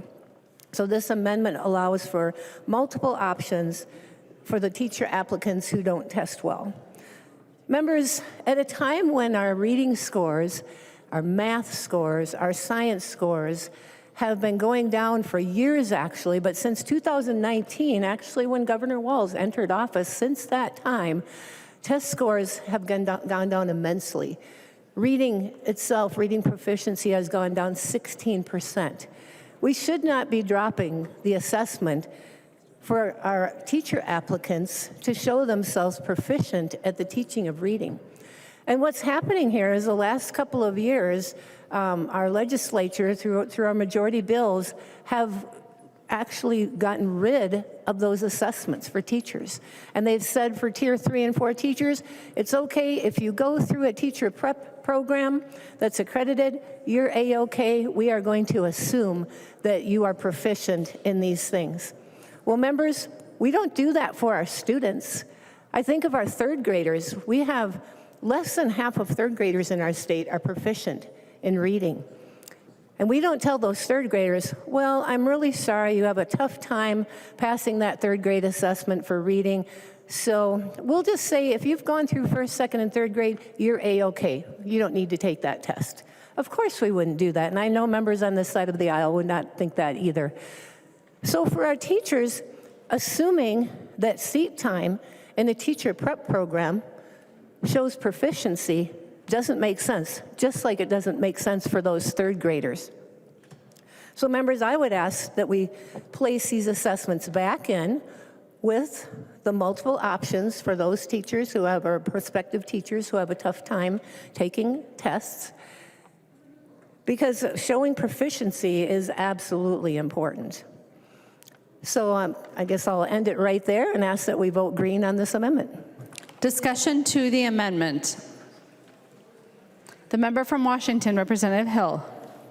Well, thank you, Madam Speaker, and thank you, Representative Bennett, for continuing this dialogue. Last year, many of you may recall, we did a lot of important work surrounding teacher licensure. And when it comes to these exams, they've been studied at length.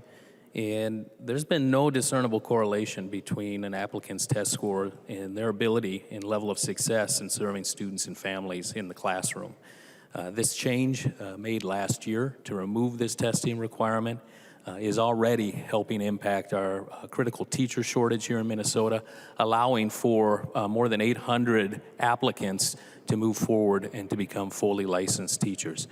For those reasons, I'm going to recommend a no vote on this amendment. Thank you. Further discussion. Seeing none, all those, the member from Moller, Representative Moller. Thank you, Madam Speaker. And before we begin, I would like to ask for roll call on this amendment, please. Representative Moller requests a roll call. Seeing 15 hands, there will be a roll call. Representative Moller. Thank you, Madam Speaker, and thank you, members, for this discussion. I would like to just explain that while we have talked about how there's been vast studies done about these teacher licensing exams and the connection that they have to whether or not a person is a good teacher or not. You know, I was one of those people that had to take the exam twice. I understand that we need to be able to have multiple pathways to be able to show competency. Pelowski talks a lot about making sure that we honor the performative nature of teaching, and so, you know, that's what this amendment does, is to make sure that if the paper pencil test just isn't jiving with you, that there is a way for you to show your competency. But I would like to say that I was just doing some preparing for some of my amendments later on, and I came across the National Council on Teacher Quality that talked about licensure tests. And when we're talking about reading especially, one of the reasons why maybe these license tests is because they're weak and they're not doing their job. That doesn't mean we get rid of them. That means we look at the test and we say, we got to have a better test. Matter of fact, many of the things that they were talking about here was a strong test in the science of reading, and many of the tests are weak in testing the science of reading, but the recommendation from National Council on Teacher Quality was not ditch the test. That wasn't the recommendation. The recommendation was to state legislators require a strong reading test for anyone teaching students in elementary grades. Require a strong test that actually shows competency, that actually shows that it's important for them to know how to teach reading. It says elementary teachers deserve a fair and accurate assessment of what they do and do not understand about scientifically based reading instruction. They deserve that. They deserve to know. They deserve, schools and districts, it says later on, deserve assurance that every licensed elementary teacher meets the essential expectations so they don't have to go back and retrain them. Because that's what we're doing now. We're going back and retraining them. Not because of the fault of the teacher or the fault of the student, but because we didn't hold fast to the science of reading. We didn't hold fast to what we were supposed to be doing. And then to just get rid of the test, an independent mechanism that's going to show our competency, that's premature. It's very much so premature to just say, oh, can't do it. We need to do something else, or we need to look at that test. And that's exactly what they're saying. With stronger, their conclusion was, with stronger licensure tests, states can provide real assurance that every teacher enters a classroom with knowledge and skills aligned to the reading research. You know, while we are going the opposite direction and getting rid of these tests, many states are saying, you know what, we need to make sure that our teachers do know what they're reading and what they're teaching, and they do know how to teach the science of reading, that they are getting the instruction that they need from their pre-service instructions. Matter of fact, when I went through, again, all the states that have reading exam, or have, when they're looking at their reading legislation, 19 states, almost every single one of the states except for one, that would be us, every single one requires a test. But in the newest research, the newest review of the legislation, especially from 23, there are 19 states that said we need to have a more robust and rigorous test on the science of reading. So, Representative Bennett, thank you for bringing this amendment. We definitely need a green vote on this. It doesn't just trap our candidates in saying that you have to pass this paper pencil test or else, but it acknowledges that there is a necessity to show competency so that we have assurances at our school level, but we also have the assurances for the teachers. I don't know how many times during my first term that I had people come to the committee and say, I didn't learn how to teach reading. That wasn't the fault of the teacher. That was the fault of the school that was teaching that teacher. And there are people who have a vested interest in keeping the system the same. And throwing out a test, throwing out rigor that's going to give that elementary school teacher assurance that they know what they know so that they can teach these kids a fundamental skill. Throwing that test away is premature. Please vote green for the Representative Bennett amendment. The member from Freeborn, Representative Bennett.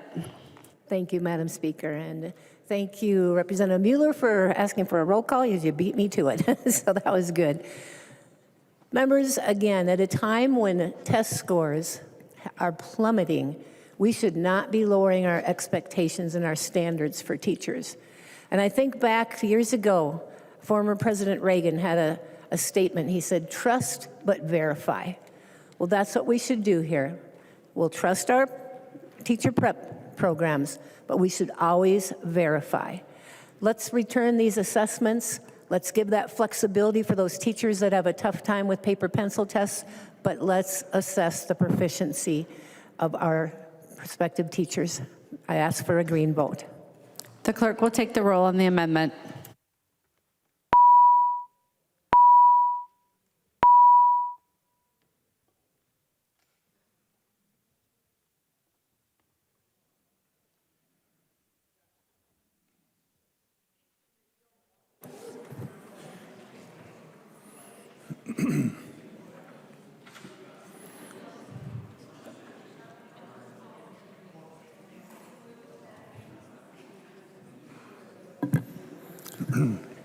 Will the clerk please call the name of the member who's voting remotely? Daniels. Daniels votes yes. Daniels votes aye. Have all members voted who wish to vote?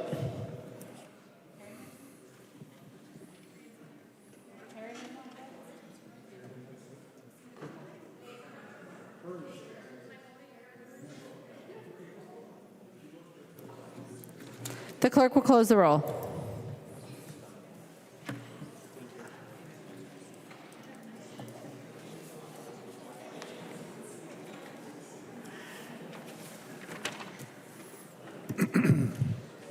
There being 62 ayes and 69 nays, the motion does not prevail. The amendment is not adopted. There's an amendment at the desk. The clerk will report the amendment. Bennett moves to amend Senate File Number 3567, the second engrossment as amended. The amendment is coded A6. The member from Freeborn, Representative Bennett, to your amendment. Thank you, Madam Speaker. Members, this A6 amendment deletes the two sections relating to Tier 1 and special education licensure. Tier 1 and Tier 2 are meant to be doorways for prospective teachers, alternative ways for people to enter the teaching field. And more than ever, we need teachers. We all know about that shortage. What this does is take out some of these added requirements that have been added onto the Tier 1 teacher lane that are not necessary. The federal government, when it analyzed our special education teachers, determined that Tier 1 teachers who are teaching special ed were teaching longer than 3 years, and the federal government said, don't do that. So all we need to do, members, is just say that for special education, Tier 1 teachers can only teach 3 years. Simple fix. We don't have to add a bunch of burdensome requirements onto that tier level, because we want teachers to enter the teaching field and utilize Tier 1 and 2. So I just ask for a green vote. Thank you. Discussion to the A6 amendment. The member from Washington, Representative Hill. Thank you, Madam Speaker, and thanks again to Representative Bennett for bringing this amendment. As we did in committee, I'm going to ask for a no vote on the amendment. We want to ensure that any teacher in our Tier 1 and Tier 2 ranks receive the proper professional development they need to grow and the proper mentoring that they need to grow in their buildings, in their districts. We can't just simply renew folks who are new to the profession without adding these supports. Please vote no. Further discussion to the amendment. Representative Bennett. I will just again ask that we simplify the process, and please vote green. All those in favor of the amendment, please say aye. Those opposed to the amendment, please say no. The motion does not prevail. The amendment is not adopted. There's an amendment at the desk. The clerk will report the amendment. Bennett moves to amend Senate File Number 3567, the second engrossment as amended. The amendment is coded A7. The member from Freeborn, Representative Bennett. Well, Madam Speaker, I'm just wondering if I should have Representative Erdahl present my amendments, because he was on a roll and I'm not. Okay. Thank you. Got to have some fun, right? So this amendment directs Pelowski, the Teacher Licensing and Standards Board, to streamline special education licensing for out-of-state candidates. It deletes the requirement to have a legislative working group, and instead directs Pelowski to review and revise the requirements and just get the job done. Members, I've found in the legislature, being my 10th year now, it doesn't even seem like I've been here that long, that we spend a lot of time admiring problems here and not very much time actually fixing them and getting to work. In this case, Pelowski's well aware of the issues. We are so far out of alignment with other states with our special education licensing. Pelowski knows what to do. We don't need another group to admire the problem. Let's get it fixed. Let's have Pelowski get that fixed. We have a critical shortage of special education teachers, and we need to get this job done. So thank you, members. Discussion to the amendment. The member from Washington, Representative Hill.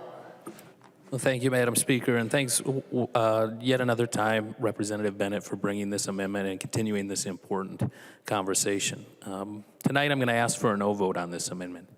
This reciprocity approach is going to allow us to take on directly this teacher shortage that we find ourselves in, particularly in special education roles.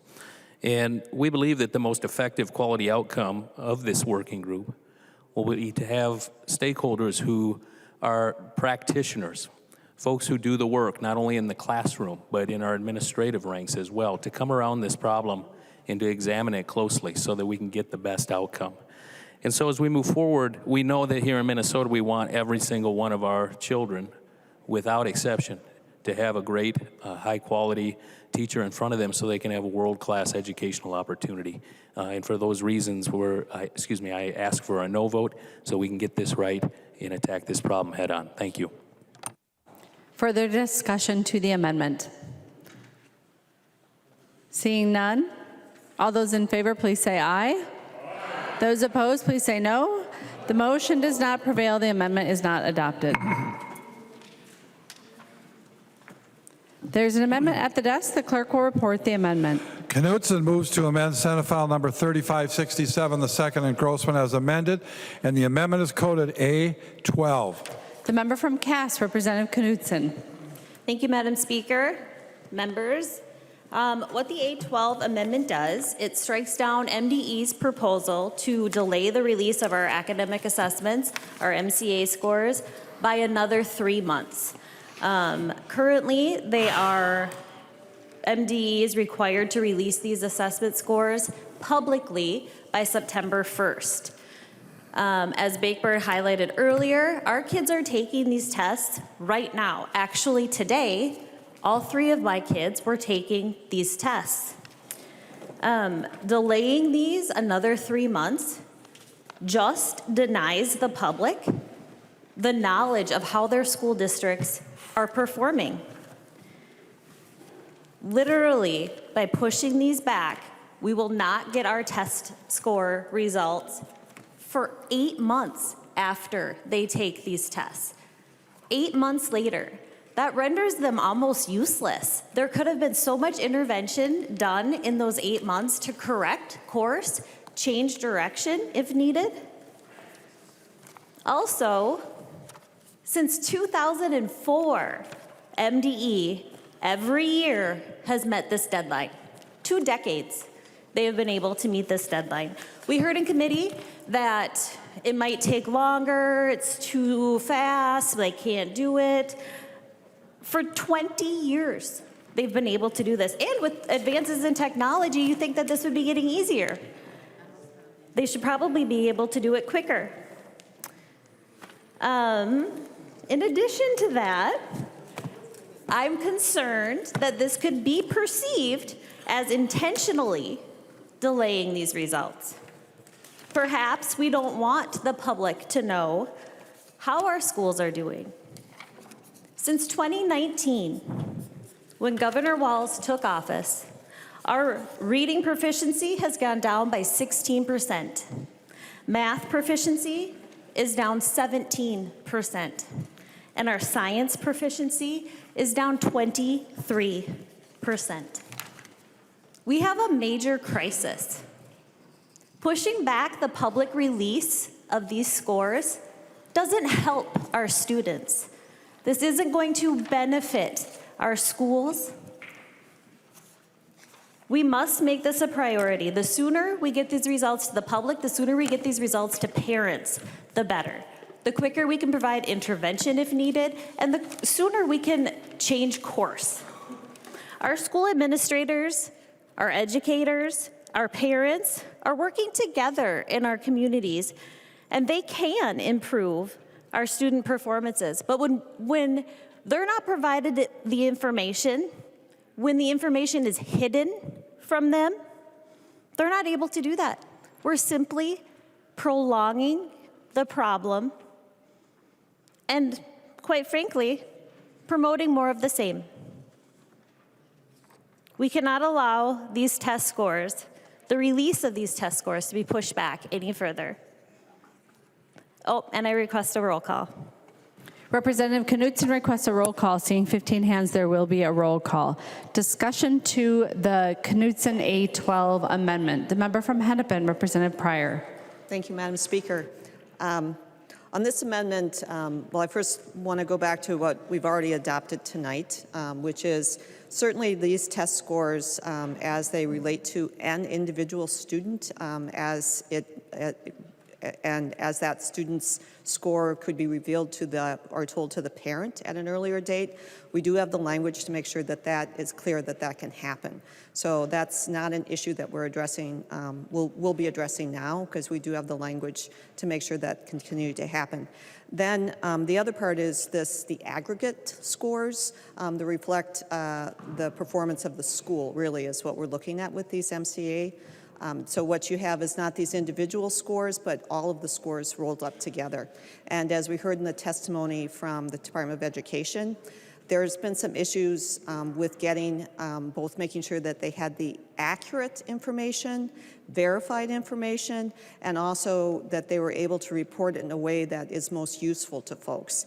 And that they're finding that the timeline, that earlier timeline, just wasn't working as they worked with school districts to gather this information. So I think that I think that we should stick with the original bill and stick with the original timeline. I don't think that there's a value to our public, and certainly not to an individual family, because that problem has already been addressed tonight.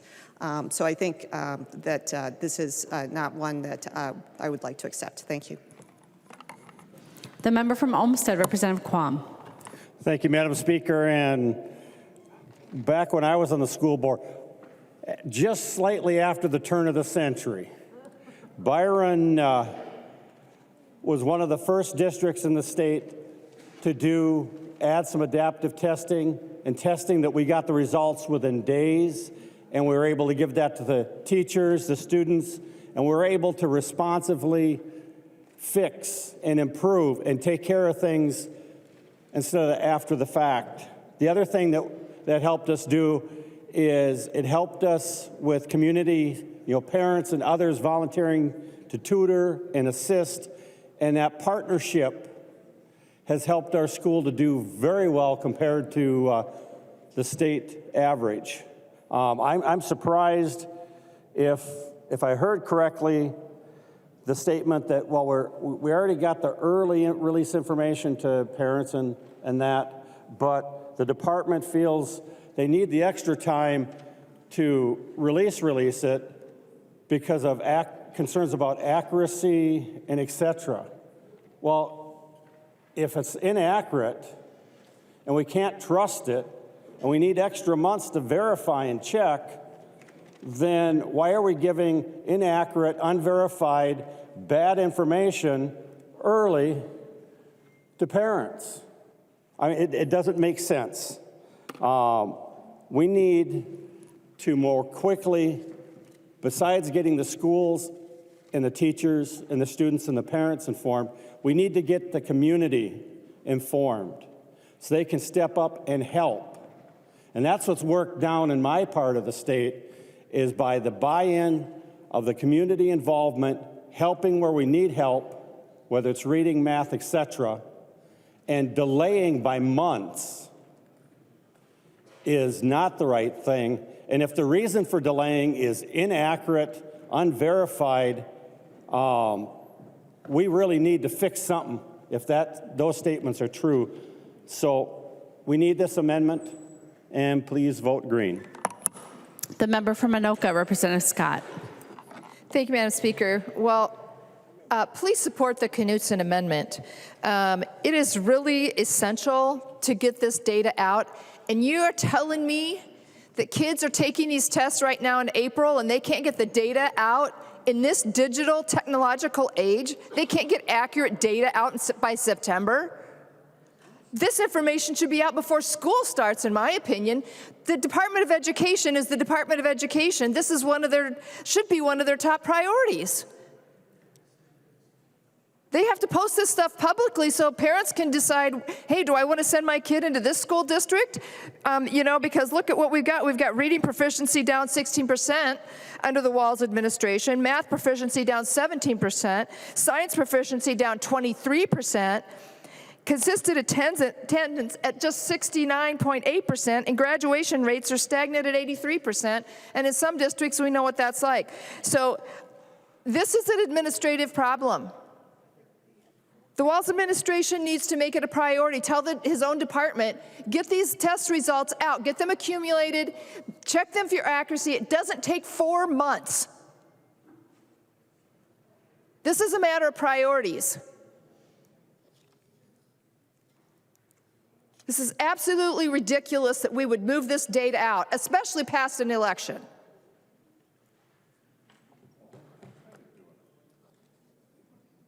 Vote green on the Knutson amendment. Discussion to the amendment. The member from Scott, Representative Bakeberg. Thank you, Madam Speaker.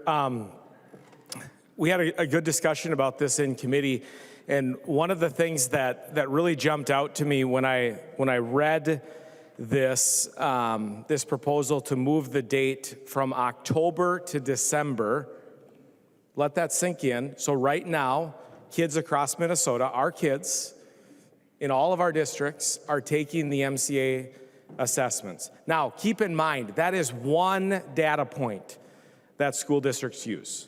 Okay, a school district doesn't make a decision based off of just the MCA assessments. It's one data point, but it's an important data point.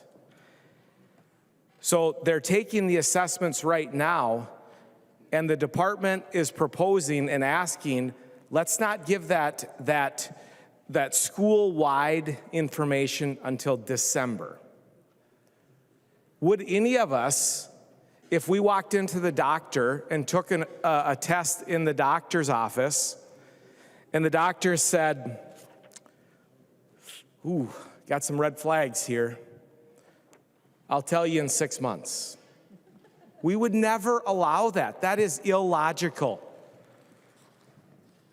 And what really struck me is I was on a call with principals last October, and the overwhelming consensus from it was assessment people in districts, so it wasn't just administrators. There were teachers, administrators, and we were asking for that school-wide data earlier.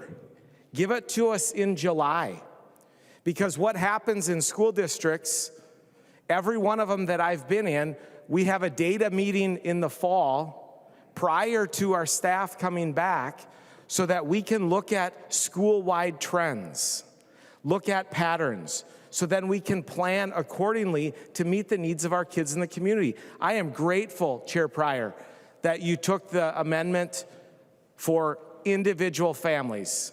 That is a good first step. This is the next step to empower school districts to be able to utilize this data point in conjunction with other data points. The other thing that jumped out to me, when we were in committee, the department literally said in committee, we are in the process of staffing up. Let that sink in. The department is in the process of staffing up. Rep. Knutson said it well. There's never been an issue in my 20-plus years of education where we haven't got the data. I was the district assessment coordinator. I did the data verification for my district. That was almost 20 years ago, to be honest. But let that sink in. The department is staffing up to be able to fill all of the positions that they got last year. And I know one of my school districts is cutting just under $5 million. We don't have to bow to the whims of the department. We can hold their feet to the fire and say, nope, this is bad policy. Get your job done. And if you can't do that, then maybe we need new people in those positions. Vote green. Further discussion to the A12 amendment. Seeing none, the clerk will take the roll on the amendment.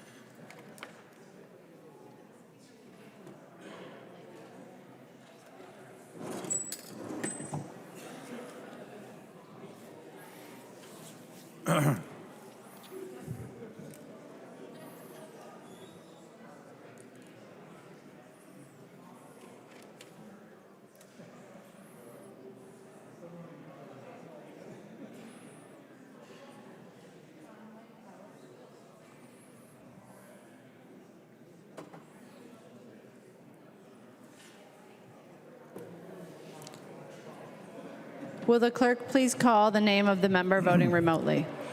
Daniels. Daniels votes aye.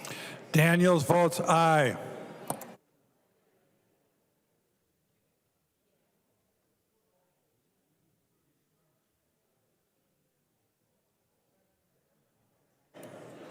The clerk will close the roll.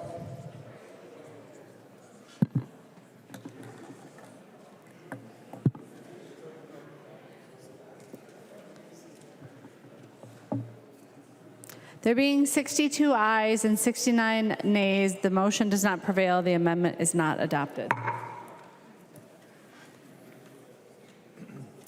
There's an amendment at the desk. The clerk will report the amendment. Knutson moves to amend Senate File Number 3567, the second engrossment as amended, and the amendment is coded A19. The member from Cass, Representative Knutson. Thank you, Madam Speaker. Members, the A19 amendment, we touched on this a little bit with Bakeberg's amendment, and I'm so thankful that that did pass, because now schools will know, and it will be crystal clear that they can provide parents with the score of their child's assessment. What this amendment does is it requires MDE to provide parents or guardians with the statewide assessment results before for their child before the end of the year, with clear explanation of whether their child is meeting or not meeting state standards. Members, we are at a crossroads here with education. I'm going to say it again. Since 2019, we have seen our reading proficiency go down 16%. Math proficiency is down 17%. And science proficiency is down 23%. If we're not communicating this to our parents, parents aren't going to know that their child needs help. We have to empower our parents by having the department provide this information with a clear explanation of whether their child is meeting or not meeting state standards. Parents will be able to spend the summer intervening for their child, getting them the remedial help and the tutoring that they may need. We already know that there is a learning loss during the summer. However, that learning loss might start well before summer does. But parents aren't going to know that unless we're providing them with that information. Too often, our parents are under the mistaken or false impression that everything is just fine in school. Everything is just fine with their child's education. And they learn too late, the fall, after a whole summer of lost time, that their children aren't performing at grade level in math, that they're not performing at grade level in reading. If a child can't read, a child can't learn. We need to empower our parents to help their students. And Madam Speaker, I request a roll call. Representative Knudsen requests a roll call. Seeing 15 hands, there will be a roll call. Discussion to the amendment. The member from Hennepin, Representative Pryor. Thank you, Madam Speaker.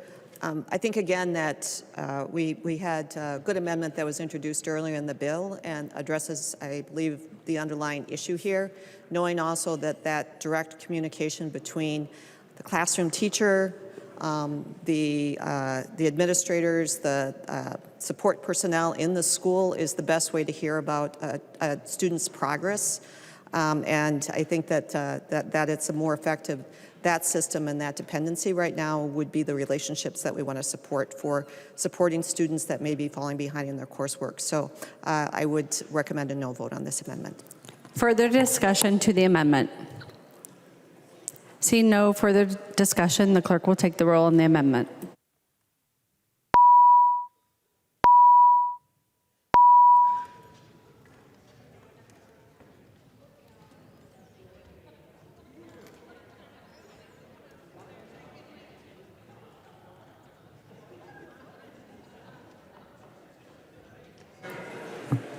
Will the clerk please call the name of the member who is voting remotely? Daniels.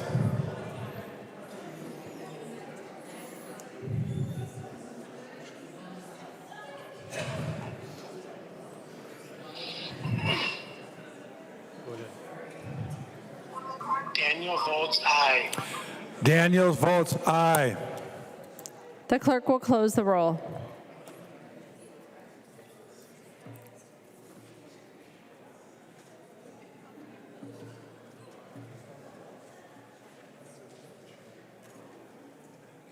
There being 61 ayes and 70 nays, the motion does not prevail. The amendment is not adopted. There's an amendment at the desk. The clerk will report the amendment. Mueller moves to amend Senate File number 3567, the second engrossment as amended, and the amendment is coded A15. The member from Moller, Representative Mueller. Thank you, Madam Speaker and members.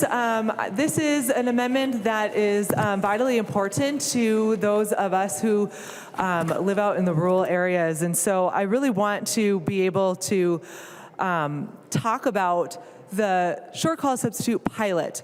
And since the moment I was elected, this has been a passion of mine, knowing that substitute teaching, with such a big lack that we saw just desperate needs of our classrooms needing substitute teachers, and there was many barriers for them to be able to get into the classrooms.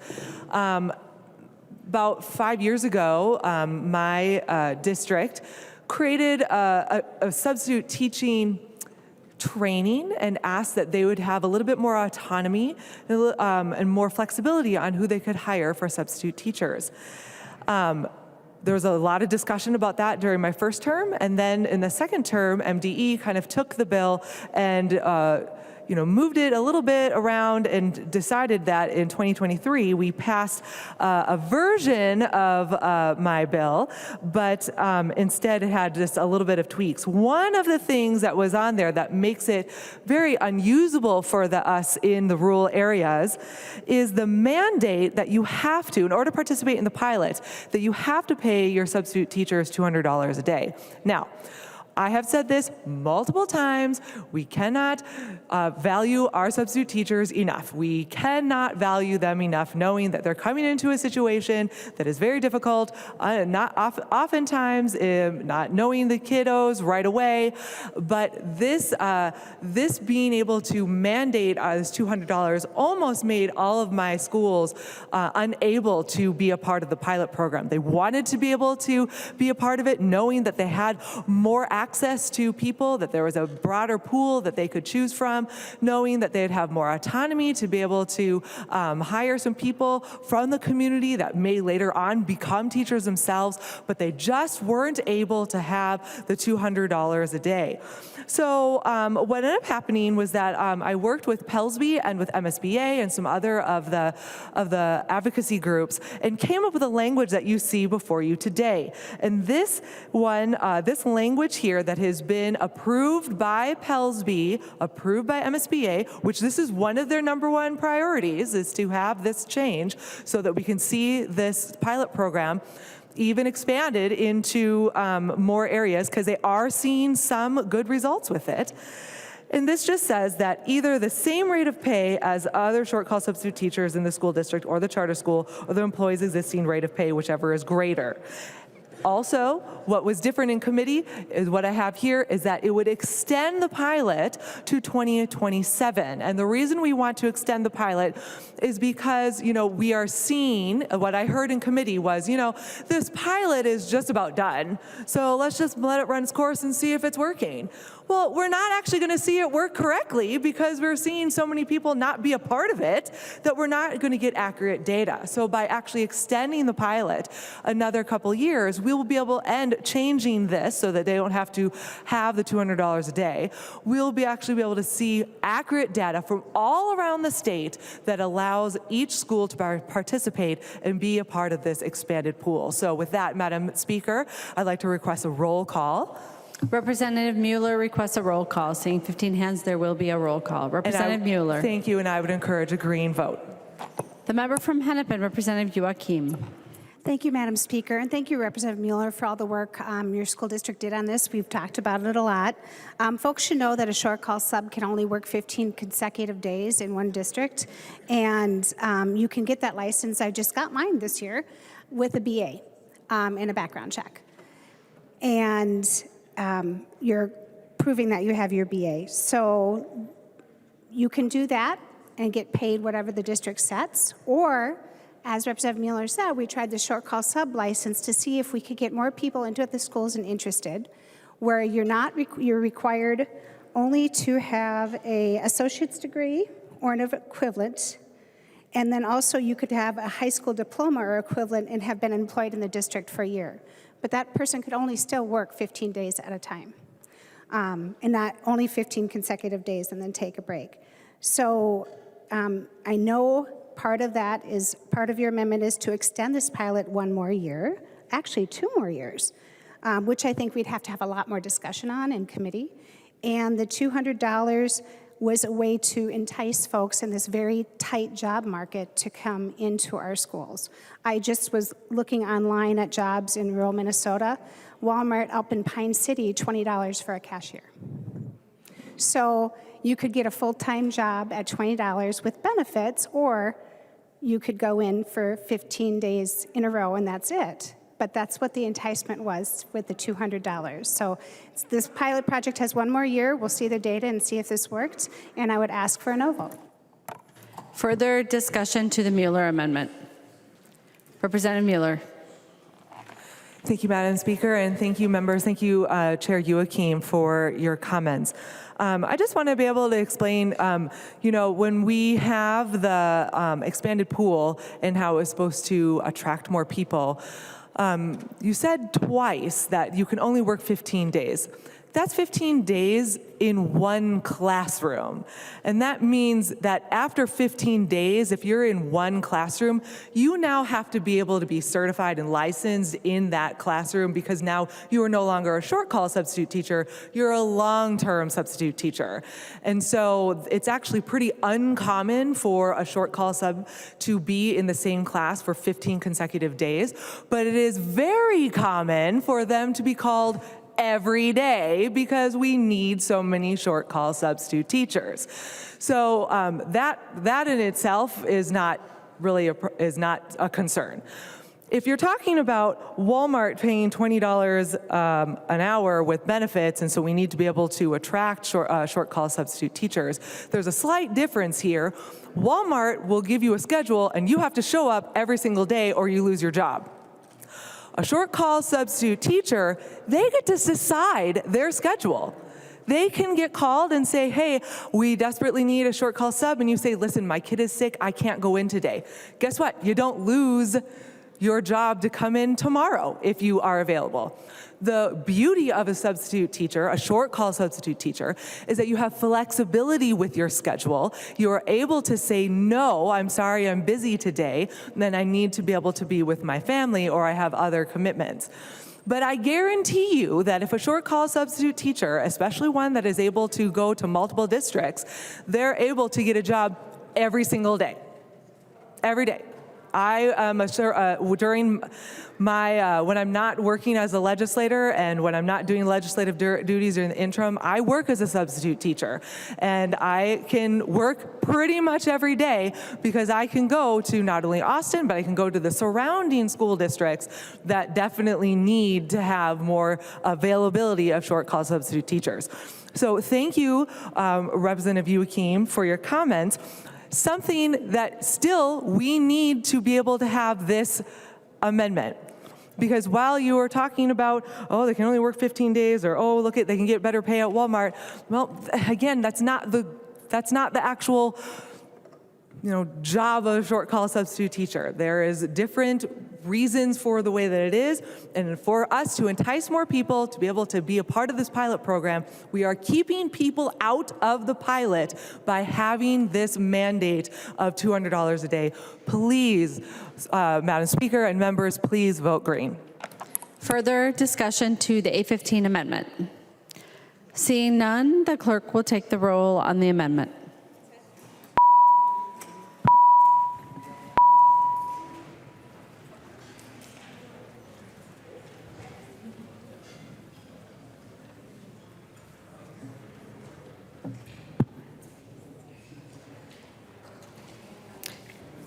Would the clerk please call the member who's voting remotely? Daniels. Daniels votes aye. Daniels votes aye.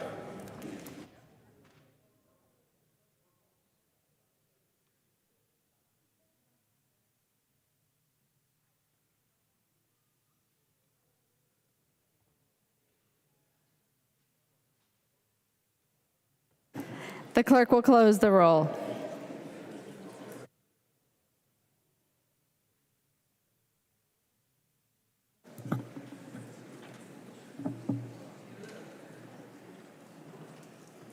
There being 61 ayes and 69 nays, the motion does not prevail. The amendment is not adopted.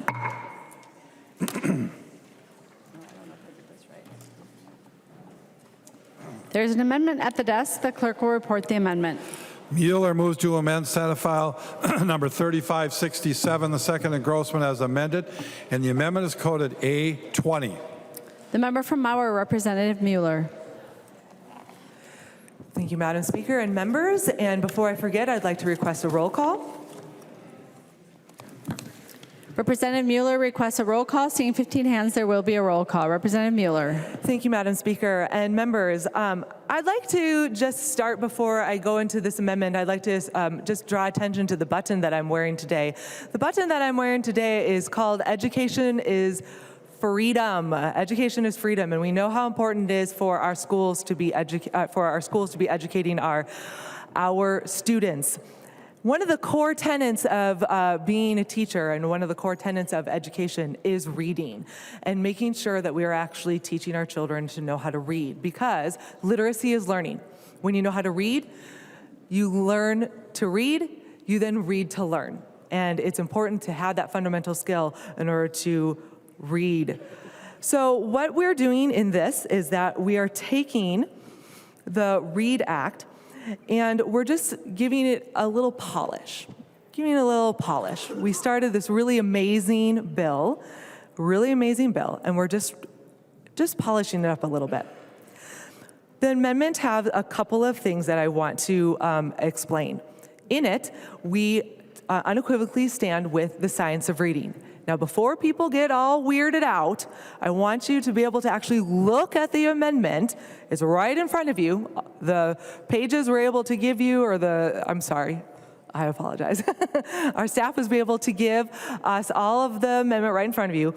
If you look, the only thing that I have changed in here is that evidence-based or science of reading is in the amendment, and that we are saying that we are using curriculum that is holding fast to the science of reading, that we are updating the definition of science-based reading research and what that means, but the rest of the language is the same. And the reason why it's so important for us to update this is because it's important to us to have unambiguous language, because ambiguity here leads to ambiguity in how we train our teachers and how we teach our students. So we need to make sure that there is no ambiguity in here. I'd like to point out that I again went and reviewed all of the legislation that has been passed in the last, 10 years here, and it has updated for 23 as well. And states that say the science of reading is 13. They actually say the science of reading in there is 13, including places like Indiana, Maryland, Missouri, Ohio, Utah, Wisconsin, Colorado. And what's so important about Ohio being someone that's going to hold fast and literally say science of reading is because Ohio is literally the birthplace of reading recovery, the birthplace of the idea of balanced literacy, whole literacy, the 3 cueing system. They started it there in Ohio, and Ohio has now done a 180 and said it is important enough to not just use evidence-based, they say science of reading. And so I think if the place that actually started, that brought reading recovery to the United States, if they can do the 180 and say, we're gonna say science of reading, I think we can too. This improves the evidence-based definition in the READ Act to ensure the evidence is based on the science of reading. It restores the requirement and expectation of our elementary teachers to have, who have a primary role in reading, who teach reading, to have skills in the science of reading. And as more places are finding that we need to have more rigorous testing, there's lots of states that are choosing to update their tests because they know that when they're able to see the results of these tests, they are able to ensure that their teachers are taught in the science of reading and that they'll be able to be effective in the classroom. And then the last two here is it requires the teacher preparation program, preparing teachers, that Pelsby will do an audit on them to make sure that they are teaching teachers in the science of reading. And finally, it allows school boards, and this is so important, it allows school boards to create an urgency that basically says there is a reading crisis, there's a literacy crisis.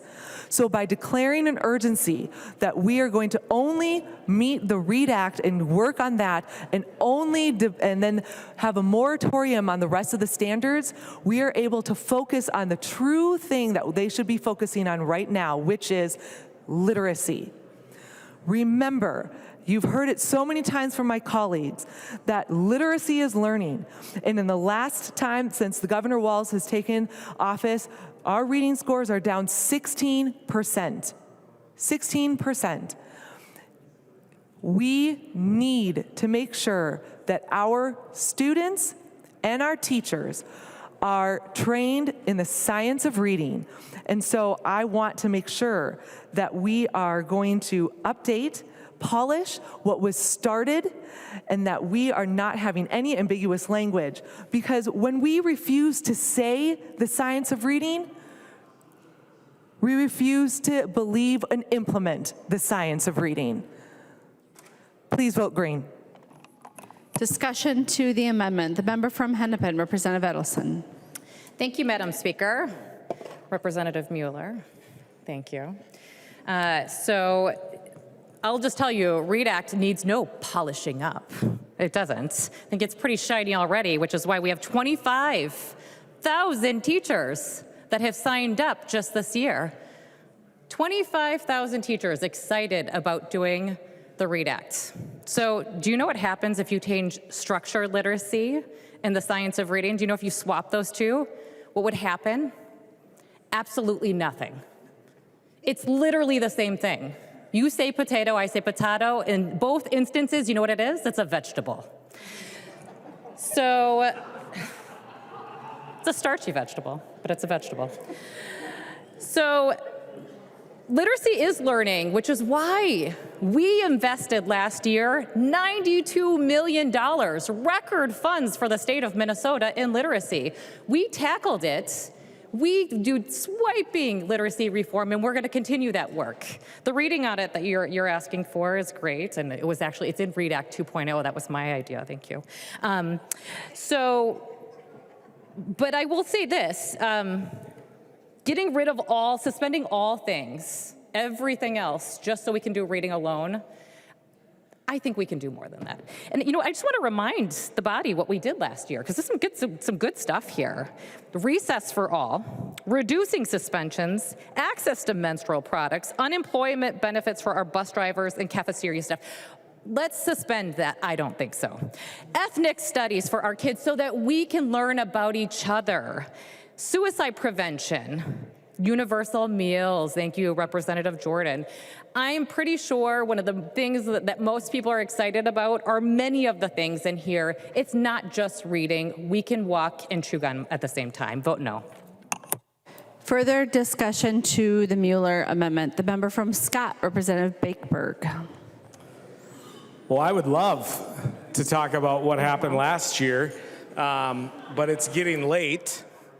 So I will just highlight a couple of the provisions from the GOP bill that was offered.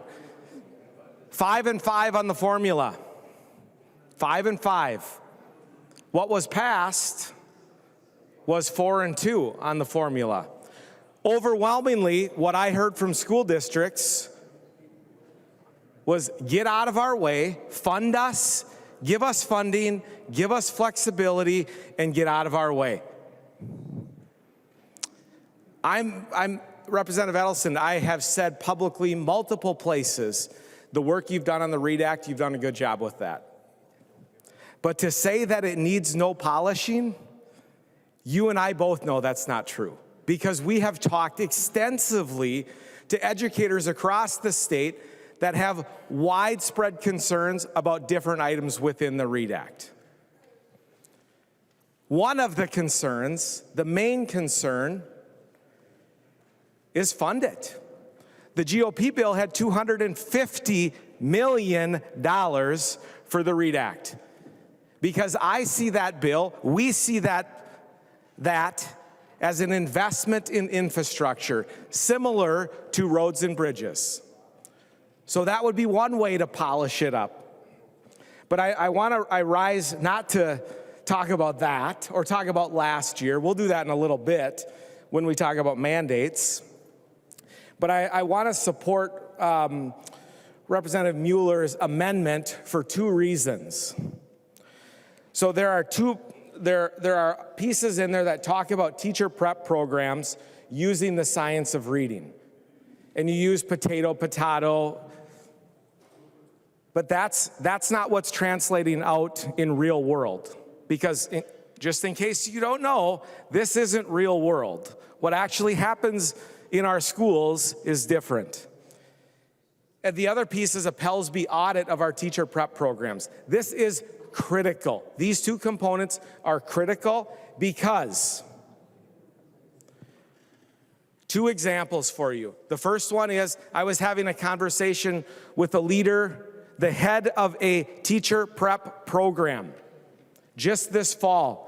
And she said, Ben, I'm here to tell you that depending on the teacher prep program, some of them are saying, we're not doing the science of reading because they have different biases against the words. So they're not doing that.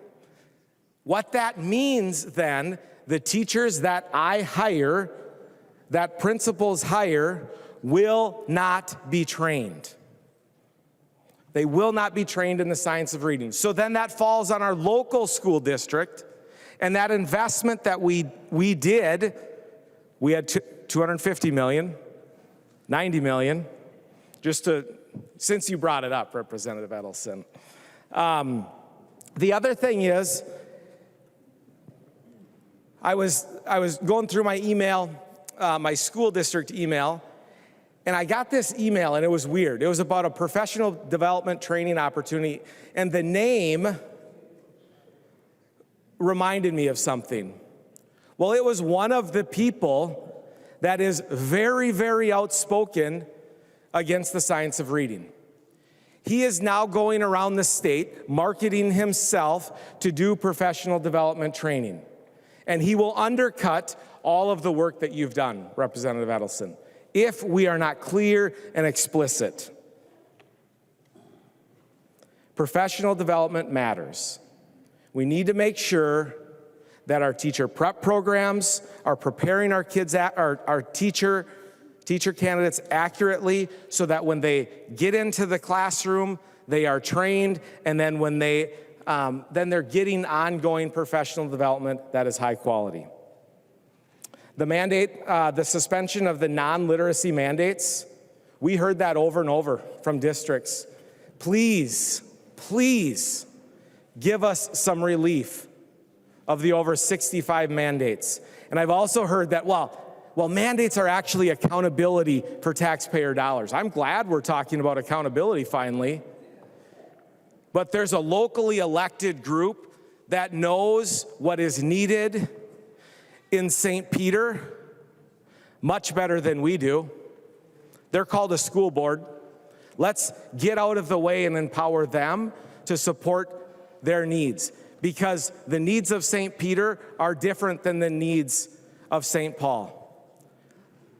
Let's allow our local school boards the autonomy to make the decisions by backing off some of the mandates. Please vote yes for the Mueller amendment. Discussion. The member from Olmsted, Representative Quam. Thank you, Madam Speaker. And I was surprised about the belittling of reading. It is the key thing, because if they can't read, it's detrimental in all the other subjects as they move through school. I've been involved with several dozen different schools in 3 different states, corporate, community, and other programs, school board. The ZED board had several schools working together for special ed, special needs. The one thing that I learned is that children are individuals. Communities are different. And if you come up with lists of mandates that might work great in a portion of the schools, they don't allow the local districts to do what is needed for their students, both the individual and at community level, and at the variation between school to school. That's what is important, is delivering the capability to do the options that work. And the comment about mandates, I've got the least funded per pupil school district I live in, used to be on the school board. I've got several schools in my district that are in the bottom 10. In fact, several that are in the bottom 5 per pupil funded. But they also, graduation 100%, 5 schools, additional schools above 90%. The reading at grade level is above 50%. At math, what they do is address what's needed. They adapt. If they've got a class, a grade level, that needs more work on a portion, a subject or a portion of a subject, they address that. But I also have heard from all these districts that the amount of money given last year, this big pot of money, 1.5 to 2.5 times that is being spent on doing the mandates. So they are losing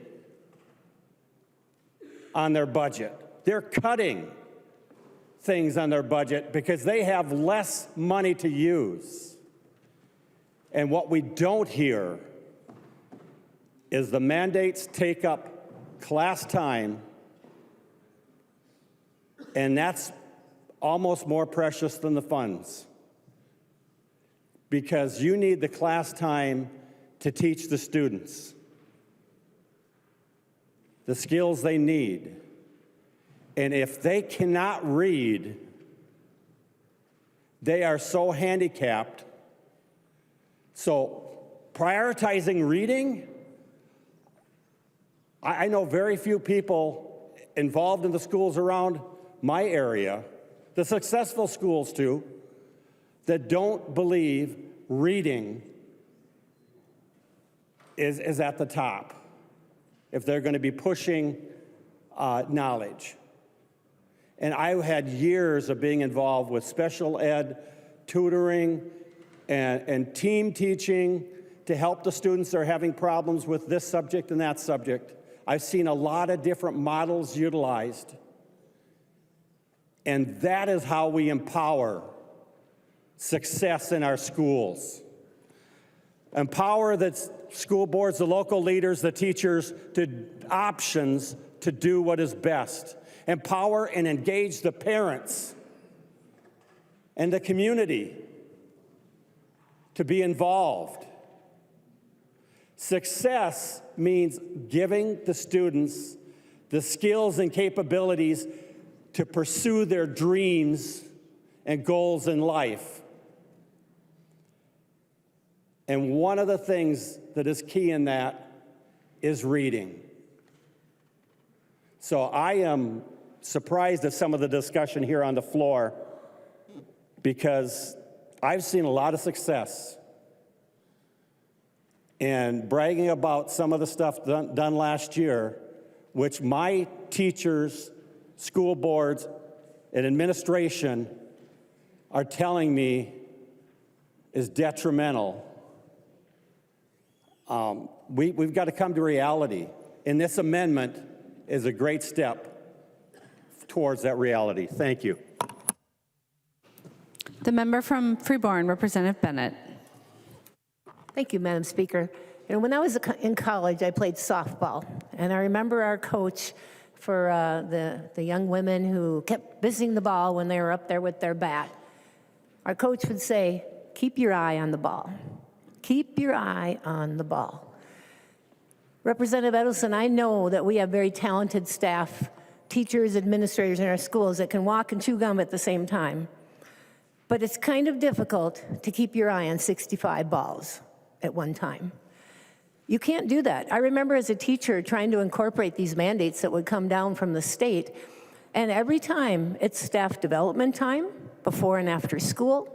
It's meeting during our prep time for our grade levels to try to figure out how we're going to incorporate this new mandate into our classrooms.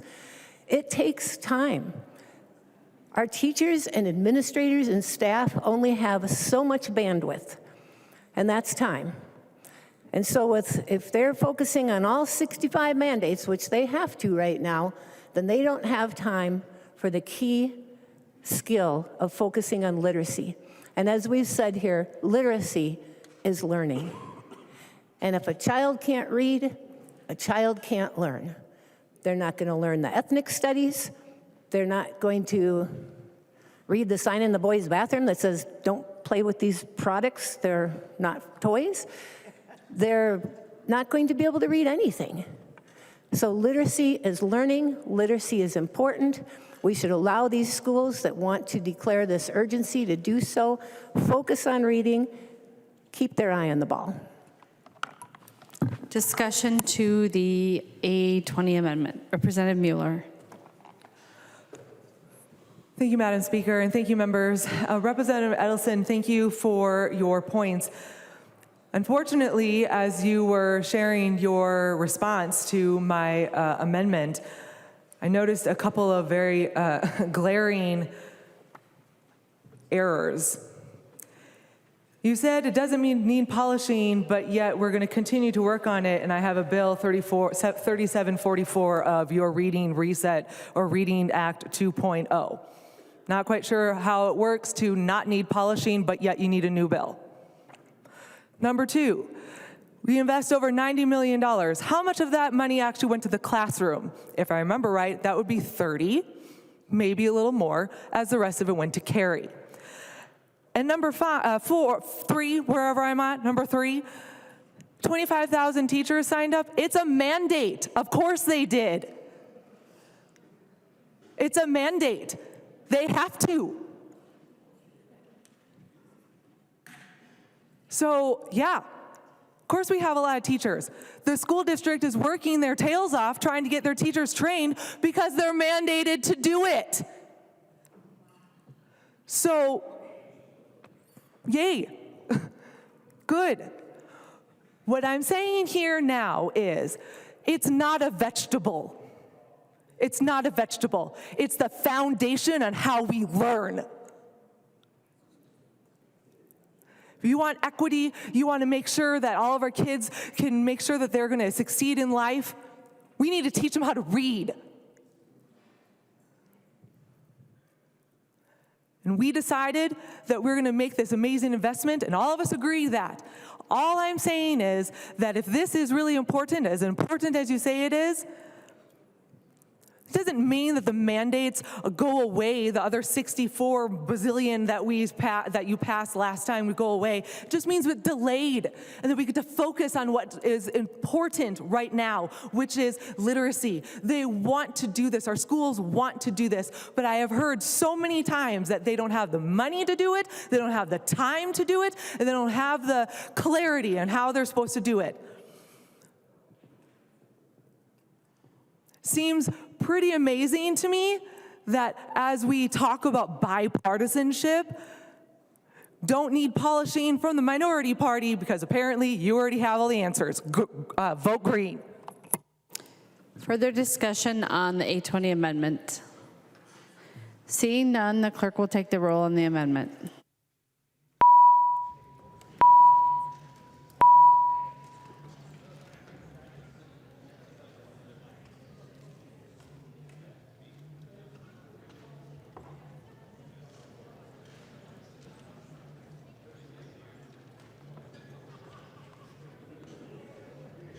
Will the chief clerk please call the name of the member who's voting remotely?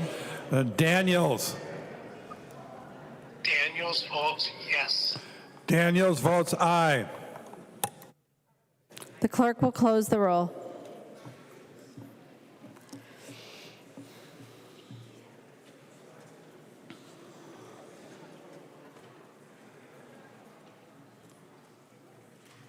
There being 61 ayes and 69 nays, the motion does not prevail. The amendment is not adopted. There's an amendment at the desk. The clerk will report the amendment. Mueller moves to amend Senate File number 3567, the second engrossment as amended. The amendment is coded A23. The member from Moller, Representative Mueller. Thank you, Madam Speaker, and thank you, members. Well, let's try this one more time. Promise you this is the last of my amendments, so let's just try it one more time. This amendment, we're going to pull it out of the previous amendment because it is that important. In my previous amendment of Amendment A20 that included the polishing that apparently doesn't need to be done on the READ Act, it included declaring an urgency that would allow school boards to put a pause on the rest of the mandates and only focus on the science of reading. Because this is so important, I'm going to ask that you get to vote on this separately, that you get to stand up and for your local school districts, and you get to say, listen, we've heard you. We know that you are, that there is a lot of pressure on you right now, that there's so much going on with 65 new mandates, that even with historic investments, that we had historic mandates that cost historic amount of money. And so even though all of that is happening, that we have heard that you want time, you want space, you want to prioritize reading, you want a little bit of focus. So I'm giving you another chance to vote for your local school districts, another chance to be able to say, I appreciate local control, and I appreciate that you're asking me for a little bit more time. The A23, this amendment allows school districts to essentially declare a literary crisis and prioritize new requirements relating to the READ Act.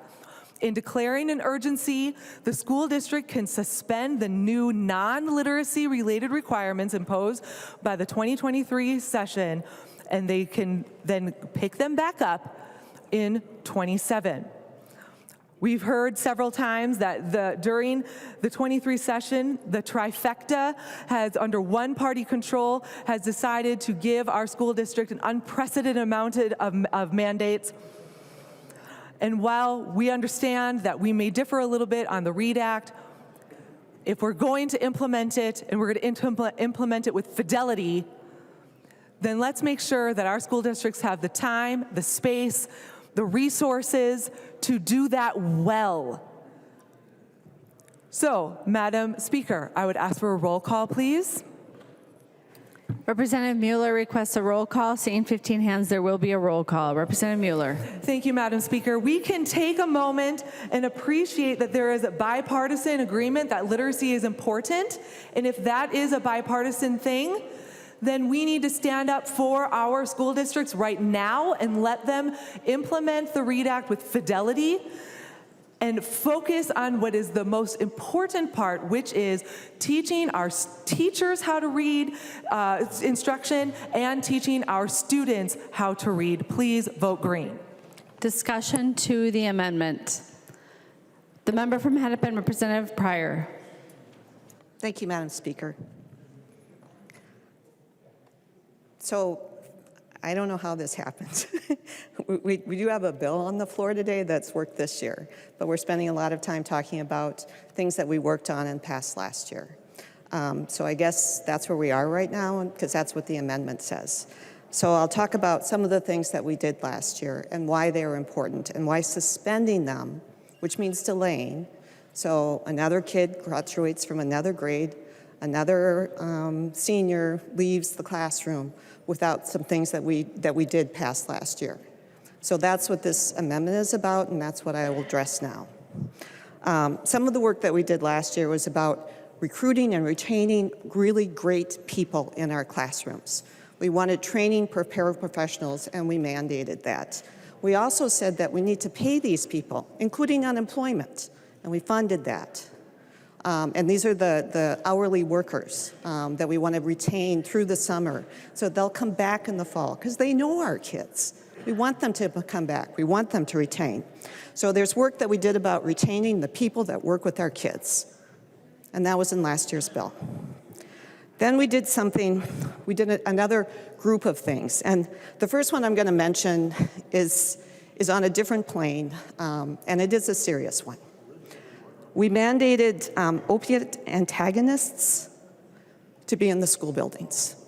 And just today in Human Services, we talked about the number of people in Hennepin County that were dying from overdoses. And it's happening with young people too. So it's a requirement, it's a mandate, and we shouldn't suspend that. We should get that out as quickly as possible, and our schools can do this. They can do this. We have a policy about schools need to adopt a policy to address malicious and sadistic conduct. I have grandchildren, sorry. my children's children that are in middle school right now. I don't want to suspend this policy. I want them to be protected from malicious and sadistic conduct in their schools, and I want their classmates to be protected too, because we know it's not my grandkids that are likely to be targets of this. Our schools can do this now. We don't have to suspend it, and it's not the issue for this bill. We're celebrating Indigenous people. There are children that walked across the graduation platform with a feather that symbolized their culture. We required that last year, that they be permitted to do it. We also required civics to be taught to students when they're seniors or juniors, so that they know when they're ready to vote why their participation is important. And that was a bill that had a lot of support from a lot of members. We don't need to suspend that and wait longer for a group of kids to have that opportunity when it will make the most amount of difference. We also required literacy, a different kind of literacy, financial literacy, because we know with everything that's going on with, you can buy things with your phone just by rubbing a code on something. Kids need that foundation. We can't wait for another group of young people to leave the classroom without knowing it. And again, this was something that had bipartisan support. And of course, we passed and required and mandated literacy to be taught the most effective way to all of our students, because that's what we do. We know that we have to respond to the needs of the day, and that's our job. And we don't neglect it. We don't say, oh, someone else was going to do it. These are problems we don't have to worry about. But we come together as a body from all sides of the aisle to contribute to this and do the things that we will know that will make a difference for our students. And we do them as quickly and efficiently as we can, because every student we change, every student we improve their educational experience for is better for it.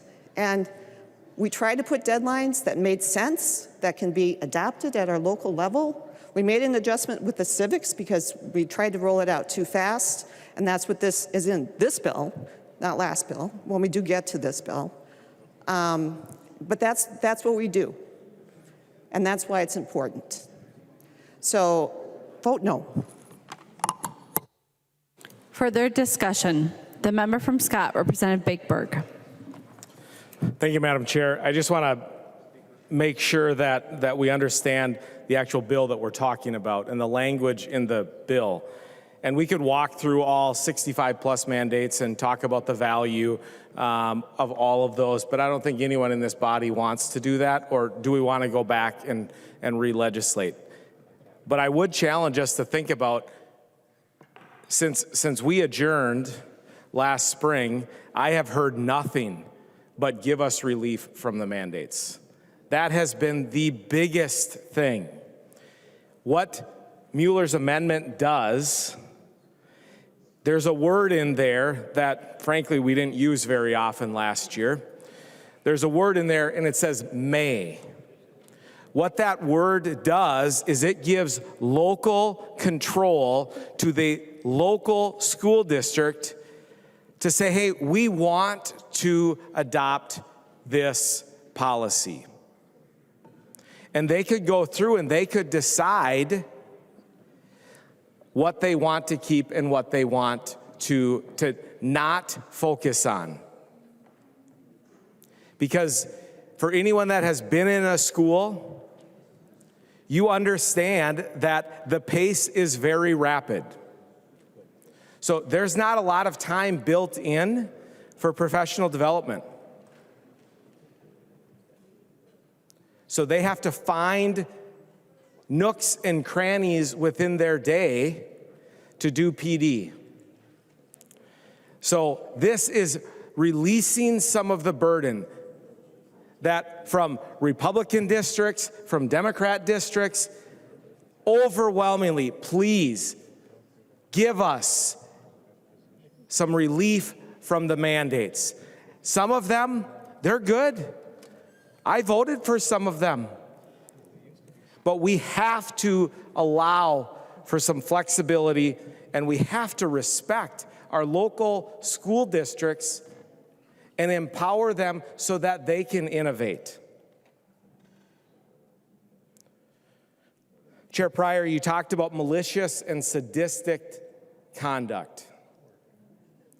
And anyone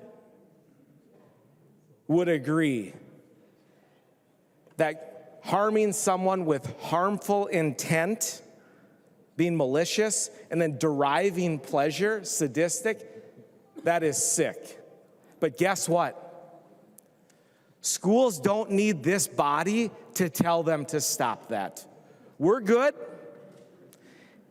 We've been doing it for years, and when every single person in this body was a student, or those of you that worked in schools or served on school boards, if that happened, it's addressed. We don't need the Minnesota legislature to say, hey, don't have malicious and sadistic conduct. And to even imply that we need to do that is extremely concerning. Vote green, and when you do that, you are trusting your local school boards, your local school districts to make the decisions that are best for them. Vote green. Discussion on the 823 amendment. Representative Moller. Thank you, Madam Speaker, and thank you, members, for this discussion. And I'd just like to again address some of the things that we heard from the Chair of Education. Don't know how it happened, but we're talking about something that all the things that we did last year. Well, what happened is that we listened to school districts. We listened to school districts, and they told us, please help us. That's how this happened. In a second year of a biennium, you're supposed to be able to kind of have a time of looking at, okay, what happened? Let's tweak policy. Let's do bonding. Let's give a small supplemental budget, and then let's get out. So that's how this happened, is that we listened to schools. That's why this is here. The other statement that you said is that we don't shirk our responsibility. We don't just say, hey, here this is, now you go and do it. Actually, that's exactly what we do when we have mandates. When we give mandates, we're not the ones implementing them. The schools are. So yeah, that's exactly what we do. And that's why they're the ones who are telling us we need a pause. We need a moment. We need some space. And it doesn't say that they can't do some of those mandates there. It says that they're not mandated to do them right now. We give deadlines so that that makes sense. Okay, but we're listening to the boots on the ground saying, help. That's what we're doing here. We're just listening to the boots on the ground saying, help. It doesn't get rid of the mandates. It doesn't devalue the mandates. It doesn't say that what you are talking about isn't important, because all those things that you talked about in your response are important. It just says, wait, and it just says, we as our local school board, we're gonna be able to, okay, we're gonna focus on reading, and then we're gonna look at what's feasible to do now and work our way through it. I'm giving you that chance. You voted against my last amendment in A20 that included this part, and that's okay. I'm giving you another chance to stand up for your local school district and give them a break, give them a space, give them some time. Madam Speaker and members, please vote green. Seeing no further discussion, the clerk will take the roll on the amendment.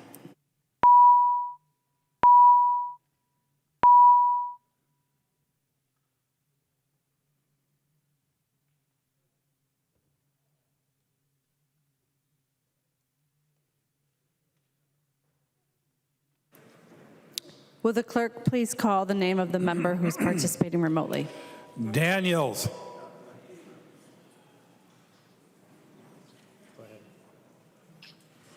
Daniels votes aye. Daniels votes aye. The clerk will close the roll.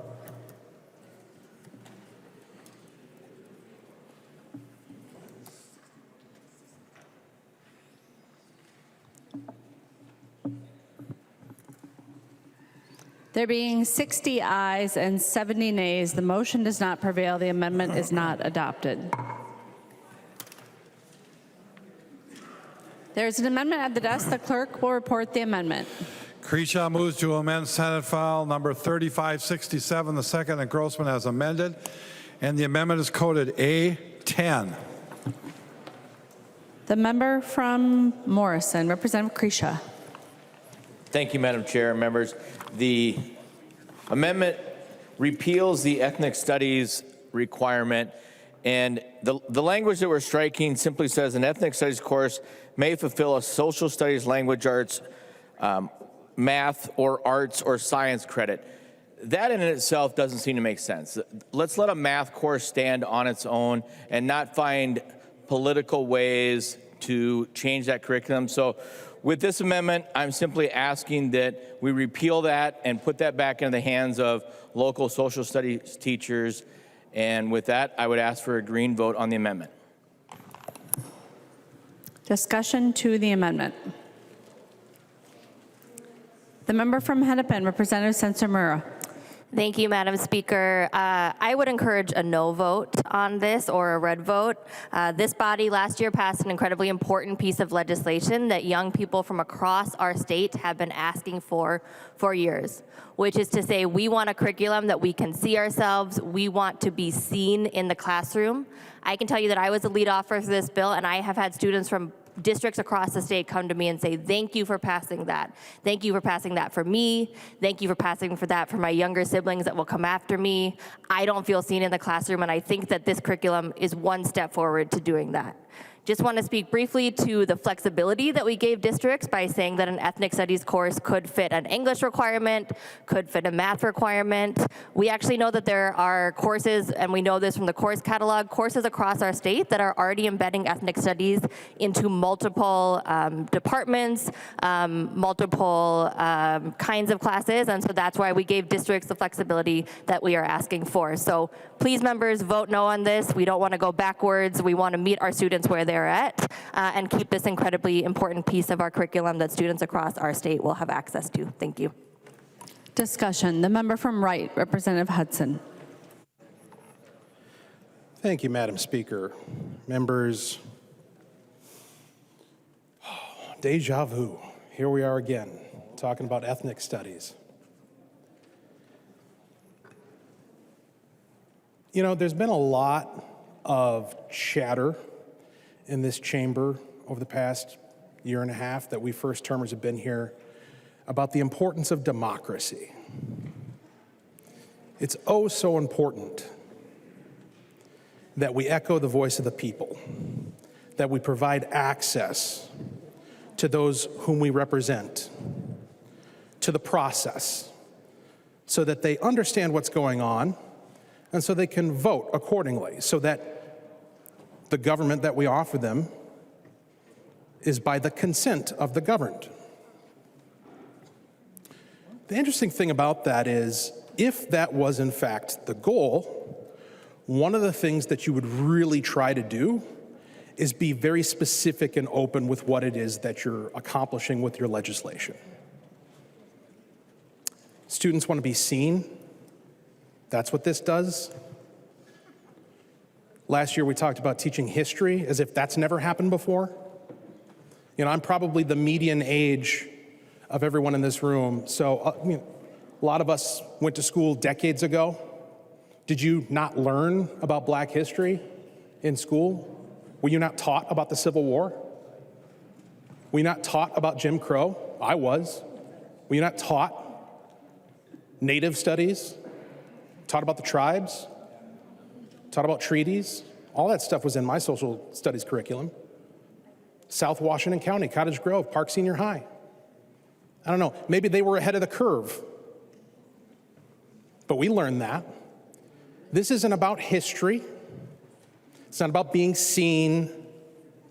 What it's about, and look, we have the receipts, and I love this. I love the fact, one of the things we can all be proud of as Minnesotans and as Minnesotan legislators is that we have a fantastic legislative website where we can go back to the 90s, go back to when I was in school, and look at all the bills and all the committee meetings and all the floor sessions.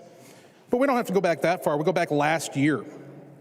The fourth engrossment of this bill, where we ended up passing, we passed the fifth engrossment. The fourth engrossment, which was debated on this floor before it changed into the fifth, had this definition of anti-racist, which, just to provide some context, part of the purpose of ethnic studies is to be anti-racist.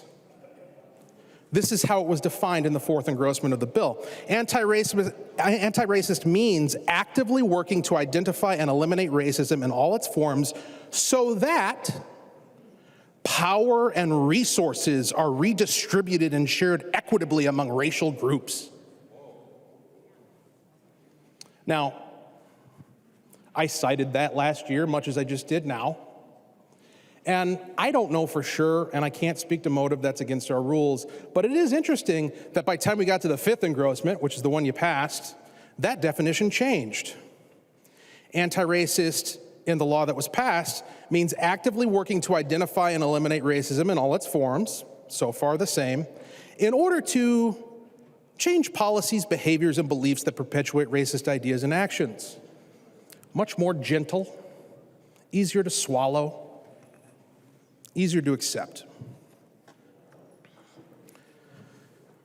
But the intent of the fourth engrossment survived the process. How do we know? Well, because we can read what you're doing. We can read the social studies standards. One person who's read them is Catherine Kirsten, former Star Tribune columnist, writing for The Federalist. She writes, "To see what's coming, look at Minnesota, where this spring," this is in October of 2023 that she's writing this, "lawmakers enacted what are likely the most radical education measures in the nation. This is ethnic studies in its liberated form, which not only teaches race-based identities and white privilege, but incites students to take action to disrupt and dismantle America's fundamental social and political institutions." That sounds awfully political, don't you think? How is that an educational goal? Our educational goal in the state of Minnesota is to disrupt and dismantle our institutions?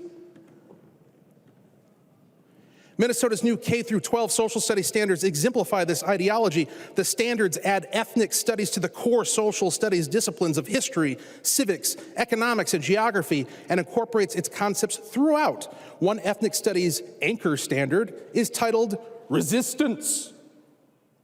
Resistance. We're going to teach our kids to resist. Resist what? America? Their country? Their state? Their mom? Their dad? Their neighbor? Their employer? Who are they resisting? Who are you teaching our kids to resist in the state of Minnesota? It requires students to, quote, organize with others to resist systemic and coordinated exercise of power. There's that word, power. Took it out of the statute, took it out of the bill, but it sure is still in the instruction manual for all the teachers, ain't it? Against marginalized and oppressed groups, these new standards and their related benchmarks prime youngsters to view American institutions with suspicion and hostility from the earliest grades. Kindergartners, for example, must retell a story about an unfair experience that conveys a power imbalance. 5-year-olds, folks. 5-year-olds. First graders must identify examples of ethnicity, equality, liberation, and systems of power, and use those examples to construct meanings for those terms. 6 years old.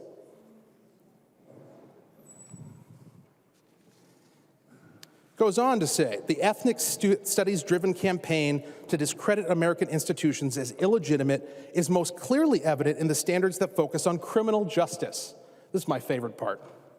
Students will study our police departments and justice system in connection with an ethnic studies standard that requires them to, quote, understand the roots of contemporary systems of oppression and eliminate injustices. Fifth graders, for example, will examine contemporary policing and its alleged historical roots in early America. The claim is that our police departments spring directly from slave patrols of the Old South, and that's somehow relevant to today, to 2024. Sixth graders will study the impact of Minnesota's juvenile justice system on youth from historically disenfranchised groups. High school students suggest the notion of criminality itself is racist. Criminality itself is racist. That explains a lot. I sat on the Public Safety Committee. I've seen that yarn spun all day long. No wonder we're letting all the criminals out. No wonder one of the strategic goals of the Department of Corrections is zero warehousing, zero. Let them all out. Give them services. Offer a scholarship in criminality.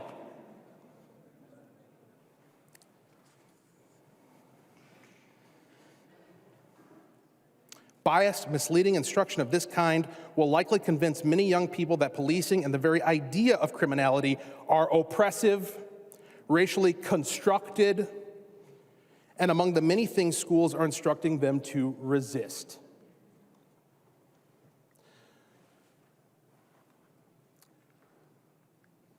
You know, last year I talked about my personal experience, the fact that I come from a biracial family. I'm in a biracial family. I got biracial children.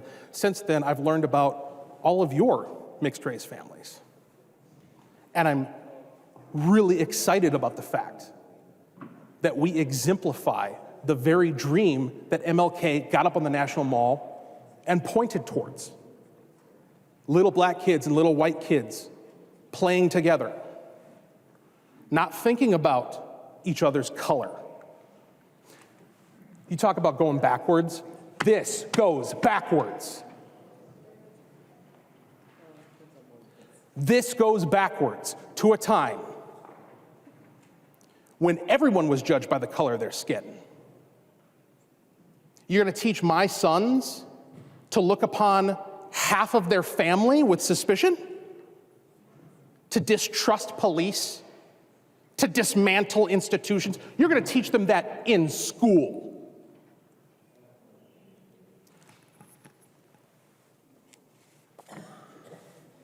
Pretty silent. None of the usual paper ruffling conversations in the alcoves. I seem to have your attention. While Minnesota is paying attention. Madam Speaker, I'd like to request a roll call vote. Representative Hudson requests a roll call. Seeing 15 hands, there will be a roll call. Representative Hudson. Vote green in order to forestall this abuse of my children and yours and every child in the state of Minnesota. Further discussion on the A10 amendment. Seeing no further discussion. Representative Kresha. Thank you, Madam Speaker. And just some closing comments on the amendment. So how do you follow that? I'll tell you how you follow that. Let's go a little bit further into what the ethnic studies mandate's roots really are. We came here earlier with a group that was outside the doors, Education for Liberation.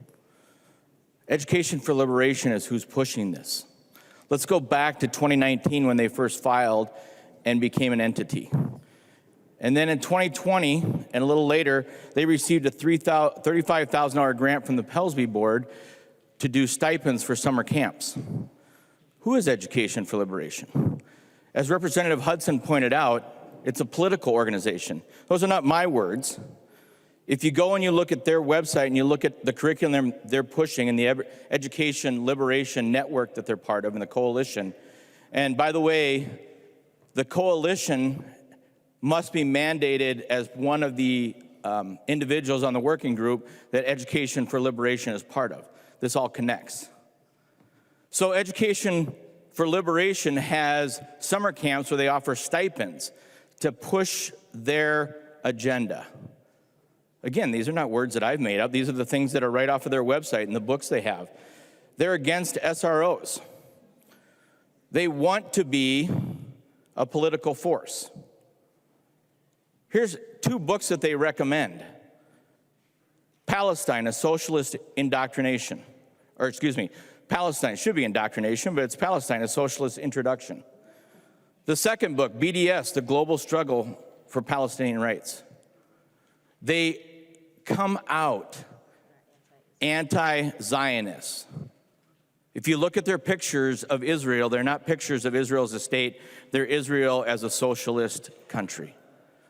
They do not want Israel, Jewish people, Christians to have a right to exist. It's off their website. It's groups like this that constantly, and these are not my words, this is somebody that was talking about them. It is groups like this that constantly put Jews and Christians into a position of proving they are not evil and have a right to exist. This is the curriculum that they want in our schools. I wish ethnic studies could be as simple as, yes, let's just learn about each other. But it's groups like this that are pushing these.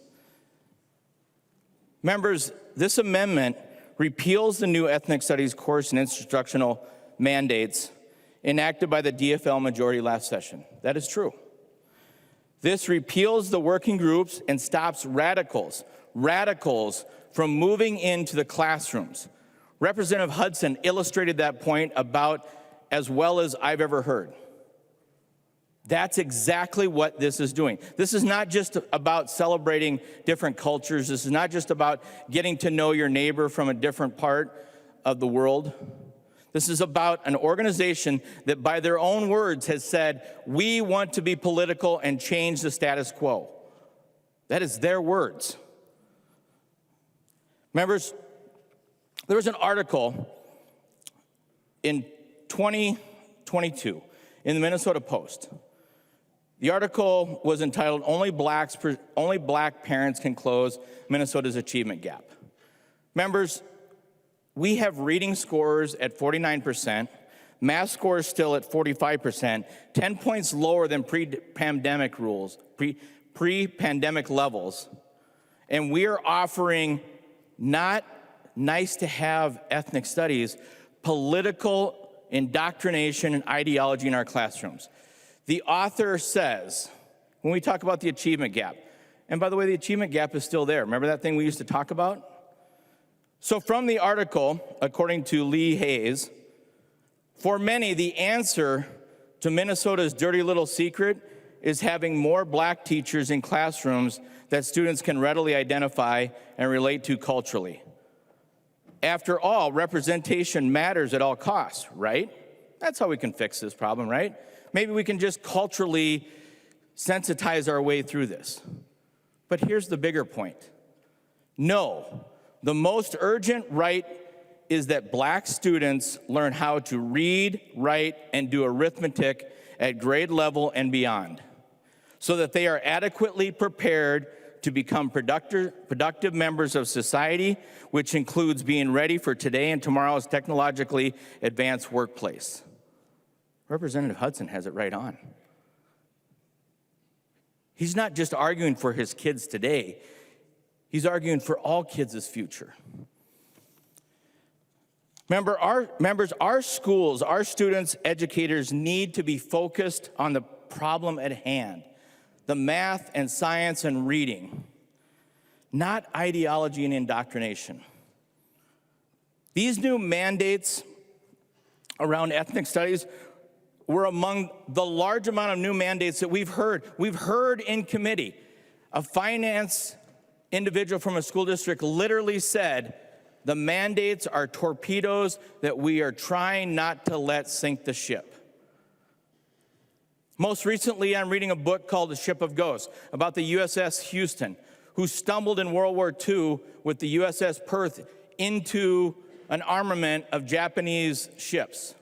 And they fended off torpedoes one after another all night long until eventually the ship began to turn on its side. They couldn't tell up from down, and they sunk, and the sailors that were swimming were just trying to survive in the water. And that image is seared in my head when I hear our schools say these mandates are like torpedoes we're waiting to fend off. I hear all the time, well, yes, we did some mandates. What's one we could take away? Here's one right now. Here's one we could take away and give back to our schools, local control. If Minneapolis and St. Paul school districts and Education for Liberation want to mandate ethnic studies for their own students, go right ahead. Leave the rest of the state alone. Leave the schools alone that have already said to us, I have qualified teachers and social studies teachers who can handle this. The number one thing I hear when I visit schools is, would you suits in St. Paul quit sending us more stuff? This body should not be a state board of education. Members, you will never make Minnesota a better place to raise a family if the education agenda is to teach our kids to hate the state, to hate our country, and to hate each other. Members, please vote green on this amendment. The member from Hennepin, Representative Sensor-Mira. Thank you, Madam Speaker. I did just want to clarify one thing about Representative Creech's amendment. So Representative Creech's amendment attempts to do two things. It attempts to roll back the provision that we passed in the education bill last year that said that in the 25-26 school year, all high schools will have to offer an ethnic studies course.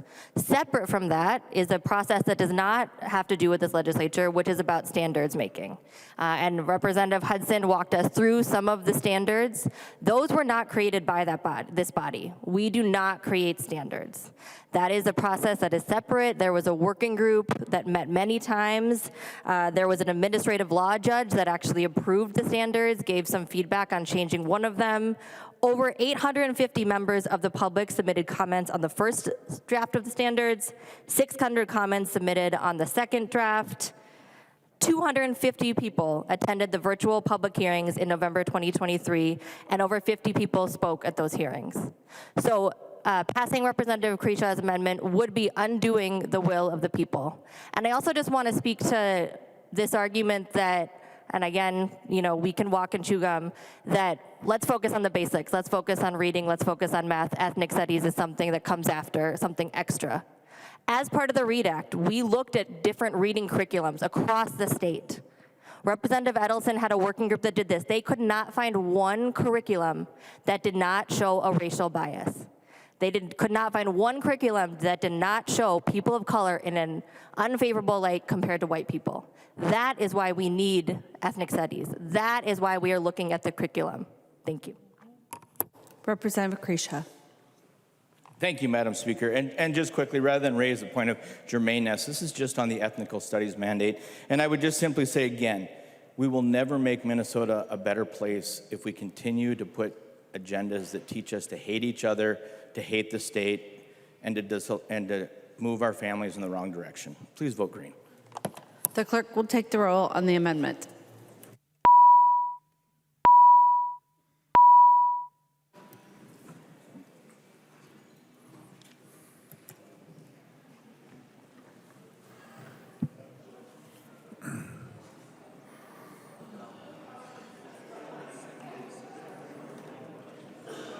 Will the clerk please call the name of the member who's voting remotely? Daniels. Daniels votes aye. Daniels votes aye. Voted who'd like to vote? Everybody's voted, so I think we've done that. The clerk will close the roll.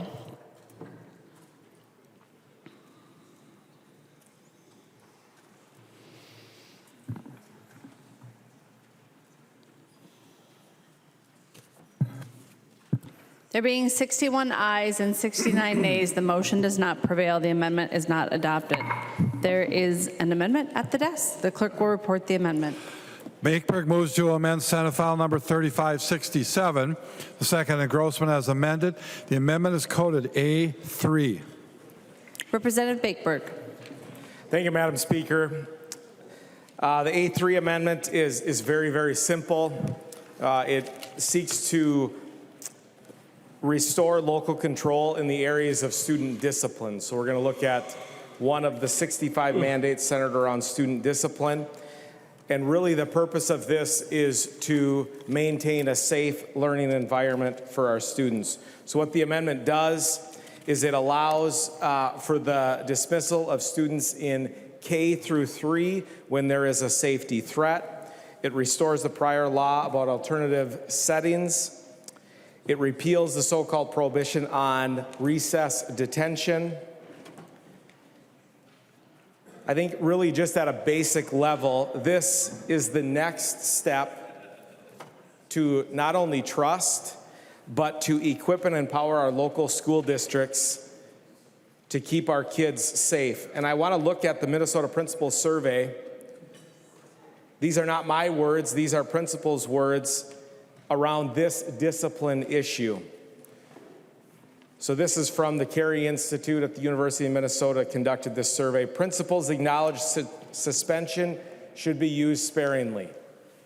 It is very, very rare for a student, especially in the K-3 setting, to be suspended from school. But principals feel frustrated that this mandate does not acknowledge what some are saying is a very rare tool. To quote a principal, the K-3 suspension legislation change has us pondering as principals how to support students while also supporting the peers and staff impacted by the behavior and the feedback from families. What that looks like on Tuesday morning is if there was an incident on Monday, very often that student is sitting in class on Tuesday morning. And the student who is the victim in the incident, that it didn't escalate to a major safety issue, that student goes home and they say, Mom, Dad, Ben was in school today. Why is he in school when he hurt me yesterday? And then who gets the phone call? The building principal. Really, the secretary or the admin assistant gets the upset phone call, and then it's transferred to the building principal. And then we have to go in and unpack and explain why.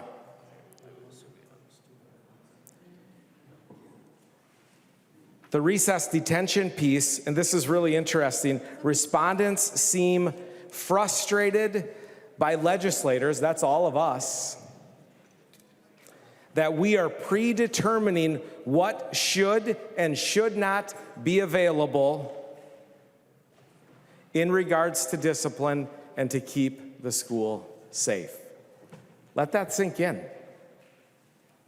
Administrators in your district, I don't know who made that comment, but administrators in your district, in my district, are wondering why we don't trust them. So this is very simple. Do you trust the trained, licensed, and experienced professionals? It's just that simple. If you trust your local administrators, you will vote green on this amendment. Vote green. There's an amendment to the amendment. The clerk will report the amendment. Franson moves to amend the Bakeberg amendment to Senate file number 3567, the second engrossment as amended. The amendment to the amendment is coded A35. The member from Douglas, Representative Franson. Thank you, Madam Speaker. Members, the 835 comes from a situation that happened in my district. In one of the schools, there was a student that was sexually assaulted by another student. The student who was assaulted was picked up forcefully from a hallway, would be thrown into the bathroom stall, assaulted, touched and threatened, hit, and the child would have to crawl underneath the stall to escape from the abuser. And this happened over the course of many months before the parents noticed behavioral changes in the student, and the student informed the parents what had happened. And when the parents and the student went to the school to explain what had happened, the school did suspend the student, but it was temporary. Parents were granted, the student was granted an HRO ex parte. It prevented contact, but did not prevent the offender from being in the school. So forcing that student who had been assaulted to see the person who had assaulted him daily, which, as you can imagine, was traumatic. The child today has post-traumatic stress syndrome. He has attempted suicide. And the school could not remove him due to the fact that he had a right to an education. So the student who was assaulted ended up leaving that school, where the student who was the assaulter continued to stay in the same school.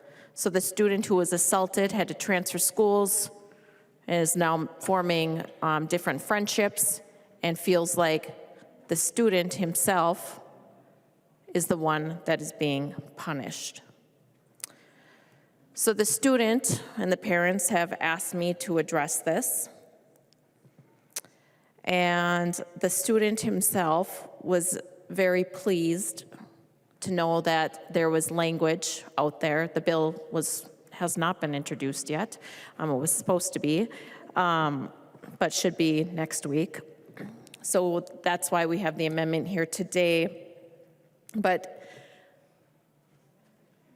I want to thank Chair Pryor for discussing this issue with me last night and then discussing it after a committee today. And together we will continue working on this language to make sure that we have everything tied up. It is definitely a situation that I would like to close. I've spoken to other members who similar situations have happened in their school districts.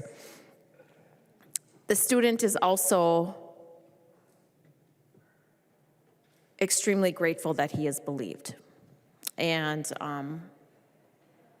also wants to thank you for the time today to listen, and to thank the chair too as well for the opportunity to continue this down the road. So with that, I'm going to withdraw the amendment, and thank you for listening to the situation, and thank you for working with me.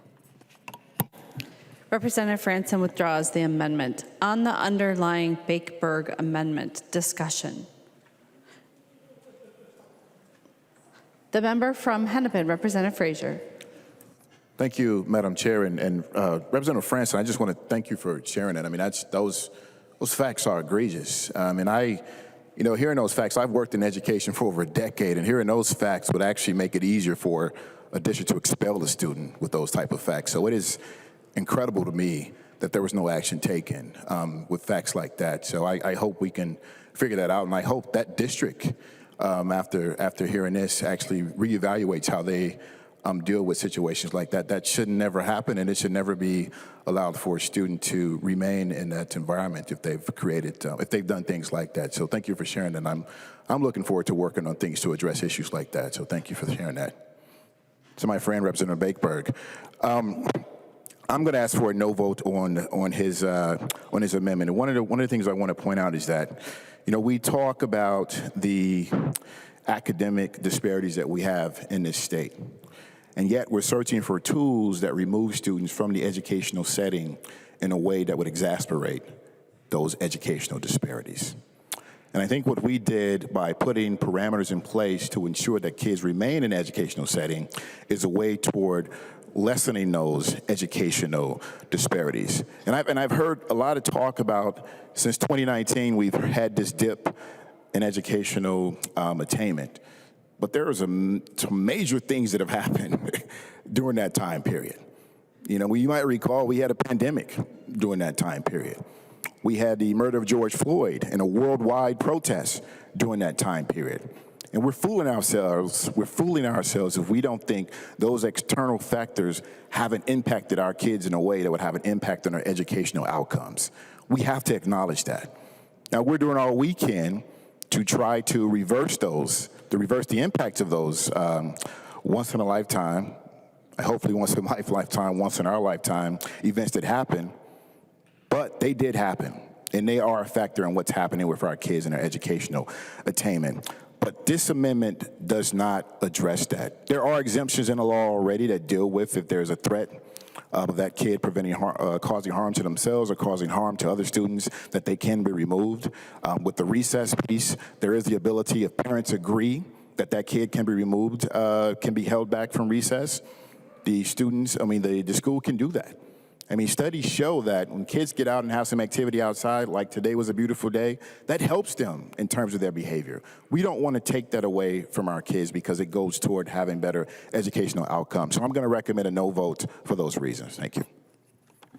Further discussion, the member from Anoka, Representative Scott. Thank you, Madam Speaker.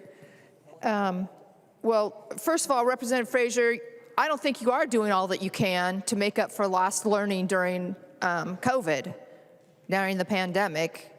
The kids should have been in school, but clearly you're not doing all you can because you gave unemployment benefits to all these people that normally work those summer school jobs to help kids get caught up on their lost learning. Now we're missing all those folks from being present to help these kids. We're not helping kids learn when there's chaos in the classroom because of this disciplinary policy. Every year before the legislative session, our school district calls the legislators in, talk about their their priorities for the session. And this year, Anoka Hennepin only had 3. Usually there are more than that. One of them was this rollback of this disciplinary problem, the disciplinary policy that was passed. A second grader that gives us another second grader a bloody nose in the restroom at 12:30 in the afternoon should not be back in the classroom the next morning. And it's not because we want to punish that student. It's because there needs to be a cooling off period, and the teachers, the parents, the administration need to be able to have time to come together to form a plan for what's best for all the students, not just the 2 students that were part of that, but in the classroom in general. Form a plan so we're not kicking one kid out of school permanently,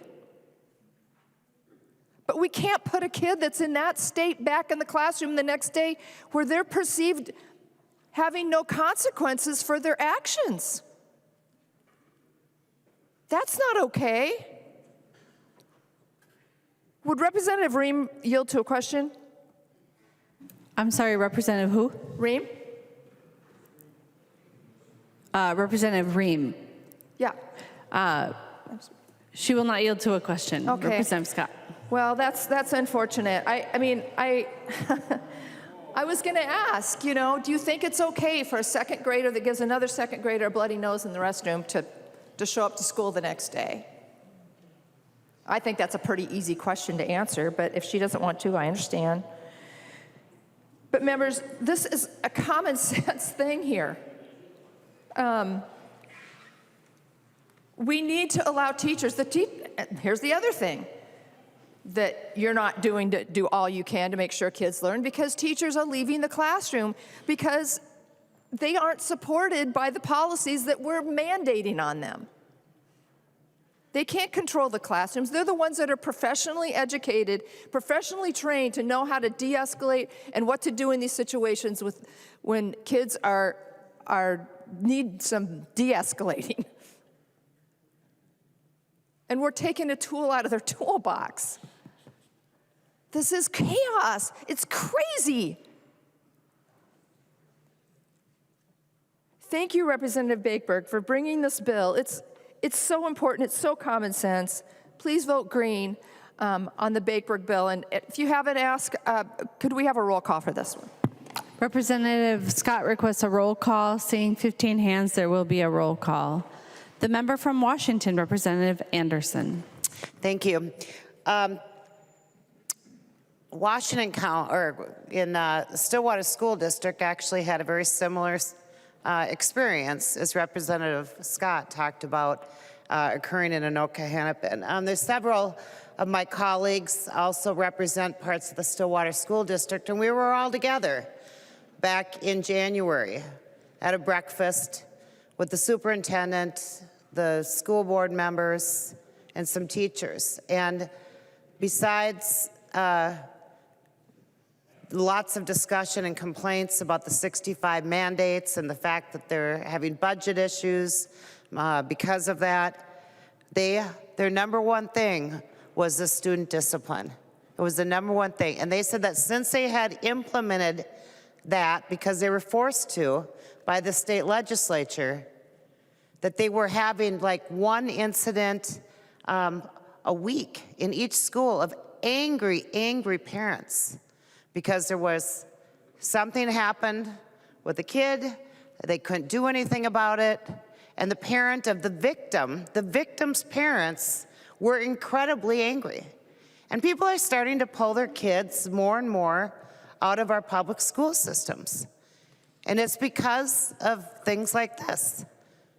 But it's wrong when we are punishing the victims.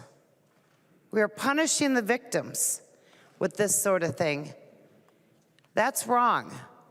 And we shouldn't be coddling people that have poor behavior, whether they're in second grade or in 12th grade. But if you are going to be a perpetrator and harm a little kid, it shouldn't be okay. And that person that's harmed shouldn't have to face their perpetrator the next day in their classroom. And that's what this does. So I ask us to rethink it. My colleagues on both sides of the aisle, Representative Hill, I don't see him, who got it right from the words of our school superintendent and our school board. They ask for us to support this Big-Bird amendment. Thank you. The member from Chisago, Representative New Brittany. Thank you, Madam Speaker. And thank you, Representative Baker, for the amendment. I just, a lot of good things have already been said, and a lot of true things have already been said. And I was listening to Representative Scott, and she talked about this perception of no consequences when these kids are back in the classroom. And I would say it's not a perception of no consequences. It is no consequences. None. Behavior does not change when there are no consequences. Behavior does not change when there are no consequences. And I get that we have a responsibility to these kids, but guess what? When these classrooms shut down because of the behavior of one kid, there are 30 kids not learning to read. That is the real consequence. You are denying education to every other kid in that classroom. And sometimes not just in that classroom. I mean, we've seen it. When a fight breaks out in a school, they shut down the school. And not a single kid is receiving an education. That is the reality of this policy. It's shocking. But this is what we're doing now. We are catering to the kids with bad behavior. We are catering to the kids who choose not to learn. I can't tell you how many days, I can't tell you how many novels my 16-year-old has read this year in school. And you know why? Because every other day is a work day in class to let all the kids who have not bothered to do homework catch up. Well, she doesn't need to catch up. She does her work. But this is what happens when we're not dealing with behavior, when these kids are young, this is what happens. And while we have a responsibility to these kids, and I agree with you on that, we do have a responsibility to these kids. We got to figure something else out. Because by denying consequences for behavior, we are punishing every other kid in that classroom. And we are denying the opportunity to learn to every other kid in that classroom. And when we see what's happening in our schools, when we see that just since 2019, reading proficiency is down 16% in 5 years. It is down. It is decreased. We're going the wrong direction in reading proficiency, math proficiency, science proficiency. What you are doing is not working. And certainly removing the tools from schools to hold kids accountable for bad behavior is not going to solve the problem. It is going to exacerbate these numbers because you are continuing to take away the opportunity for every other kid in that classroom to learn. What you are doing is wrong. You are damaging kids who deserve a shot. They deserve an education. And they deserve an education in a safe place. It's wrong, folks. This is an easy vote. Thank you, Representative Bakeberg, for this amendment. I will be voting yes. Further discussion to the A3 amendment. Representative Bakeberg. Thank you, members, for the healthy, robust discussion. Thank you, Representative Franson, for sharing your story, and I wish I could say that that's not happening in other districts, but the simple reality of it is that type of thing is happening. And the truth of the matter, our kids in our schools, they're struggling.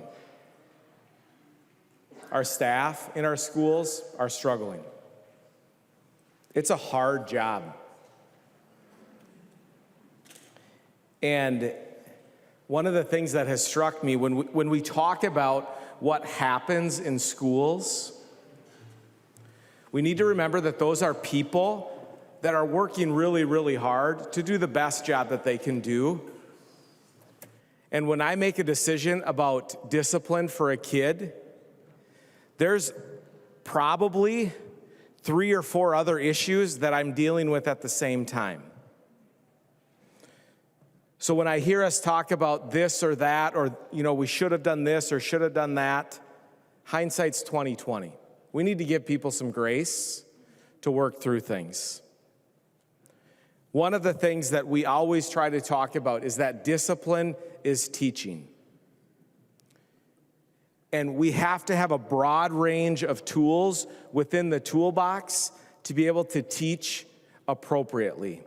And sometimes the best tool is to tell a first grader, you know what, you're going home. And we need to reset here at school. And then we do something called a restorative conversation, and we repair. But it takes time to do that. And when we don't listen to our educators, the people that are professionals, that are trained, and we say in this body, we know better than you, that's offensive. Because we don't know better than them. Rep. Frazier, you are 100% correct. There are significant external factors impacting our schools.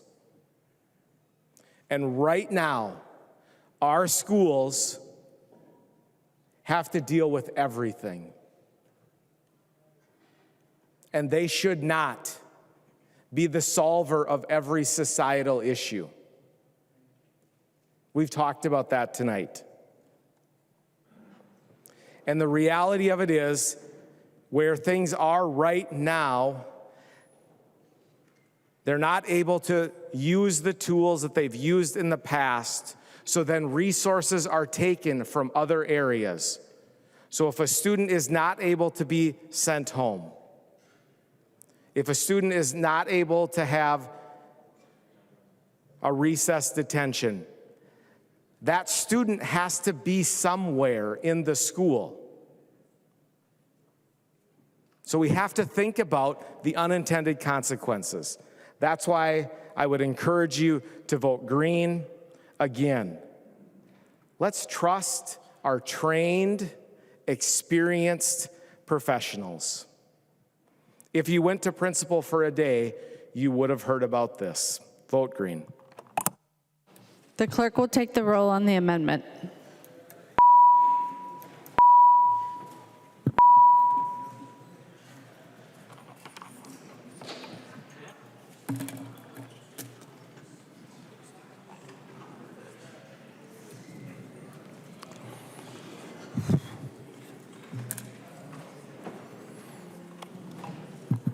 Will the clerk please call the name of the member who's voting remotely? Daniels. Go ahead. Daniels votes aye. Daniels votes aye. The clerk will close the roll.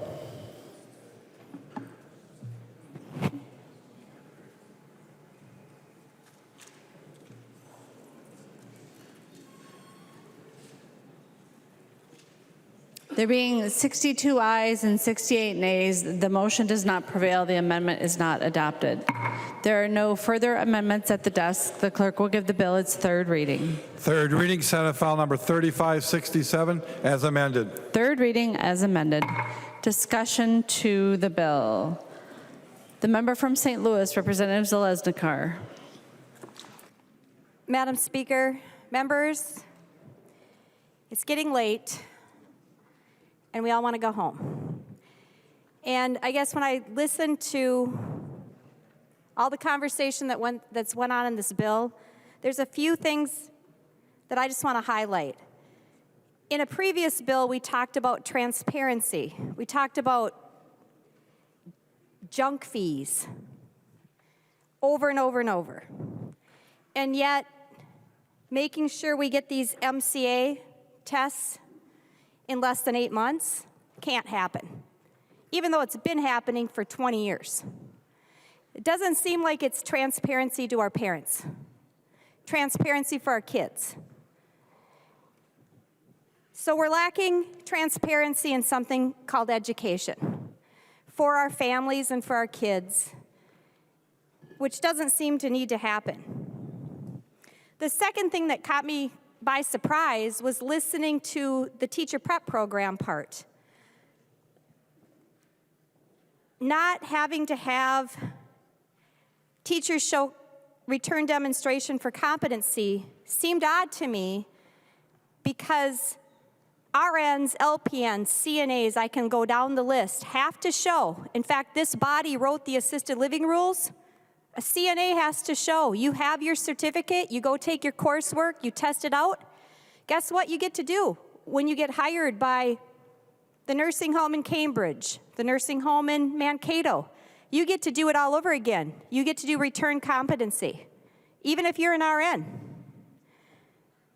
We do return competency in many professions, but we're not going to do it in education. So I'm wondering if we're going to stop doing return competency for the other professions. Is that part of the plan? Is it going to be part of the plan to end the punitive model of fines for nursing homes and assisted livings? Because we don't fine. We have an education model with 50% of our kids reading at grade level, and we accept that. We give the same amount of money. We don't fine anybody. And yet that's not the world we're in any other lane.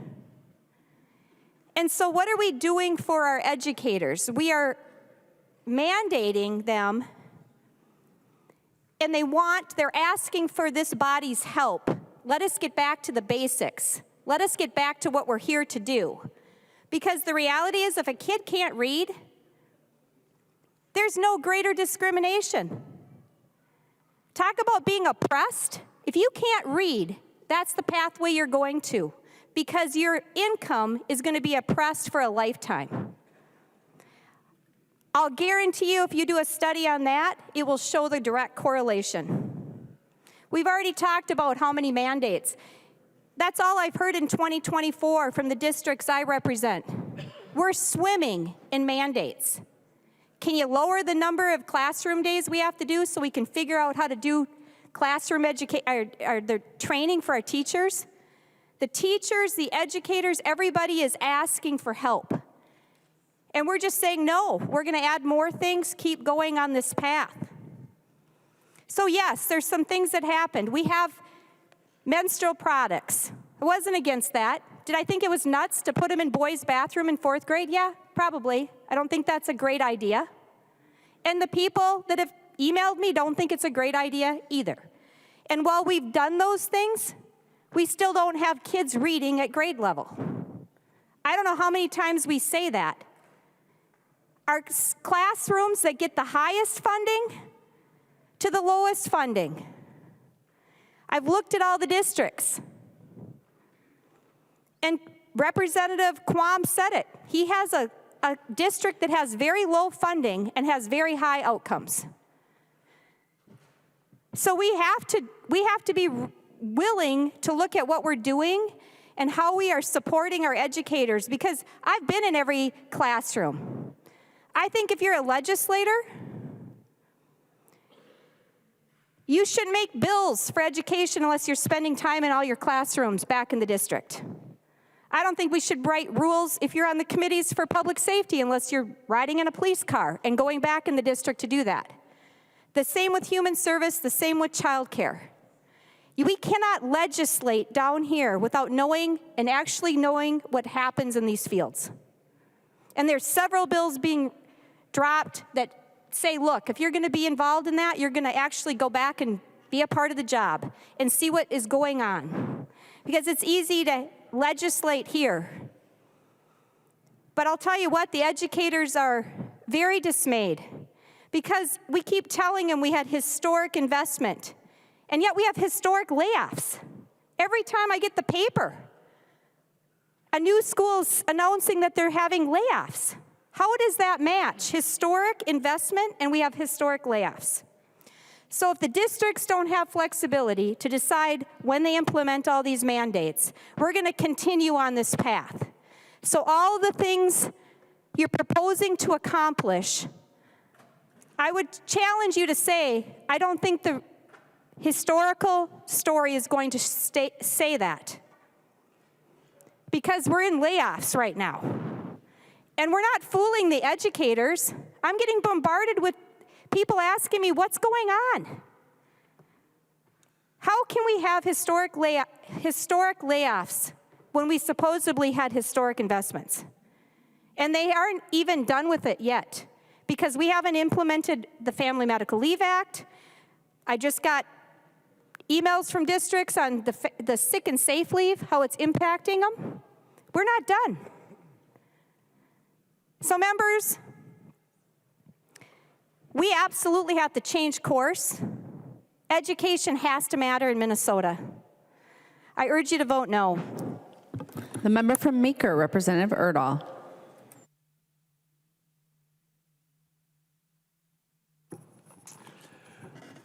Thank you, Madam Speaker and members. It's been a very fun night. Just want to recap briefly some of the, I think, main topics that we've been talking about. Literacy is learning, empower parents, local control is important. We've had a lot of messages, a lot of very important things said here tonight, and I guess I'm going to dovetail just a little bit in my comments on our most recent conversations dealing with discipline. Now, I appreciate earlier actions that we took regarding SROs that help to make our schools and our students safer. However, I do remain concerned about the safety of support staff and teachers in our schools. Now, over the years, I have frequently, probably each year the last half dozen, brought up legislation to try to deal with what I feel are abuses of staff in our schools. I've heard stories about teachers being punched, dropped, not just by high school students. In committee and other places, I've told the story of the rather large second grade boy who picked up his teacher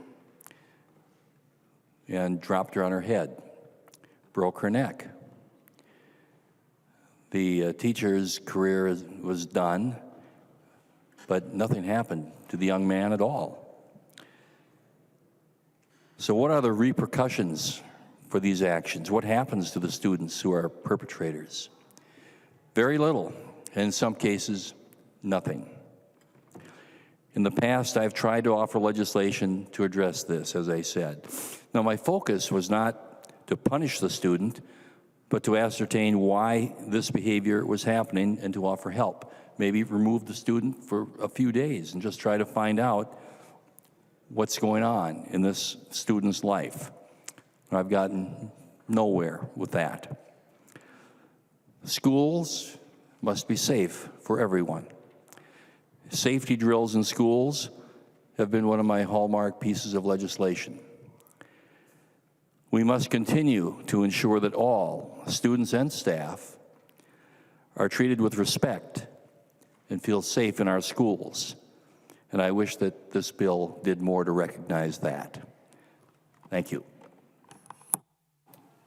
The member from Olmsted, Representative Quam. Thank you, Madam Speaker. And I'm pro-choice. I'm pro-local control choice, so that we have choices over the mandates. If we don't go for that, the second best thing are high-performing schools that are delivering for their community, for their students, would have 2 years to implement mandates so they don't disrupt a working, highly functional system in that school. So, you get me saying on the House floor I'm pro-choice. On the discipline, my son in 5th grade got a recess suspension. He knew he would get it, but there was a fellow student in his class that had a lot of physical issues. And kids from the grade level lower were picking on him, so he and another student came up and stood up for that student. He got suspended because of the actions, but he knew what it was, he made the choice, and he took the punishment, and he was fine with that because, I think I was fine with him being suspended, but I understood, he stood up. That boy ended up not living past his teens. But structure and making sure the students know there are repercussions for their actions is why some years ago there was a North Minneapolis charter school with the same demographics, but they had structure, they had expectations for their students, and they had 100% graduation. If you have the discipline and the rules and the expectation that they will behave, they behave better. If you have local control to address the issues, they do better. I'm shocked that you didn't take a lot of these amendments that would have given that. I'm disappointed. I'm going to vote no. The member from Cass, Representative Knudsen. Thank you, Madam Speaker. Members, committee hearing after committee hearing, both this year and last, we heard from so many different parts of the educational system. We heard from the department. We've heard from school administrators, teachers, paraprofessionals, food service workers, and even bus drivers. But do you know who we rarely hear from? Parents. So much of what we do in committee has been focused on, not just this year, but last year as well, taking power and control away from the most local form of government, families. Parents know what's best for their children.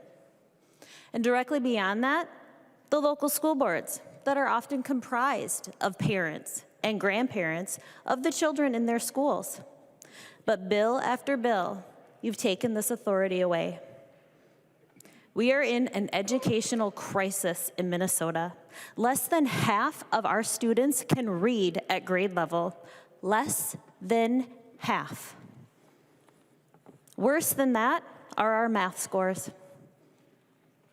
Since Governor Walz took office in 2019, the reading proficiency is down 16%.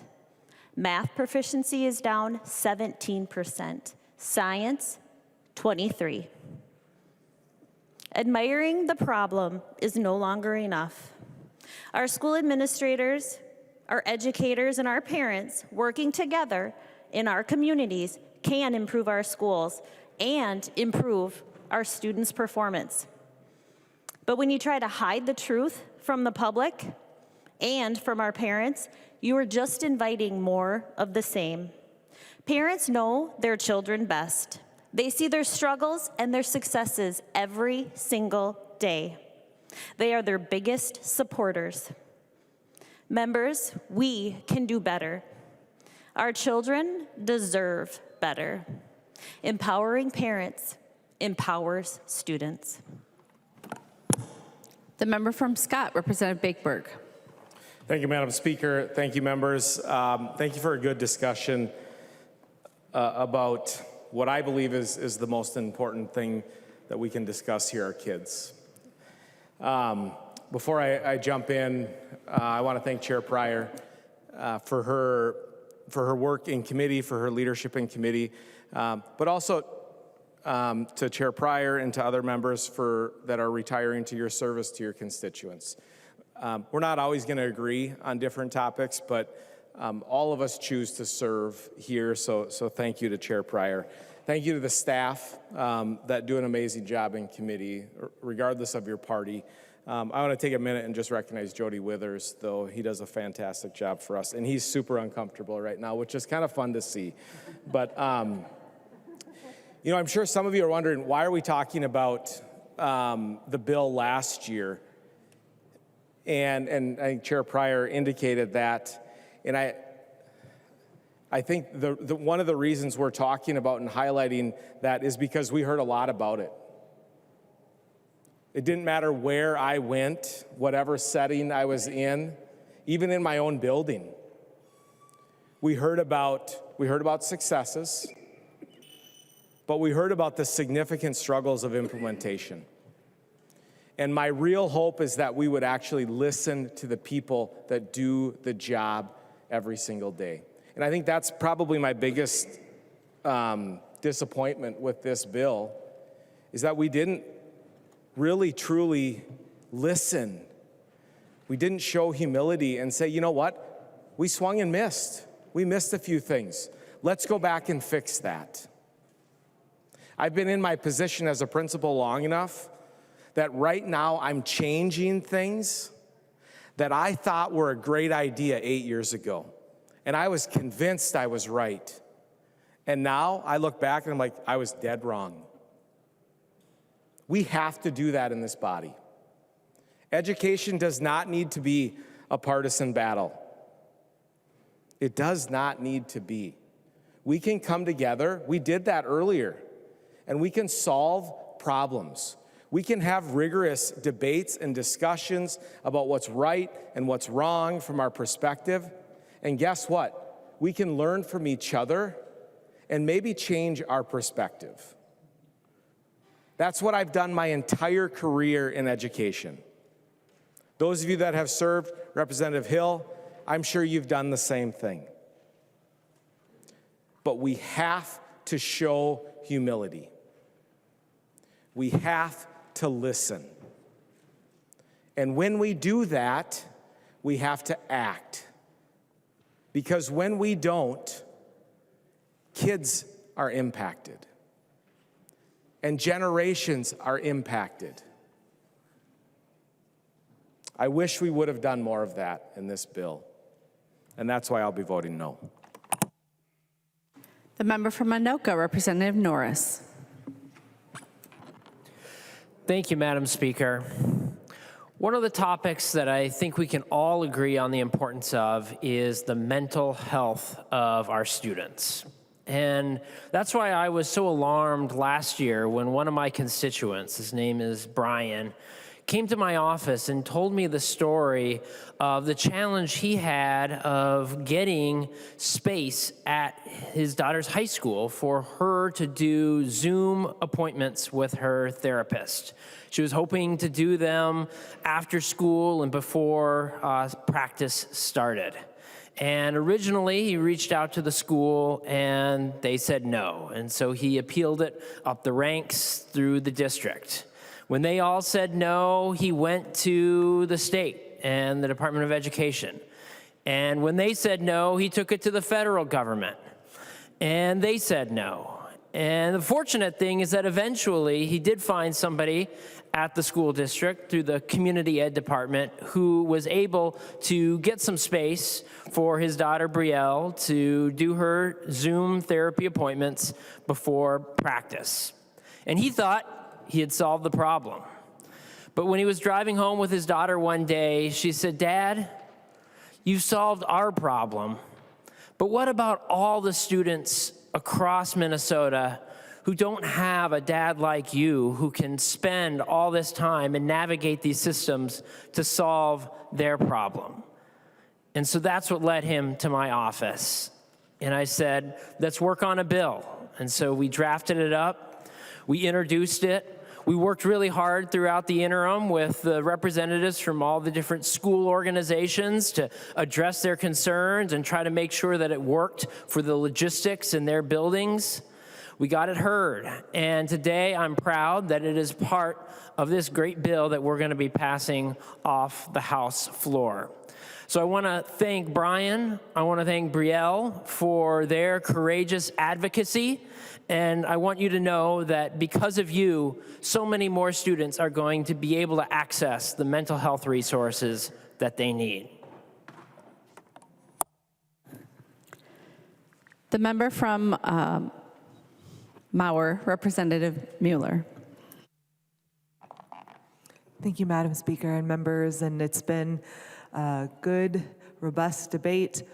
We're all tired and ready to go home, so thank you for sticking it out and letting us discuss one of the most important topics that I think we need to talk about here in the legislature.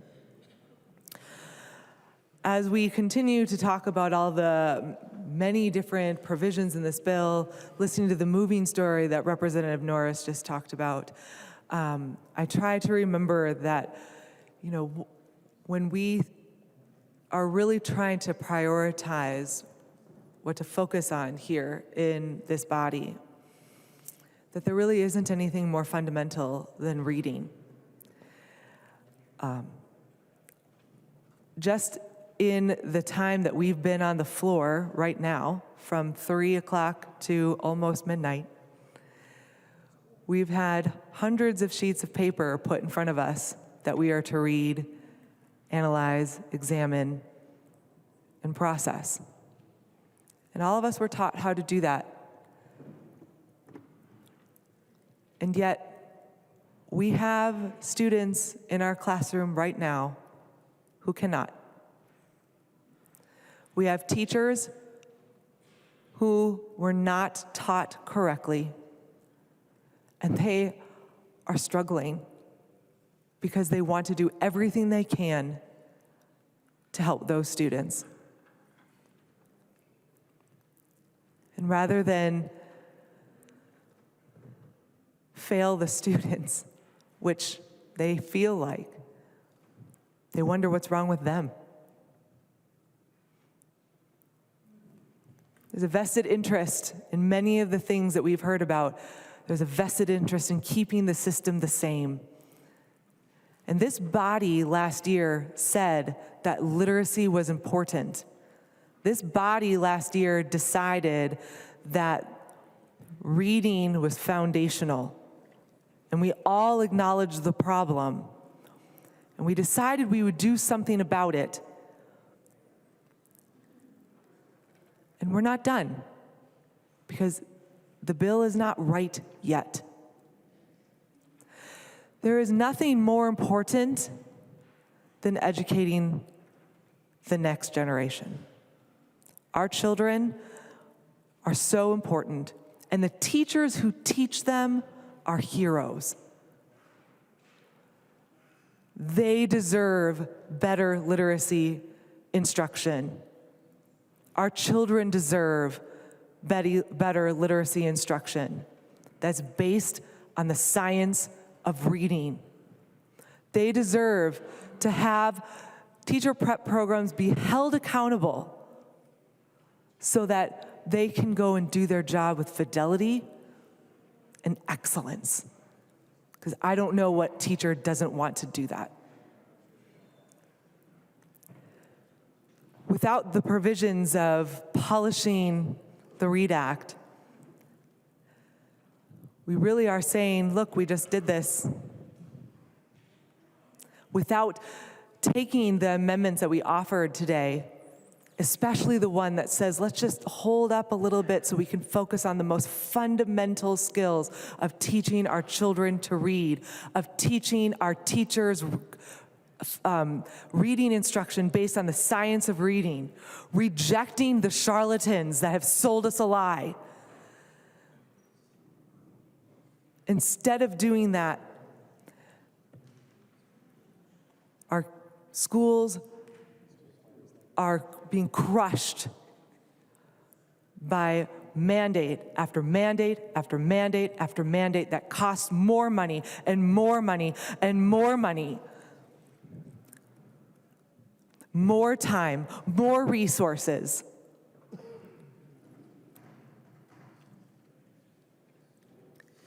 We need, especially in the second year of the biennium, we need to look at what has happened, be laser focused on how we're going to change it, how we're going to go back and say, okay, let's look again, give our focused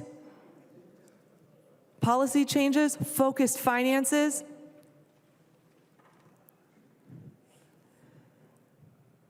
and make sure that we honor the schools that we represent. Madam Speaker and members, because of some of the glaring errors that we see, the glaring blank spots that we're seeing in this bill, I would urge members a no vote. The member from Washington, Representative Hill.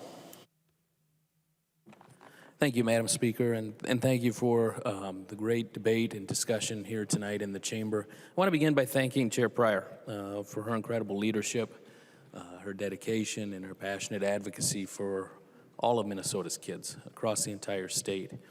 And while we've had a great discussion and many disagreements, something was said recently during the discussion that caught my ear, and it was that we need to listen. And we need to listen to any number of different stakeholders when we put together a policy bill like the one in front of us here tonight. We need to listen to our students. We need to listen to our teachers. We need to listen to our parents. We need to listen to our administrative colleagues, our school boards. We need to listen to all of them and do our best to take in all of their viewpoints and their perspectives and to try to move forward in a way that's going to benefit our students in the end. One of the things that's buried not too deep in this bill, I believe it's on the third page, that I want to highlight works to address some of the needs that I heard about from every level of our stakeholders around our schools. And it has to do with the widespread use of cell phones in schools and the harm they're causing. Unfortunately, from what I've seen in an instructional role, administrative role, and other roles that I've fulfilled within the school district, that oftentimes many of the issues that we're facing with behavioral incidents, with mental health concerns, and so many other elements that are negative experiences for our students, the beginning of them, their genesis is on social media, on these cell phones. And so I want to thank Representative Feist for doing the important work to bring a bill that's going to allow for some of the stakeholders that I recently mentioned, experts, our principals from our elementary and our secondary principal organizations, to come around this issue and to develop some best practices to equip our districts to address this problem. The number one concern I hear from our parents that I talk to, of students at every level of our schools, has to do with cell phones. And so I want to thank Representative Feist for that incredible work to address this. And I look forward to the outcomes of that working group and where the rubber hits the road with their findings on those best practices. And look forward to working and leading to a reduction in these behavioral incidents, looking forward to improved student mental health, and in the end, improved student learning. Thank you, Madam Speaker. The member from Freeborn, Representative Bennett. Thank you, Madam Speaker.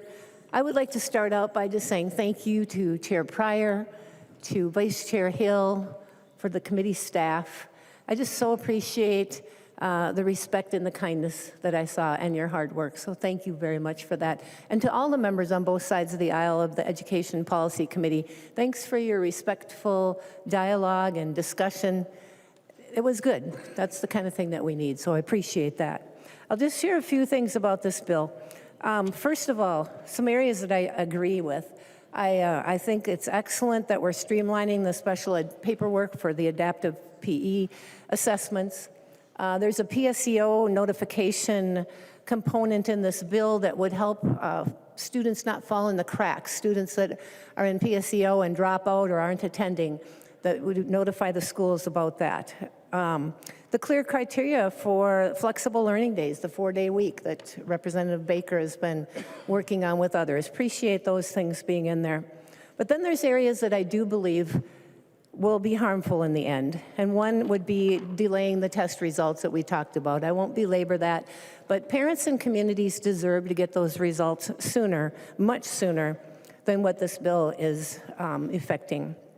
The changes in the Tier 1 and 2 licensure, I think that's going to hurt our recruitment for teachers, both in special ed and regular ed. The charter schools being treated differently than regular public schools in some clawback fund components, and then just adding more mandates. There are more mandates in this bill, and if there's one thing districts and schools and teachers and administrators have told us is like, please stop the mandates. They need to catch up and figure this out. So I'll just touch on a few things. Number one, we've talked a lot about literacy and the importance, because literacy is learning. There are no provisions in this bill to address that number one priority. Literacy is a crisis. And it's not just literacy, and all these things are areas that we're failing in, and it's the strategies that we have chosen as a legislature throughout the years, but especially in the last, say, 5 years, we've just seen it on steroids. The strategies are failing. Here's a report card for our schools. Reading proficiency. Currently in the state, 49.9% of students are proficient in reading. Now, if we related that, I asked Representative Baker, I said, I taught first grade, so we didn't grade like that, but in the upper grades, you have percentages. Well, if it's below 60%, you know what the grade is? It's an F. So reading proficiency, F. Math proficiency in our state is at 45.5%. That's how many students are proficient in math. That's an F. Science proficiency, 39.2% of students are proficient. I think if you can get below an F, it would be that F minus. Consistent attendance, 69.8% of students consistently attend school. Well, that's a D. So that's the top grade that we're getting now. And I'm not blaming our teachers or administrators, because we're the ones that are telling them and mandating them all these things. And it's evident, members, that our strategies are not working. This system is blinking red. I'm kind of a Trekkie. I love Star Trek. Any other Trekkies in here? I don't think I would dress up in the costumes, but I love Star Trek. And I have all of the old original shows. And you remember how that siren goes off and Captain Kirk, he's like, red alert, and then the sirens and the blinking. That's what our system is doing right now. It is blinking red. It is screaming for innovation. And instead, we do these top-down mandates. Local control is innovation. It's not mandates, it's local control. That's how schools innovate and are able to address some of these things, these academics that are screaming for the innovation. Test reporting. We're leaving our parents out of this. We need engaged parents. Empowered parents are engaged parents. If we empower parents by helping them know how their students are doing sooner, we can engage those parents and get them involved in our schools and education and get into that innovation. We're lowering expectations in this bill for both teachers and students. And finally, we're not doing anything to relieve our schools from these 65 new mandates that we put upon them last year. Matter of fact, we're adding more of them. One of the superintendents who spoke in our committee called those mandates torpedoes. And I thought, well, I remember I used to love to play Battleship, that game, and the electronic one had this salvo component where you could launch all of your torpedoes at one time. That's what we did last year. We sent a salvo of torpedoes onto our school districts. They're swimming in those things, and they're not able to focus on what they really need to focus on, mostly literacy. So I appreciate the hard work, but I do recommend a red vote. Thank you. The author of the bill, the member from Hennepin, Representative Pryor.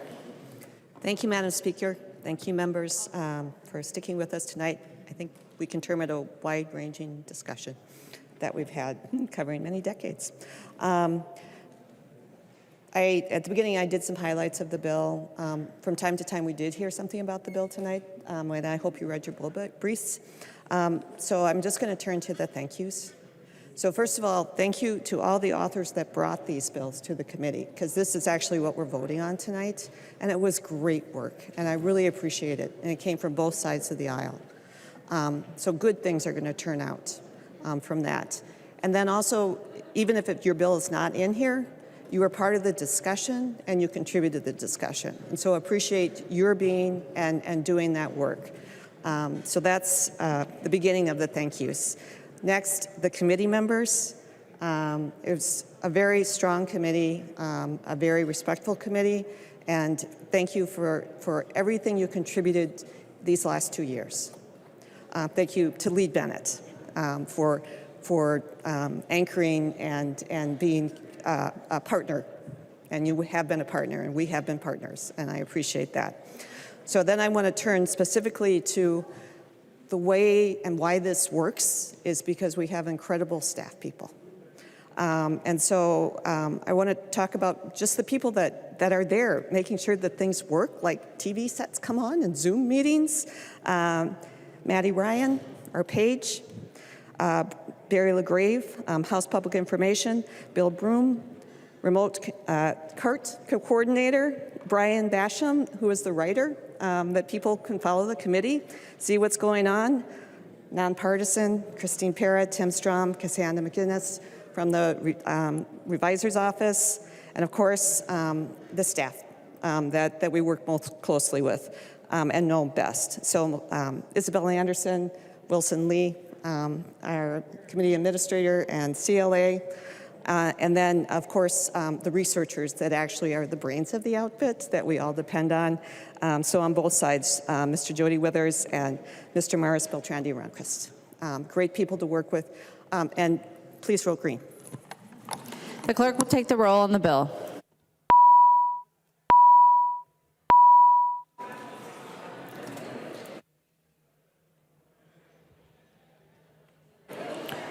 Will the clerk please call the name of the member who's voting remotely? Daniels.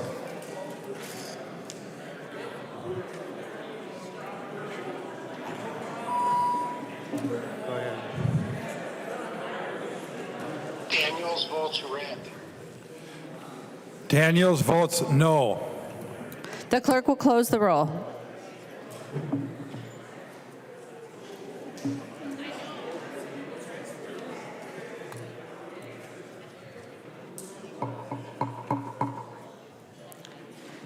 There being 69 ayes and 61 nays, the bill is passed as amended and its title agreed to.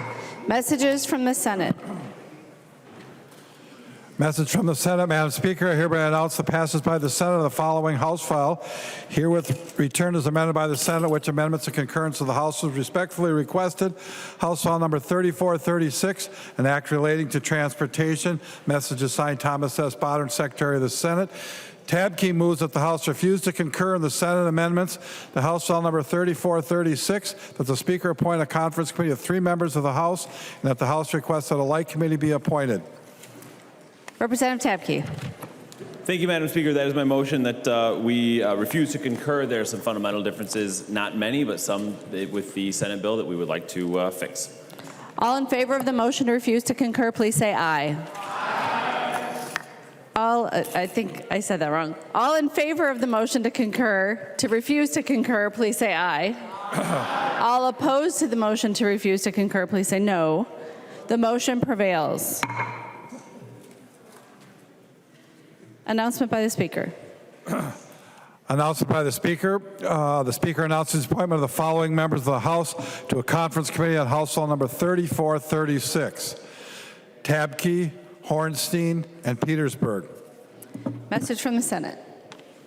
Message from the Senate. Madam Speaker, I hereby announce the passage by the Senate following Senate file herewith transmitted. Senate file number 4579. The message is signed Thomas S. Bodden, Secretary of the Senate. First reading of Senate files. First reading of Senate file number 4579, an act relating to energy. Hollins moves that Senate file number 4579 and House file number 4558, now on the general register, be referred to the Chief Clerk for comparison. Without objection, so ordered. Motions and resolutions. There's a copy of the non-controversial motions at the House desk and online. If there's no objection, we'll take action on these motions first.